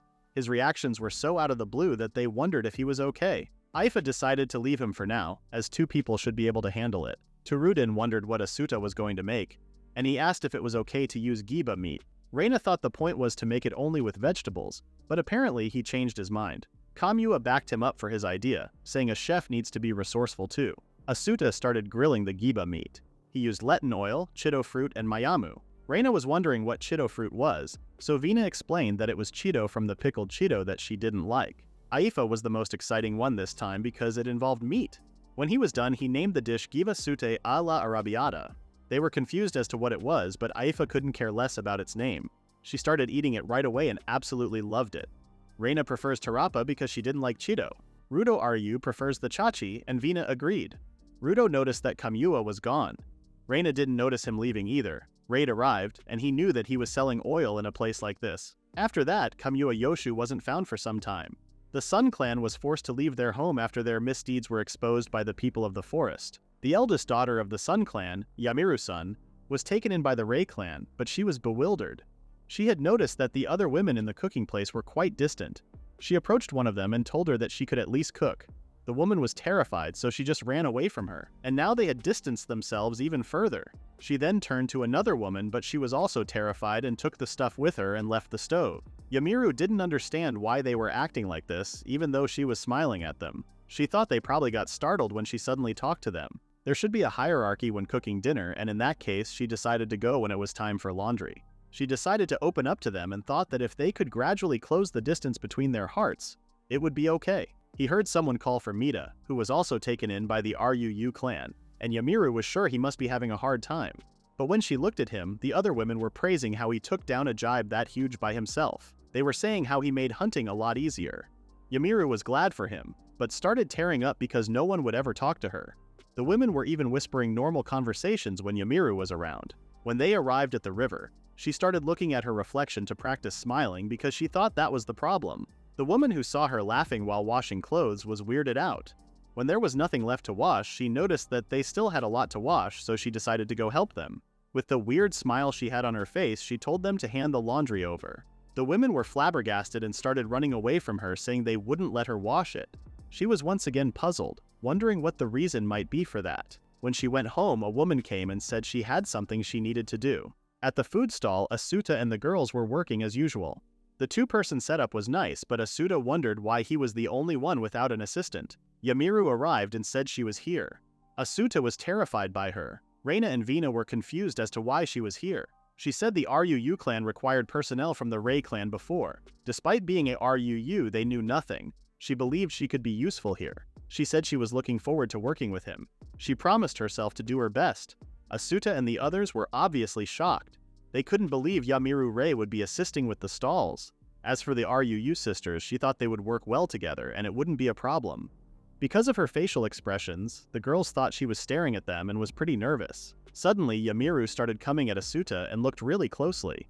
She told him to let her help him and went right next to him. But she was so close that he was having a hard time moving. He asked nicely if she could move a bit to the side. She asked why she should do that because she also needs to watch the pots and pans. Asuta was so nervous and apologized to her. She was once again confused because there was nothing to apologize for. She said she didn't mind. Rudo, who was watching them, thought that was a strange thing to do. Asuta tried to play it cool and said they should cut the tino, but Yamiru seemed weird, so he asked what was wrong.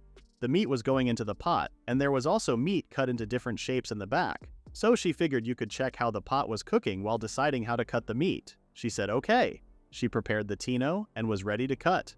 After a while, the girls noticed that Yamiru and Asuta had been working well together. Their working style matched so well that they were working like a machine. Reina and Vina decided not to lose either and started working. Rudo was still watching and noticed that things got even weirder than before. They spend their day serving people and run out of ingredients faster than expected. The customers were served faster today too. Reina said it was a little frustrating, but it was all thanks to Yamiru.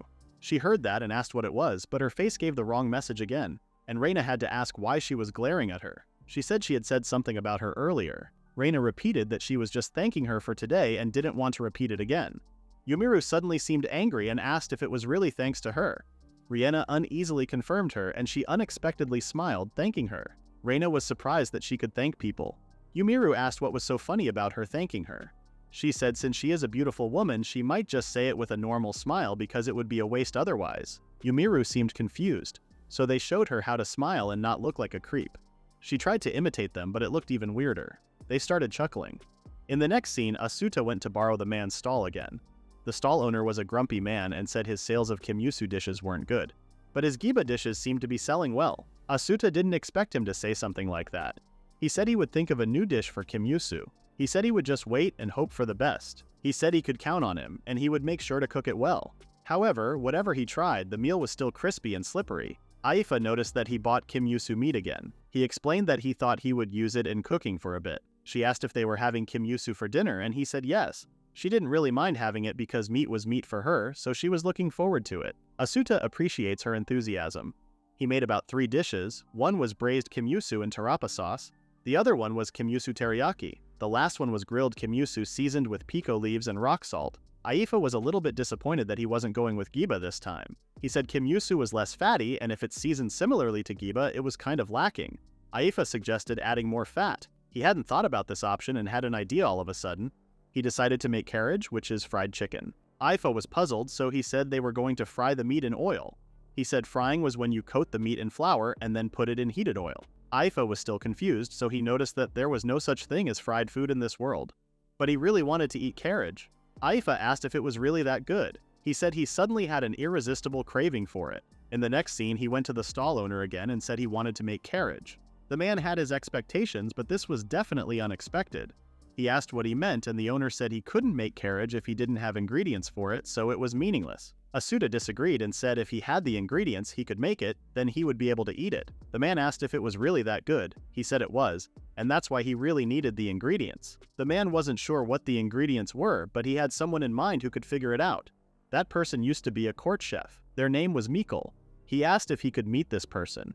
The man was pretty sure he could. He said that with Mikkel's help, he might be able to make the carriage that he was talking about. Asuta asked if he was going to introduce him to them. He responded that he would try to get them to come here tomorrow. Asuta was looking forward to meeting this master chef. When Asuta went home, it was impossible not to see that he was in a good mood. Aifa noticed that too. Asuta was just so hyped to meet that former court chef. The next day, he went to the stall owner's place again and saw an old man. He wondered who he was. The owner told him not to stand at the doorway and to come inside. He introduced the old man as the former court chef, Mikkel. Asuta greeted the man and introduced himself. The man greeted him back and said his name. After that, Asuta described what he wanted to do. Mikkel asked if it was an ingredient that he could coat around the meat. He said the texture of the food was going to be crispy and fluffy. Mikkel thought about something called fuwano. Asuta thought it was some sort of a name, but he was wrong. He was curious and said he would like to see what it looked like. However, Mikkel told him that this was impossible. Frustrated, Asuta asked why. Mikkel explained that fuwano was quite rare and expensive. Asuta fell to his knees with teary eyes because he really thought he was getting closer to making carriage. But the more he thought about it, the more he wanted. So he said he wouldn't give up and try to get fuwano on his own. He had someone in mind who sold rare ingredients, so he went to their place. It was Kamua Yoshu. Kamua asked what was going on. He said he wanted to talk to him about an ingredient. Kamua told him that it was impossible to find that thing for free. He said he would pay for it. But Kamua just wanted to have some refreshments while he was preparing the fuwano. Asuta promised to bring him something to eat.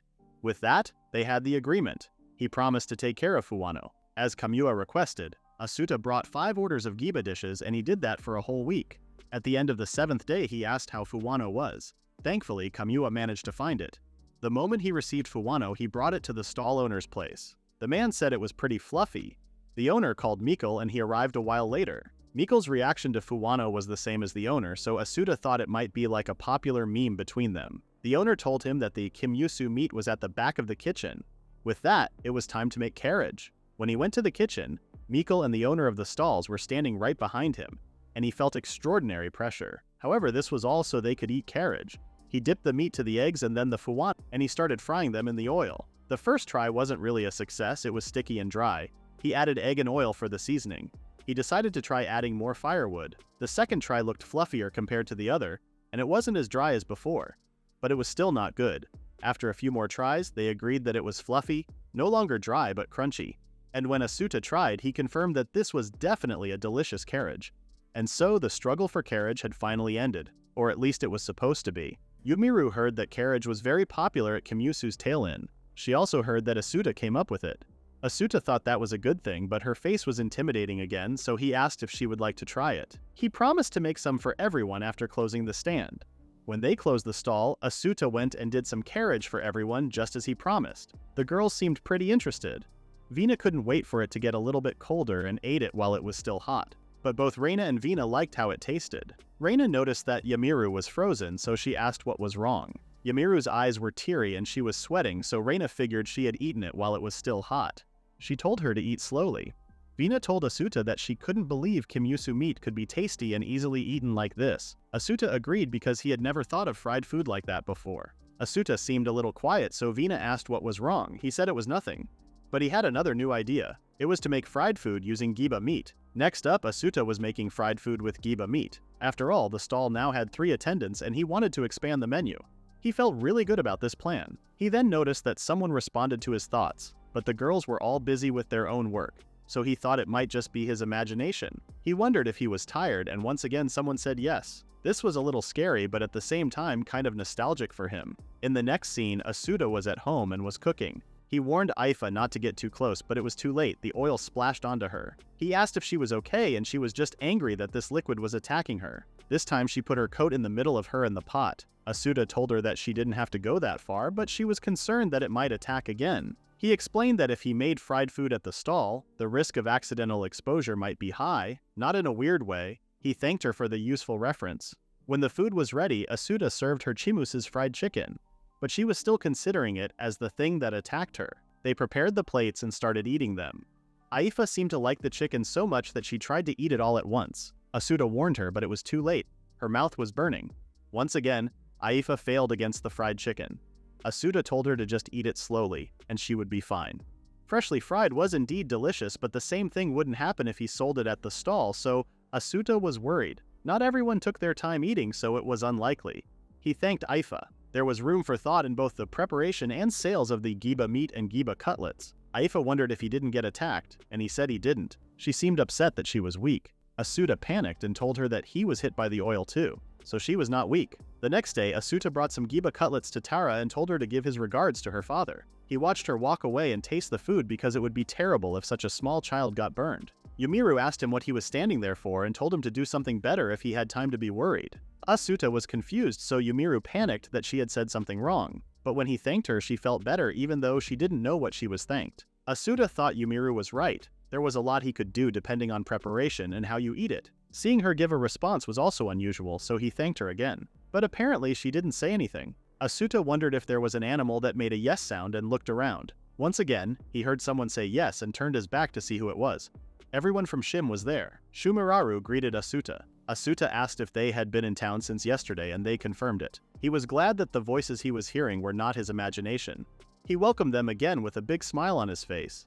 This back and forth of yes felt so nostalgic. Shumiraru asked Asuta what the matter was, and he said it was nothing. He then noticed that they didn't have any luggage. Shumiraru responded that he didn't bring any souvenirs. Asuta wasn't asking for that. He asked if they could tell him about their trips, where they went, what they saw, and everything. Before doing that, Shumiraru wanted to ask him a favor. Yumiru furiously asked what the meaning of this was, and Vina felt nostalgic just like before. Reina told them to stop talking because they still had more orders coming in. Even though they were so panicked, Asuta was so pleased that everyone from Shim always placed big orders because it helped them a lot. Yumiru asked him why he was smiling, and he told her to look at them. They were all enjoying their burgers. She realized that they were just regulars there. She was the only one who didn't know, so she was confused a lot until now. While working, Yumiru realized that there was no way she could ask to be part of it too. Shim stayed too long, but Asuta told them to take their time. They were out of ingredients, so they were closed for today. Shumiraru commented that the new dish was good too, and he wanted to eat it again. Asuta thanked them and welcomed them for the next time. That was very tough for the girls, but Asuta was still smiling. He said he would clean up to help them. He almost gave up on giba cutlets, but he wanted the people of Shim to try them, so he decided to make giba cutlets. Back at home, Aifa asked if she was asking her to challenge that oil again. Asuta said it was going to be fine because this time he brought pot lids. Aifa asked if that didn't limit his defense area. Asuta explained that this was a strategy. He measured the distance and the height of the splashing oil and succeeded in narrowing down the attack positions. She didn't really get it, but found it quite amazing. Now that it was safe, they started frying it. They noticed that this giba cutlet was big. However, while frying it, Aifa still got hit by the oil. A pretty big one splashed, so Asuta asked if she was okay. She seemed dedicated that she was going to win the next time. The color started to change, and after frying it a bit more, they were ready. The next day, Asuta welcomed Shin again. He told them that he wanted to celebrate the return of everyone from Shim with his new dish this time.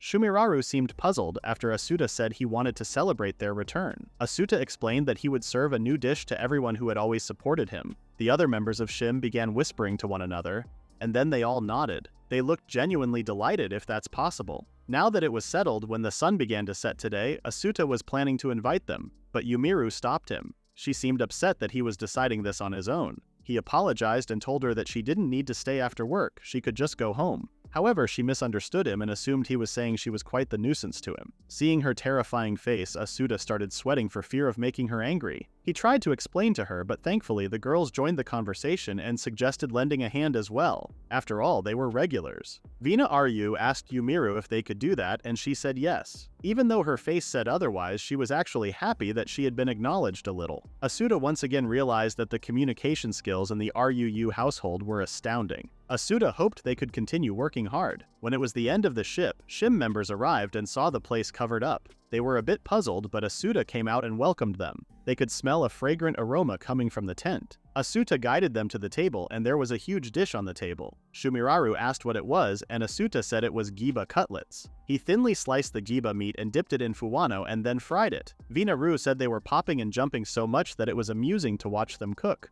Reina hesitated to watch it since it startled her. Shumiraru was surprised to see them, so they told him not to mind them. Asuta asked everyone to enjoy the meat while they were still hot. SHIM members approached the meat cautiously and slowly tasted it. They were all surprised by the new texture Asuta made. They weren't even sure if this was truly giba meat. Asuta confirmed that it was. They still seemed off, so Asuta asked what was wrong. Shumiraru said it was completely different from the usual giba meat. Confused, he asked if they weren't to their liking. Their response was so vague that Asuta could hardly tell if they liked it or hated it.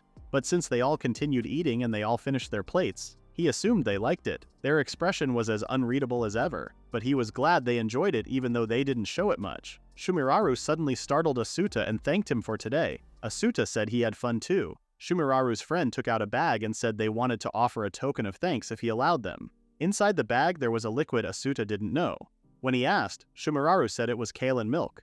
Asuta didn't know what a kaolin was, so he said it was a four-legged creature. Normally, this wasn't something they handled as merchandise, so he could only give him what they personally had on hand. Asuta didn't want to accept it since it was their own private supply, but Shumiraru said it was all right. If this could be used in his cooking, they were okay with it.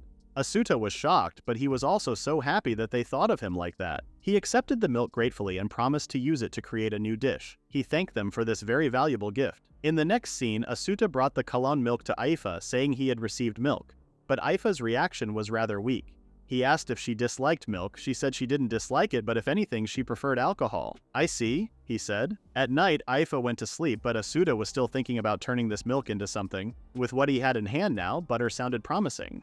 It would take some work, but it paired well with meat dishes, so he decided to do it anyway. While Aifa was sleeping, he heard that she was talking in her sleep. She liked seal sake to the point of dreaming about it. Seal herself was fine, but once it was mixed into sake, she turned into a complete drunk. He thought about it for a moment and then decided to make vanilla ice cream instead of butter. He had sugar and milk. And vanilla ice cream with seal on top sounded good. All he needed was ice, and he could do that right away. Tomorrow was going to be a fun day for him. However, the next day, Yumiru told him that there was no ice. She didn't even know what ice was. He said even if it wasn't ice, she could have at least touched cold water before. She thought about it for a moment and confidently asked if he meant river water. Asuta realized that it was over. Without ice, he couldn't make ice cream, whipped cream, or anything. He was screwed. Yumiru was confused as to why Asuta was acting this way. He was still thinking about the ice cream. There was no way there could be a refrigerator here. If there were, it would be strange to have no ice. Tara and her father came, and they noticed his pale face, so they asked if he was okay. Tara's father thought eating vegetables would make him feel better. He thanked them, but he did not look so happy. Tara was still thinking about why Asuta looked like that and asked if he was tired. Asuta comforted her that he was fine. She asked him not to push himself too much. Seeing her sad face, Asuta promised her. He felt bad for making customers worry about him.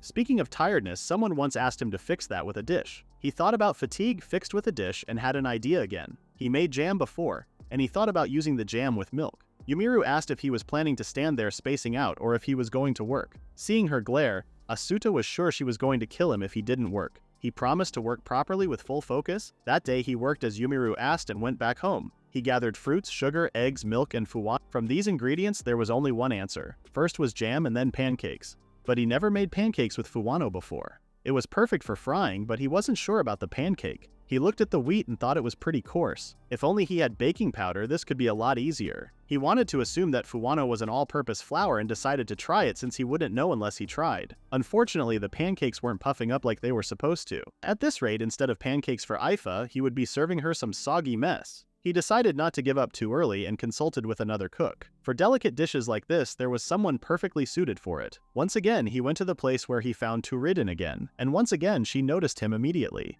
She asked if he needed something. Shocked, he wondered how she knew he was there. She reminded him that he had done this before too. She asked if this was about cooking. Asuta confirmed her and said he needed her help with something. She was okay with helping him, so he brought her home. She was surprised to see so many ingredients here. Looking at the pancakes, she asked what kind of dish it was. He wanted her to try it once. She said okay and tried it. A faint sweetness spreads across her mouth, but then a dry, powdery aftertaste lingers, tasteless and unpleasant. She asked if this dish was supposed to taste like that, and Asuta said no immediately. He said it was supposed to be puffy and moist. Tsurumi understood him and started to think about it. She said they should try making it. With Tsurumi's help, they started cooking.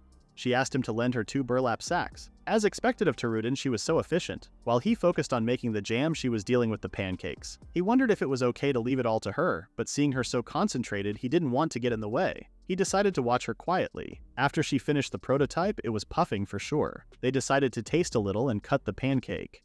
It was definitely better than the ones Asuta made. But this wasn't enough for Tsurumi. She wanted to make it even better. She smoothed out the batter more and adjusted the heat as she cooked it. After that, it seemed like it was tastier. When Aifa arrived home, she could smell something strange. She decided to be careful and opened the door pretty slowly. Asuta and Tsurumi welcomed her. She didn't expect her to be here and reminded Asuta not to invite guests on his own. Asuta explained that there was a reason for this. After Aifa ate the pancakes and jam, she seemed okay with this visit. She asked what this was, and Asuta explained that it was Shiiru's sweet and tart flavor, with a light, fluffy sweetness. She asked what it was called, and Asuta said it was a pancake with Shiiru jam and butter on top. The name sounded too long, so Tsurumi told her that it was just pancake. Aifa started blushing because she really liked how it tasted. She said it was delicious. She was even smiling. Her smile made both of them excited. Tsurumi was glad that she liked it. They said there would be more of them if she wanted to eat. Aifa thought about it for a moment and said it would taste better if everyone ate it together. They all had their plates and started eating. It was nice to have something like this once in a while. In the next scene, Raito saw Kamua sleeping on the table again. He told him to wake up because there was a mountain of work waiting for him. But Kamua didn't want to work at all. Raito realized there was no helping it and went to Asuta's stall. He asked him to give him something he could eat while working today as well. That sounded rough to Asuta, but he said it wasn't that big of a deal. But that look on his face worried Asuta. Up until now, it had always been food made for Kamua. He didn't actually know what Raito liked to eat. He called his name, but he said he should get back now. Asuta didn't insist on him and just let him go after he got the goods. After Raito finished every work Kamua had to do, he wondered if this was okay. Kamua was watching him and wondered what he meant by that. He started to think if he was planning to kill him or something. The next day, Raito went to wake Kamua up, but he wasn't in his bed. Usually he would still be asleep at this hour. He decided to get the work ready before he came out, but when he opened the office's door, he saw Kamua working. Puzzled, he asked what was going on and why he was up so early. Kamua seemed pretty confident and was actually working, he just smirked at him. When Raito went to get something to eat again, he told Asuta that Kamua allowed him to get anything he liked. Asuta was glad that Kamua was being thoughtful for once. He asked what he would like. Raito tried to answer him, but he couldn't because apparently he didn't know what he liked. After an awkward silence, he said he could get something he could eat while working. It was the same as always. Asuta asked if he didn't have something he liked. Raito apologized and tried to say that it wasn't like that. Asuta told him that he didn't need to apologize. Raito asked for something freshly made. Asuta started cooking right away. After he got the usuals, he excused himself. Yamiru seemed off, so Asuta asked if her stomach was hurting. Yamiru asked what he was even saying because she didn't realize how she looked. He said she looked kind of tense. She responded that Raito was like her. Asuta was shocked. He asked how. She said his nature was similar to hers.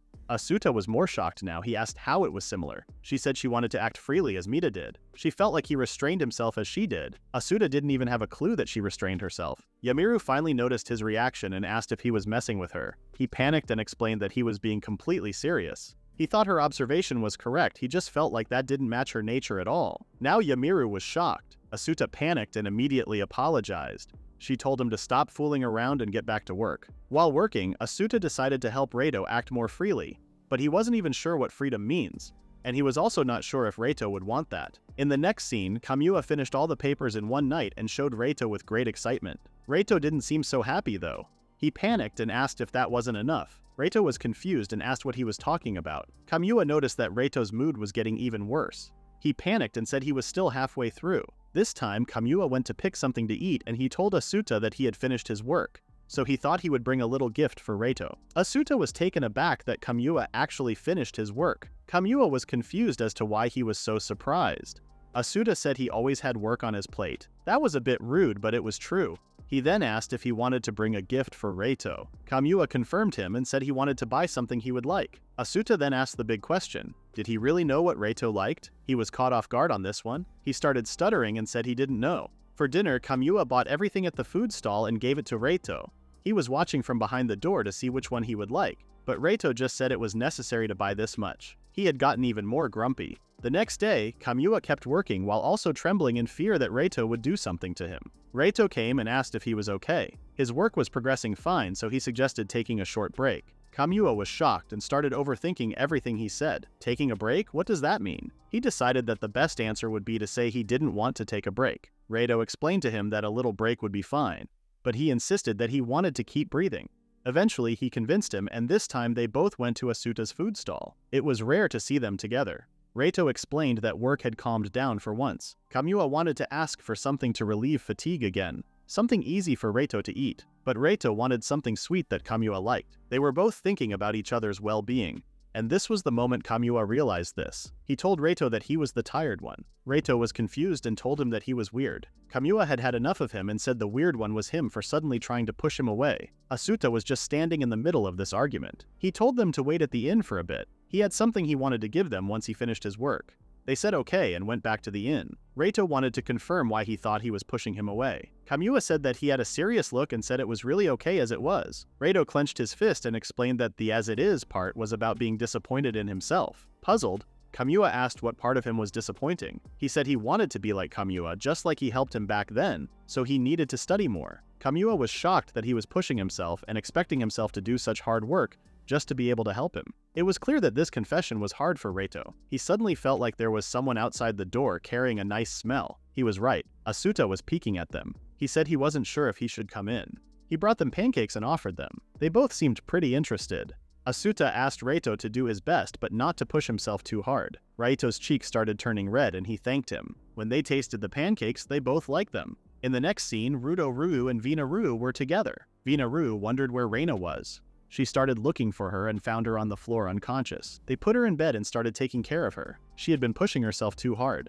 She even worked so hard tending the heart. Aru told Vina Aru to go. Vina had to go to work even though she really wanted to stay with her sister. She promised to be right back after work. Grandma Jiba in the clan couldn't help but notice how worried Vina was. Donda came inside and called Reina pathetic. She said she would go out into town, yet she couldn't even properly handle tending the hearth. Jiba asked Donda what he meant, but he said he was being clear. She told Donda that he was even more childish than Vina. Shocked, Donda said, "What?" She told him that Vina properly worries about her family, but he couldn't even worry about his own family. This struck a nerve in Donda. She told Donda that she would take care of Reina. She was heading to the hearth, so she told him to move aside. After she left, Reina opened her eyes and she seemed genuinely upset. While Grandma Jiba was cooking, Remy came and asked what she was doing. She said she was thinking of making something nourishing for Reina. Donda was listening to their conversation in secret.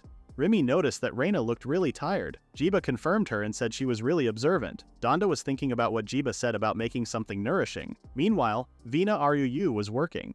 She seemed distracted though. She said it had been a while since she had stood at the stall alone like this and she just felt a bit unsettled. Asuta told her that she was cutting too many. Yamiru suggested heading over there instead, but Asuta said it would be fine. Suddenly Remy came and Vina Ruu asked what was wrong. She said she wanted to buy something for Reina.